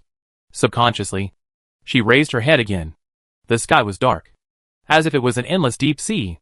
On the dome, dense eyeballs opened. In an instant, indescribable pollution eroded her spirit, and Bu Wushang could hear the sound of her blood vessels ruptured. Pop! Blood burst out of the skin. Bu Wushang's vision became dark, and a sharp pain came from his eyes, and warm liquid mixed with mincemeat gushed out. At this moment, Bu Wushang felt that he was pulled hard by someone. Not seeking cooperation? Bu Wushang heard her own voice, and she looked around in astonishment, and saw Wei Shigui, who was also in doubt, and Cheng Tingyu, who was looking down at the broken dial in his hand. The pointer on the dial seemed to be turned back about a minute. Wei Shigui, you. Cheng Tingyu raised her finger, made a gesture of silence, and then said, Come with me. Her voice seemed to contain a special power, making people want to obey unconsciously. The whole world was filled with wriggling flesh and blood vessels, making it impossible to observe and distinguish. But Cheng Tingyu seemed to have a special ability to find the road hidden under the twisted appearance. Bu Wushang suddenly remembered that Cheng Tingyu seemed to be a dense pupil ability user. Cheng Tingyu reminded, Keep your head down. Don't look anywhere else. Wei Shigui said hurriedly, Where are we going? Cheng Tingyu, go to the edge of the copy and leave from there. She looked more and more normal, and even calmer and more rational than the others present. Wei Shigui said pertinently, If this instance is the coffin of the Dream Maker, it should not be so easy for us to get out. Cheng Tingyu seemed to smile and said, It is not easy. But Inspector Bu is here too. Bu Wushang's real name is Realm Dissolution. So when she was attacking instances before, if she really encountered a difficult problem, she could leave by breaking the instance boundary. My ability is only effective for instances with a power not exceeding the dusk level, Bu Wushang said. If it is the Dream Maker, then I can't open the gap in the instance. Cheng Tingyu, I can provide some help. Her tone was very flat, as if she was talking about a trivial matter like whether to drink porridge or soy milk in the morning. Wei Shigui, have you recovered? Even though her neighbor's actions were no different from usual, her heartbeat became more and more intense. Wei Shigue felt that she seemed to be panicking. Chang Tingyi paused and smiled. It is considered to be partially recovered. This is a world full of spiderweb-like blood vessels and rotten flesh. In the pool of bright red blood, Chang Tingyi saw his own reflection and the lines of introduction beside the reflection. Real name, close-eyed appraiser. Flesh and blood. Possessed body. Realm. Dreamer, climbing. The sound of a diary being torn seemed to ring in my ears. And a beam of bright light shone into my chaotic mind. In Chang Tingyi's eyes, the whole world was gradually filled with different blocks of color. Some looked like a rich dusk, and some looked like stale mincemeat. In front of me was a polluted dream seed, following the track of the dream being eroded by impurities. You can find the edge of the copy. Chang Tingyi stopped. It's here. She turned her head to look at Bu Wushang, and suddenly smiled. Your ability should have been manipulated a little. And all the other people were wrong. Your real name is not Realm. Dissolution. But Realm? Own domain. Bu Wushang whispered. You saw it? Chang Tingyi nodded. The reason why Bu Wushang was able to open a channel on the SHL of the copy was not that he dissolved part of the SHL, but that he transformed that small piece of SHL into his own power and gained the authority to control it. Chang Tingyi stretched out her hand, and a pen appeared in her hand at some point. The tip of the pen passed over Bu Wushang's back, and she quickly wrote a line of words. In an instant, Bu Wushang felt the power in his body gushing out involuntarily, and a gap that he could control appeared on the edge of the copy that was originally impenetrable. Chang Tingyi, now, hurry up. Her voice fell calmly, just like a golden sunset in the dusk, sinking deeply into the horizon. Shin Xingliu's eyes never left his old classmate. Chang Tingyi stood next to him, and the two were only an arm's length apart. They could clearly see each other's every faintest expression. But Shin Xingliu inexplicably felt that the other's breathing and heartbeat were like a bunch of burnt paper, slowly being blown away by the wind. Shin Xingliu instinctively tightened his heartstrings, and said in a slightly hurried voice, You go first. He reached out to pull Chang Tingyi, but his fingers went straight through the young man's forearm. At the same time, Shin Xingliu felt that his feet suddenly became empty, and the blood vessels and flesh around him were broken at the same time. Everyone lost their support points and fell towards the exit involuntarily. A look of astonishment solidified between Shin Xingliu's eyebrows. The whole incident lasted only a moment from beginning to end for Shin Xingliu. It was also an unusually long moment. The manufacturer's eyes seemed to be covered with a thick layer of dust. He clearly saw that the person in front of him turned into a dream bubble. After being promoted to a dream maker, Chang Tingyi did not forget his real name. In Shin Xingliu's vision, the familiar shadow had already dispersed suddenly, and something terrible had descended into the giant cocoon, and the distance was shrouded in dusk all over the sky. He stretched out his hand in vain, but he still fell out of this dream irretrievably after all. Dong. The moment he fell back to the real world from the copy, an ancient voice sounded in Shin Xingliu's ears. The clock of time rose from the White Swan district to the sky, like a mechanical sun. The deep sound of the clock penetrated the realm of dreams and reached the real world. At the same time, Zhuang Jiuzhe, who was patrolling the square, looked up at the sky in horror. In a short moment, all the dream realms were in tune with the sound of the bell. Everyone saw the same sky, but the clock hanging in the air actually started to run backwards automatically. The evening sun dyed the clouds a rich golden red. Under the gaze of all the lantern bearers, the golden red on the dome began to dim little by little. The dusk of Endless City has lasted too long. The sunset is about to end, and this dusk is about to come to an end. Suddenly, the same scenery appeared in Endless City, and the real world countless gray lines were outlined between the gap between the sky and the earth. It was as if the whole world suddenly turned into a not very solid edge. After years of impact, the edge, I was finally cracked, and something reminiscent of the deep sea was falling along the cracks to the normal side of the world. On the clouds, the color of the sunset also permeated those gray lines little by little. The thrilling celestial phenomenon reminded people of a silent and fierce fight. Shin Xingliu pressed his forehead hard. A picture that was deliberately erased by the dreamer resurfaced in his mind. On the day when the teacher died, when Shin Xingliu felt that all people with special abilities would end up in the same place, the classmate beside him took off the mask on his face and said, The teacher's experiment has actually been half successful. Now we just need to finish the remaining half. Shin Xingliu, no matter who it is, they will eventually fall and disappear. All glory will turn into dust, and time can abandon all brilliant existence. Young man, I won't. Shin Xingliu was silent for a moment. and suddenly said, "You write a promise." The young man raised his eyebrows. And just when Xinxingliu thought that the classmate in front of him was going to take some more direct and effective means of communication, he saw that the other party really took out a pen and paper and wrote down his promise in neat handwriting. The signature on the paper was Dream Maker Chung Tingyu. In the rich dusk, Xinxingliu lost all his expression. He instinctively stretched out his hand and took something out of the void. Bu Wushang, who had just come to his senses, saw that the maker suddenly lowered his head and looked at the ashes in his palm that had once been words, as if it had turned into a lifeless puppet. The sunset burned everything that once belonged to the dream. The bell sound from Endless City became weaker and weaker, and the heart of the dream maker was about to stop beating. Time finally came to an end. The afterglow of the sunset and the gray lines between the sky and the earth disappeared at the same time. Everything disappeared in silence, and the timeless and silent night once again enveloped the entire earth. Chapter 186 Broken Clock 3797 June 15th. Since that day, the dusk in the sky has become unusually strong. Every great man's death is accompanied by certain visions. Perhaps because of the long-term self-isolation in the dusk zone, the visions of the dreamer seem particularly gentle to the outside world. Inspection Team. Xue Luqing looked at the documents from the inner city in her hand and finally felt relieved. Her overly serious expression softened a little because of the restoration of order in the past 6 months. Captain Zhua of the security department has not had a good rest. First it was the peak season, and then it was the burning dusk. Feeling the mental fatigue, Xue Luqing took out the medicine bottle from her pocket and poured out 2 pills. The medicine she took was bought from the screwdriver a few days ago, and the name is Concentrated Solid Night Soup, which helps to calm the mind. The efficacy of the medicine is quite good, and the taste is quite refreshing. If Endless City rarely conducts trade activities with the outside world, and the passage to the outside world has been completely closed recently, it is really something that is very suitable for promotion within the inspection team. The internal communicator rang, and the person who initiated the communication request was Bu Wushang.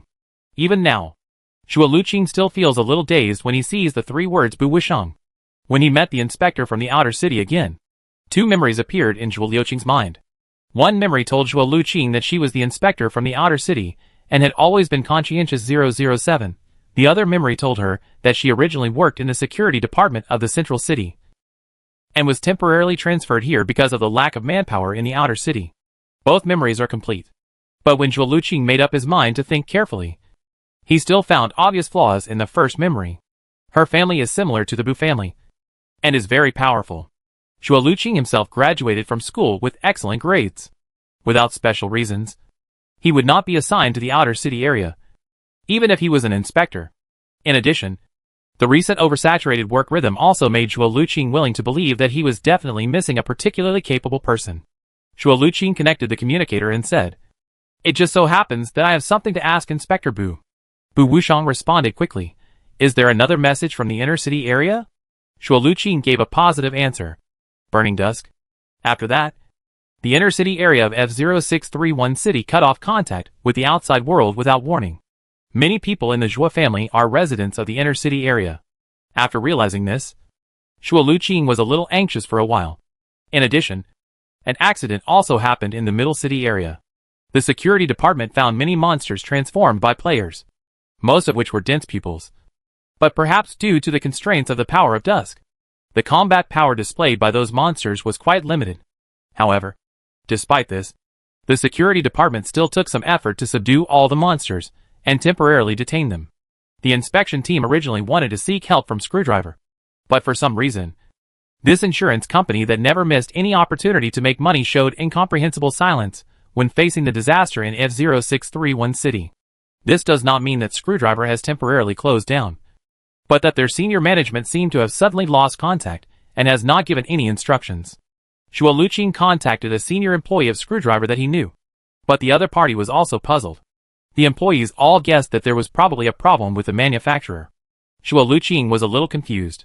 The world in her cognition suddenly had a bug, which made people panic for a while. Bu Wushang, in the inner city.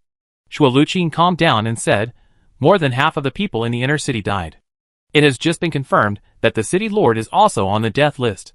The person who provided the information was Bu Xiangluo, a young man from the Bu family. According to him, the inner city was suddenly shrouded in bloody madness.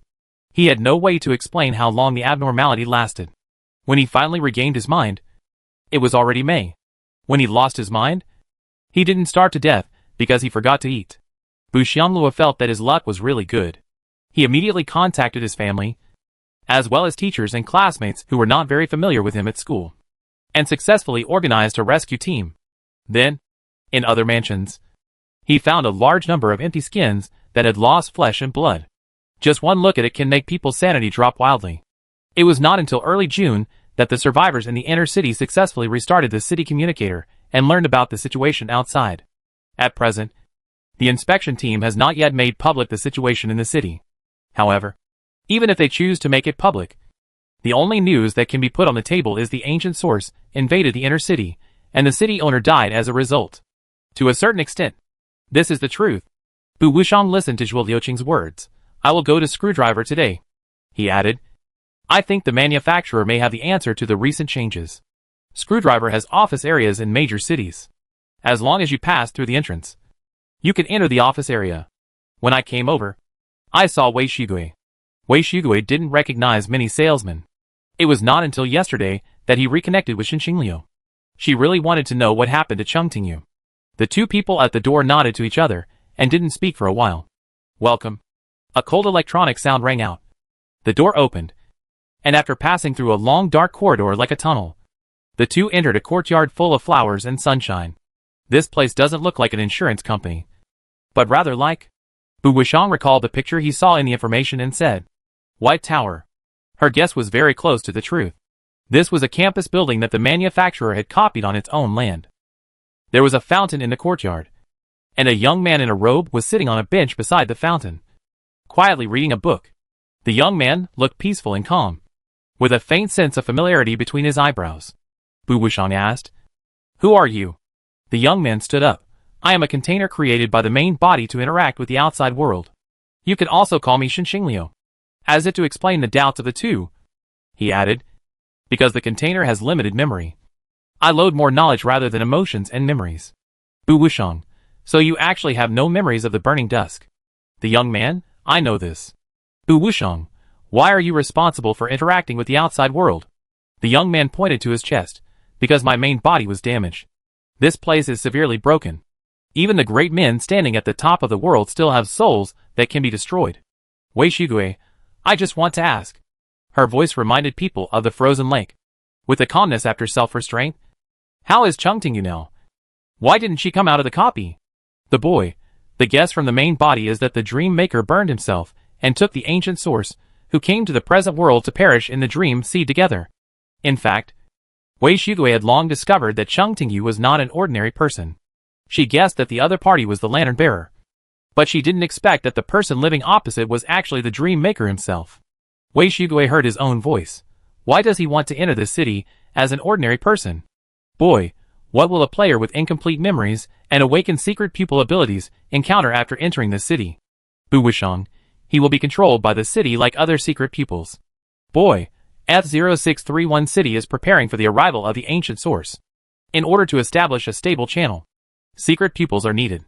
In order to improve the quality of the container, flesh and blood are needed. A controlled secret pupil full of potential will gradually approach the core of this city. The teacher's eyes are left to the dreamer. He sees his own destiny here. Cheng Tingyu entered the city with almost nothing less than half a year. In the life of the dreamer, it was just a brief moment, without any preparation, and without returning to Endless City again. The dreamer even arranged a manufacturer to curb the possible revival of his own memory. He did not care whether he was discovered or not. Fate would take him, at the right time, to meet the natural disaster from another world. The boy closed his eyes. He tried not to connect to the main body as much as possible, but occasionally, he would feel the vibration from the main body. There seemed to be a bigger and bigger hole there, echoing the self-questioning buried by the years. Wei Shigui, did the dreamer fall? The boy's eyes were empty for a moment, and the rich dusk was reflected in his eyes. With an indelible heaviness, when the Tower of Order left, it left behind a cracked white tower. After the great sage left, his eyes and voice were scattered on the earth. The eye on the other side of Endless City told the main body that the lantern bearer had found the broken clock of the Lord of Dreams. The lantern bearers tried many ways, but they couldn't put the clock together. White Swan District. Xinxingliu quietly looked at the cracked clock in front of him. After losing the clock of time, The lantern bearers found that although the trains could still travel between most areas, they could not synchronize with the dusk area anyway. It seemed that there was some kind of power that divided the dream world into two completely incontactable parts. Xinxingliu clenched the transparent square box in his hand. After the real name was upgraded to Bearer of All Things, the manufacturer immediately copied part of the old classmate's ability. That was the power of time. After the fall of the great sage, although the White Tower existed, the principal's office belonging to him became a deadly enemy that no one could set foot in. The fall of every great man would take away a part of the world. Xinxingliu left a passage for himself. If the fall was inevitable, he wanted to take a last look at the endless dusk belonging to the dreamer. Chapter 187: The Eternal and Endless Dreamland. Xinxingliu held the transparent square box in his hand. The pointer turned.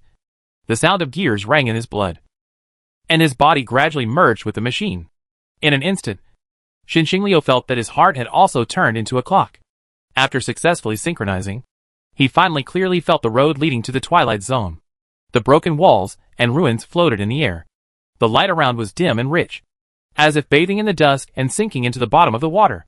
Tear a city into pieces, throw it into the air, and then solidify the process of their falling, which is what the Twilight Zone looks like now. The buildings in front of him were upside down and disordered. Xinxingliu stood here and had the illusion of walking in a disordered history. The surroundings were extremely quiet. Few people would come here. Only the Dream Maker himself was the only resident of the Twilight Zone. The last time Xinxingliu came here was a long time ago. Since the burning twilight occurred, the long-term residence of the Lord of Dreams has also become silent. Xinxingliu stepped onto the stone steps in silence and walked up step by step.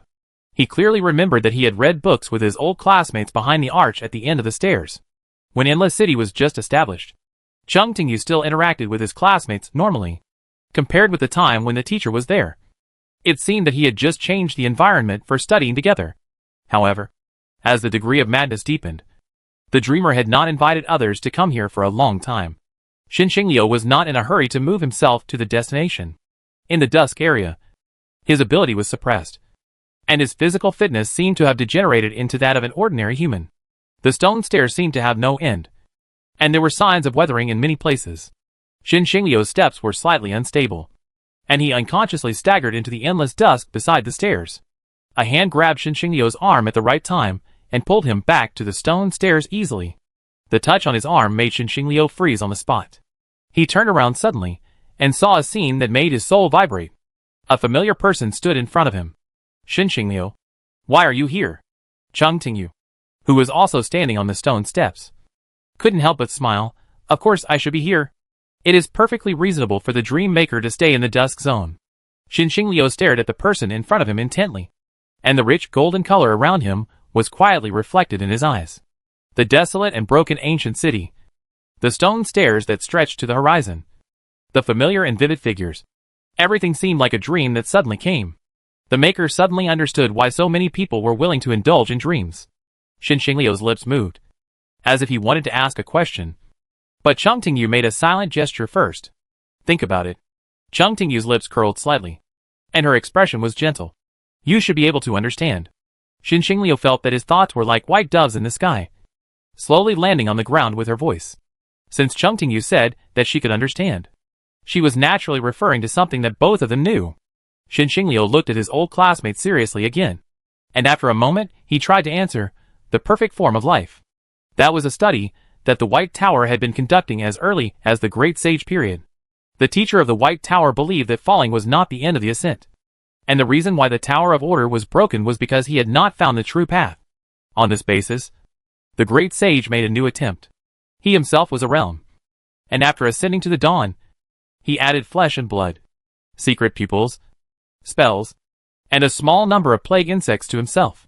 There has been a view circulating in the White Tower. The realm is equivalent to a bubble, which can help the ability users to ascend more steadily in the Sea of Spirit. The Great Sage believes that the reason why those bubbles will break after ascending is that they are not complete. Use flesh and blood to build containers. Use spells as language. Get eyes because of secret pupils. And capture knowledge from plague insects. Only by combining different abilities properly can it be guaranteed that after ascending, it will not fall like the Tower of Order. And this matter must wait until after the dawn, because contacting other types of abilities too early will be contaminated by impurities and fall into the abyss. However, the attempt of the great sage failed, and the manuscript he left behind was lost in the turmoil. As a student, the dreamer has never given up on achieving his teacher's goal.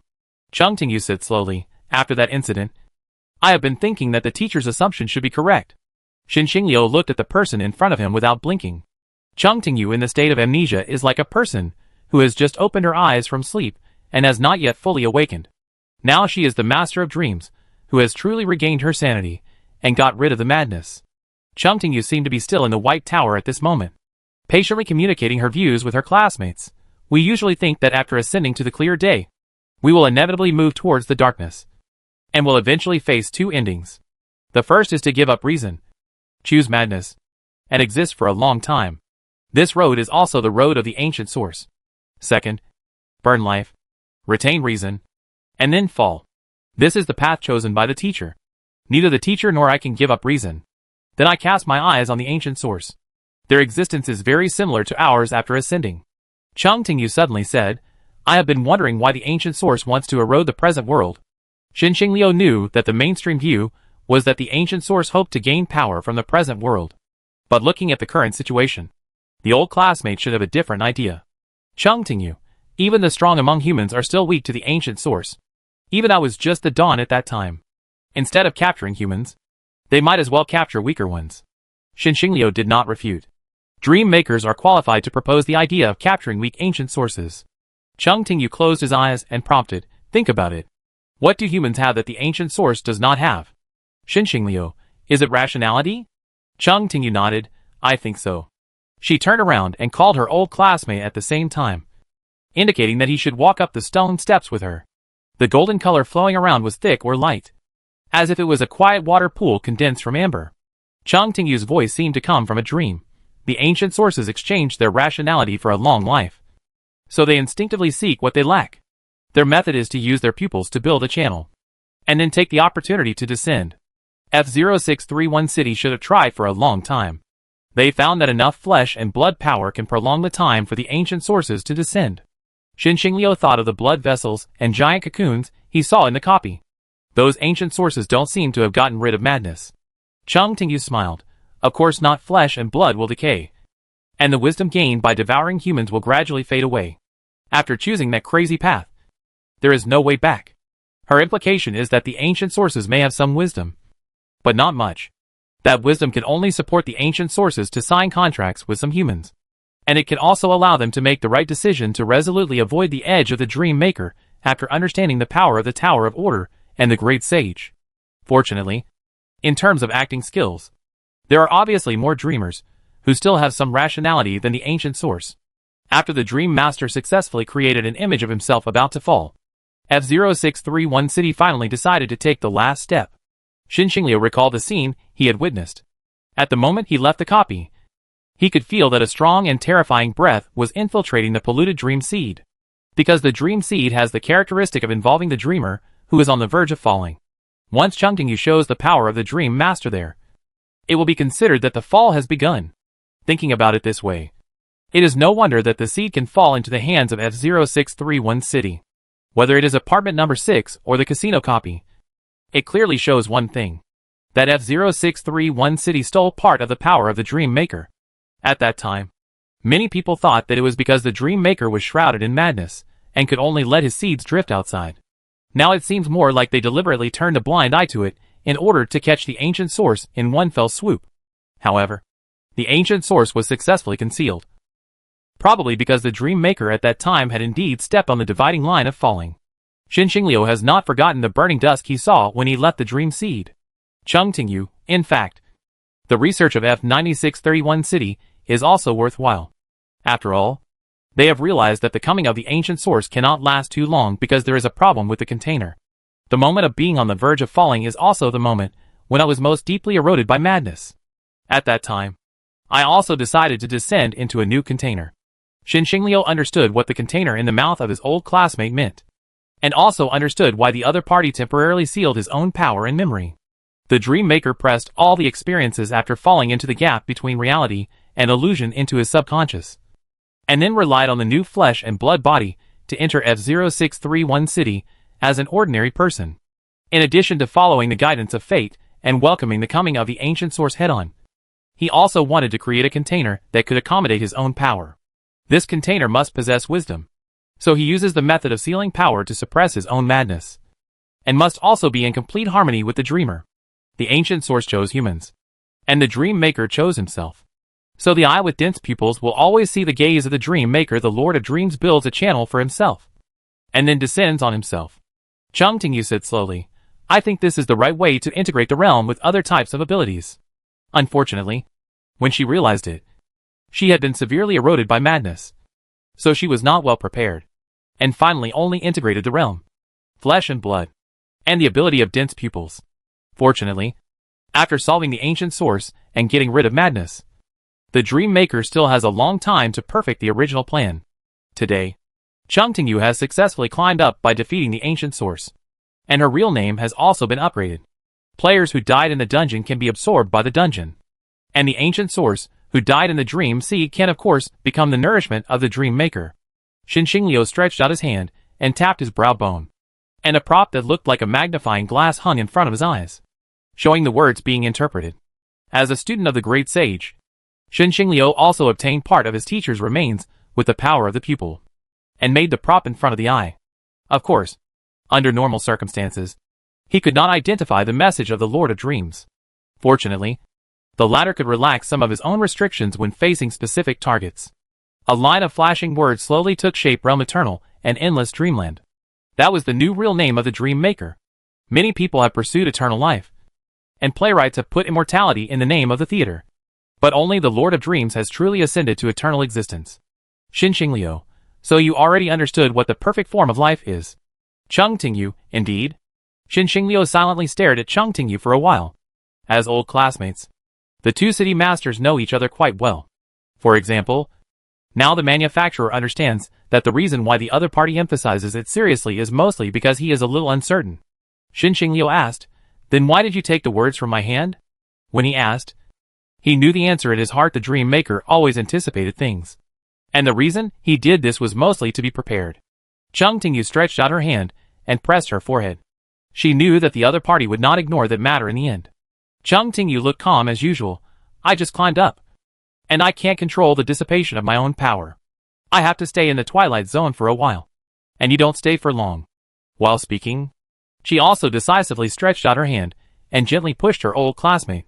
Xinxingliu understood very early that it was reasonable not to ask questions that the city owner could not answer. But today he still couldn't help but knowingly commit a crime. And the end was not unexpected. He was directly refreshed back to the White Swan Zone by the Dream Maker. The stripped connection was reconnected.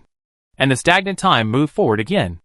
The young man, who looked like a wandering merchant, found a place to sit down easily, raised his head, and looked at the sky. On the clear sky, fluffy white clouds floated one after another. Xinxingliu suddenly remembered that the golden color in the dusk zone seemed to become lighter and brighter. Dusk has fallen. But the long night will eventually pass. This city and its owner have ushered in a new dawn. Chapter 188 Epilogue. Since the Burning Dusk incident, rumors have been spreading that Dream Maker has fallen. F0631 City was very calm. But it had to be calm. After all, the Kong family in the inner city had directly wiped out a group of people. The situation in the city was complicated. And it was impossible to pay attention to the situation in the neighboring city for a while. In an exchange meeting, Bu Wushang and others got news from the City-State Alliance that Endless City, which had always not interfered with the world, had been active recently and had signed a trade contract for the export of solid night soup with the City Federation. When he heard the news, Luo Zigui, who had to be temporarily promoted to the city representative because most of his superiors were injured or killed, was quite surprised. He asked tentatively, Dream Maker. Mu Yang Shangqian was startled when he heard the name of his alumni being mentioned, and asked cautiously, What happened to Dream Maker?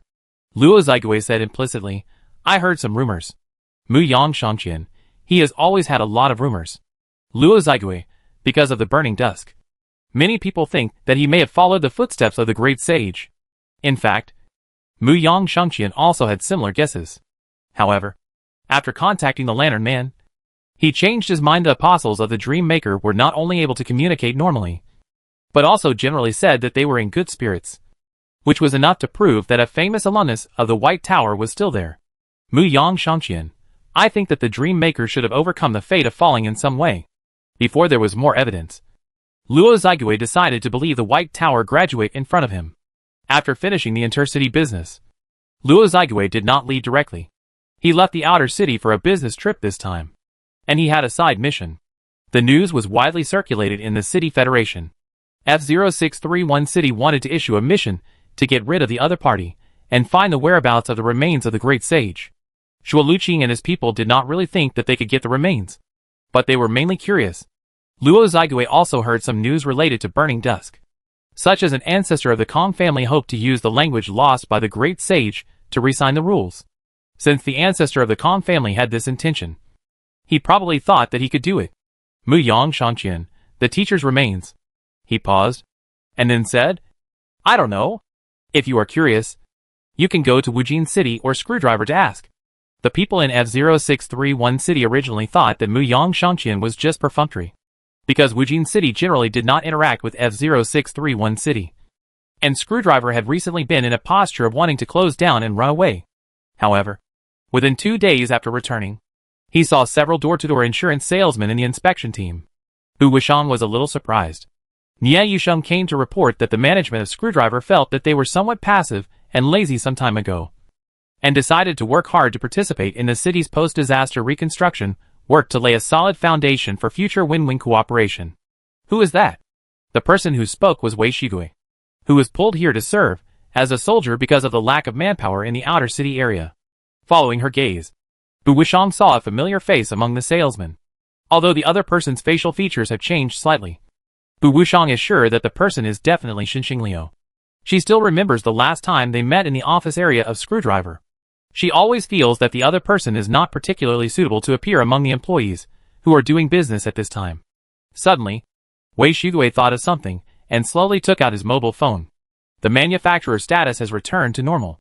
So what about the Dream Maker? She has Chung Tingyu's phone number. But since leaving the Dream Seed, she has never been able to call her neighbor again.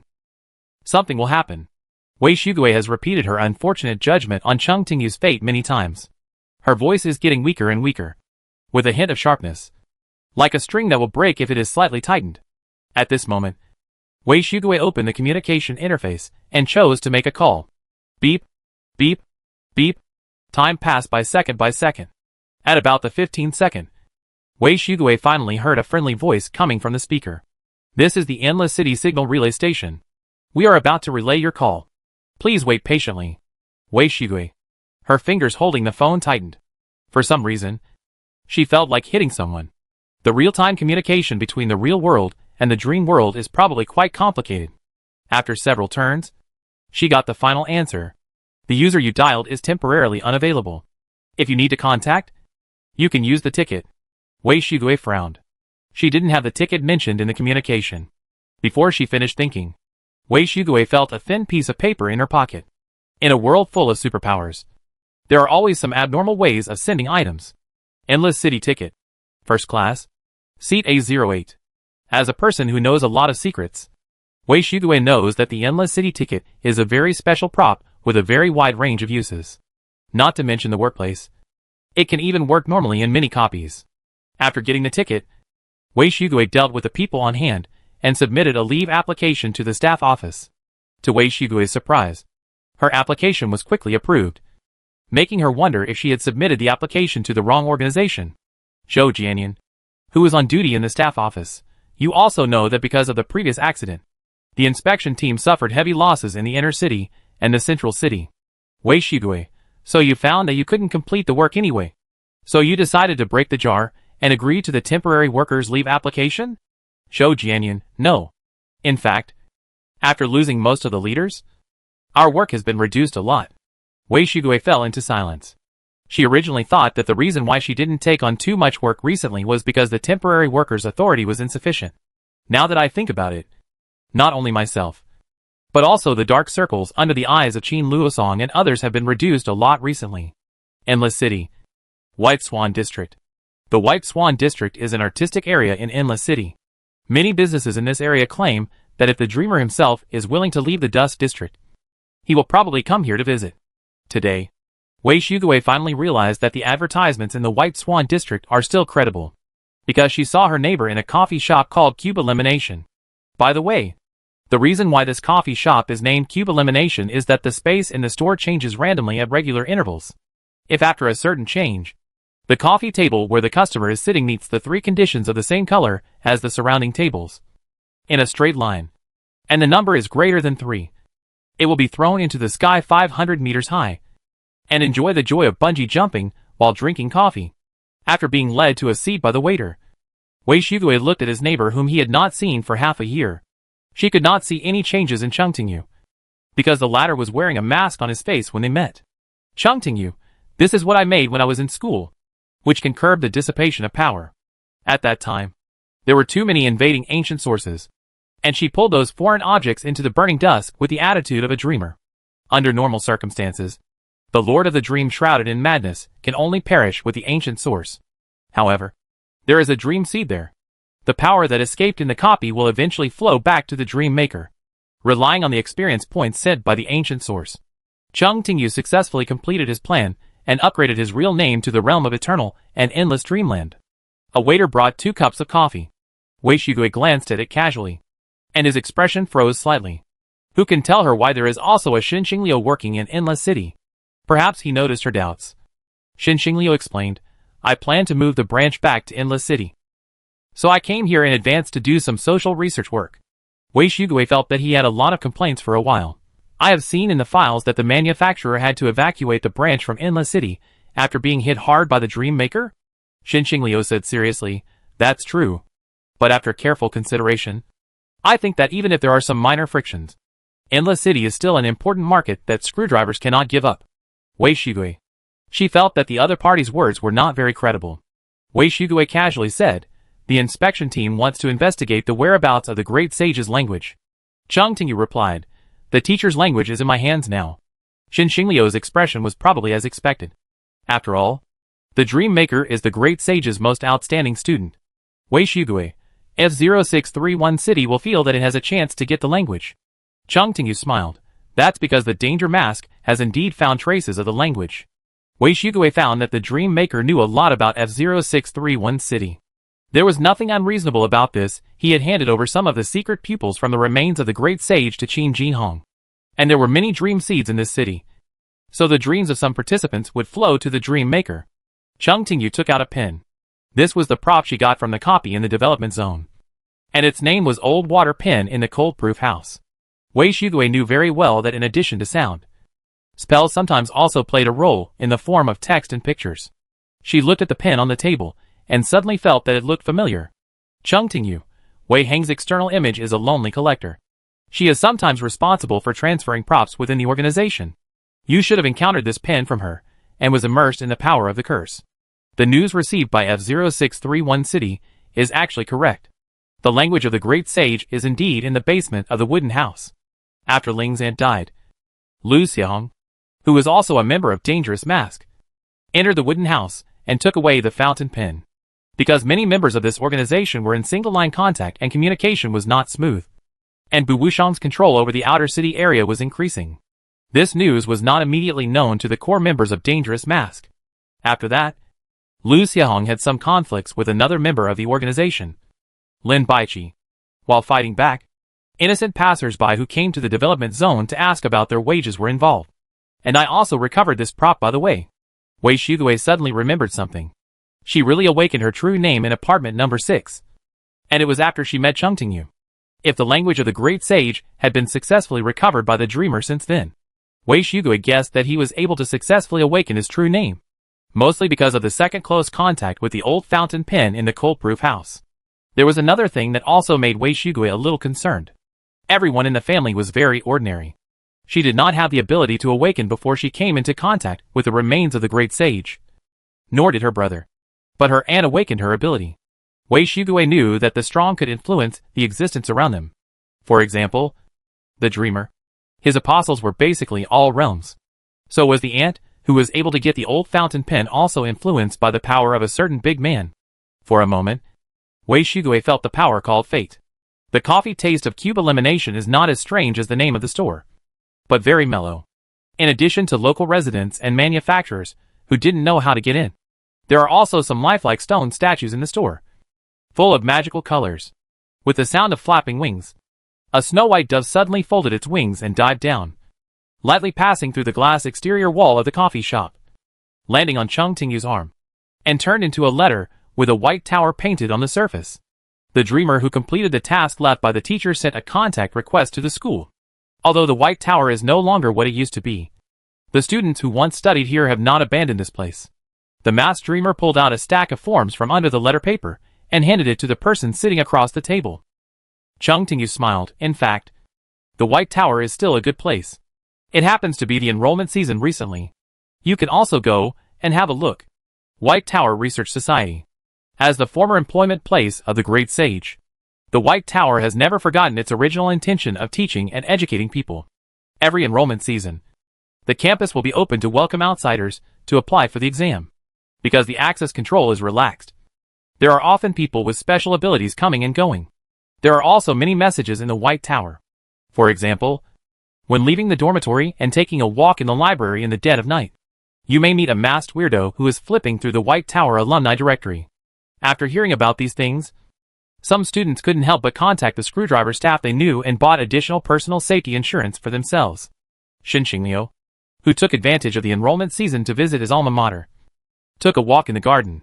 He sat next to the fountain, and there was no one around him. The area of the White Tower is actually quite large, and most of the time students only go to the teaching area and the leisure area. The fountain in the garden, like other buildings in the tower, is white and full of traces of time. Xinxingliu sat for a while, and saw a person wearing the White Tower memorial robe walking towards here leisurely. The other person was wearing a mask on his face, and was obviously the source of the recent rumors about the White Tower. Chung Tingyu walked to the fountain, lowered his head, and looked at the wishing coin sinking to the bottom of the water. When he was in school, Chung Tingyu was also pulled to the fountain by his classmates to see others make wishes such as blessing to get good grades, blessing the teacher not to add homework, and blessing not to be drawn as a dream maker in the practical assessment. The great sage did not quite understand the behavior of pinning fate on metaphysics. He reminded the students to study hard and make progress every day. And the students also gave positive responses to the teacher's expectations.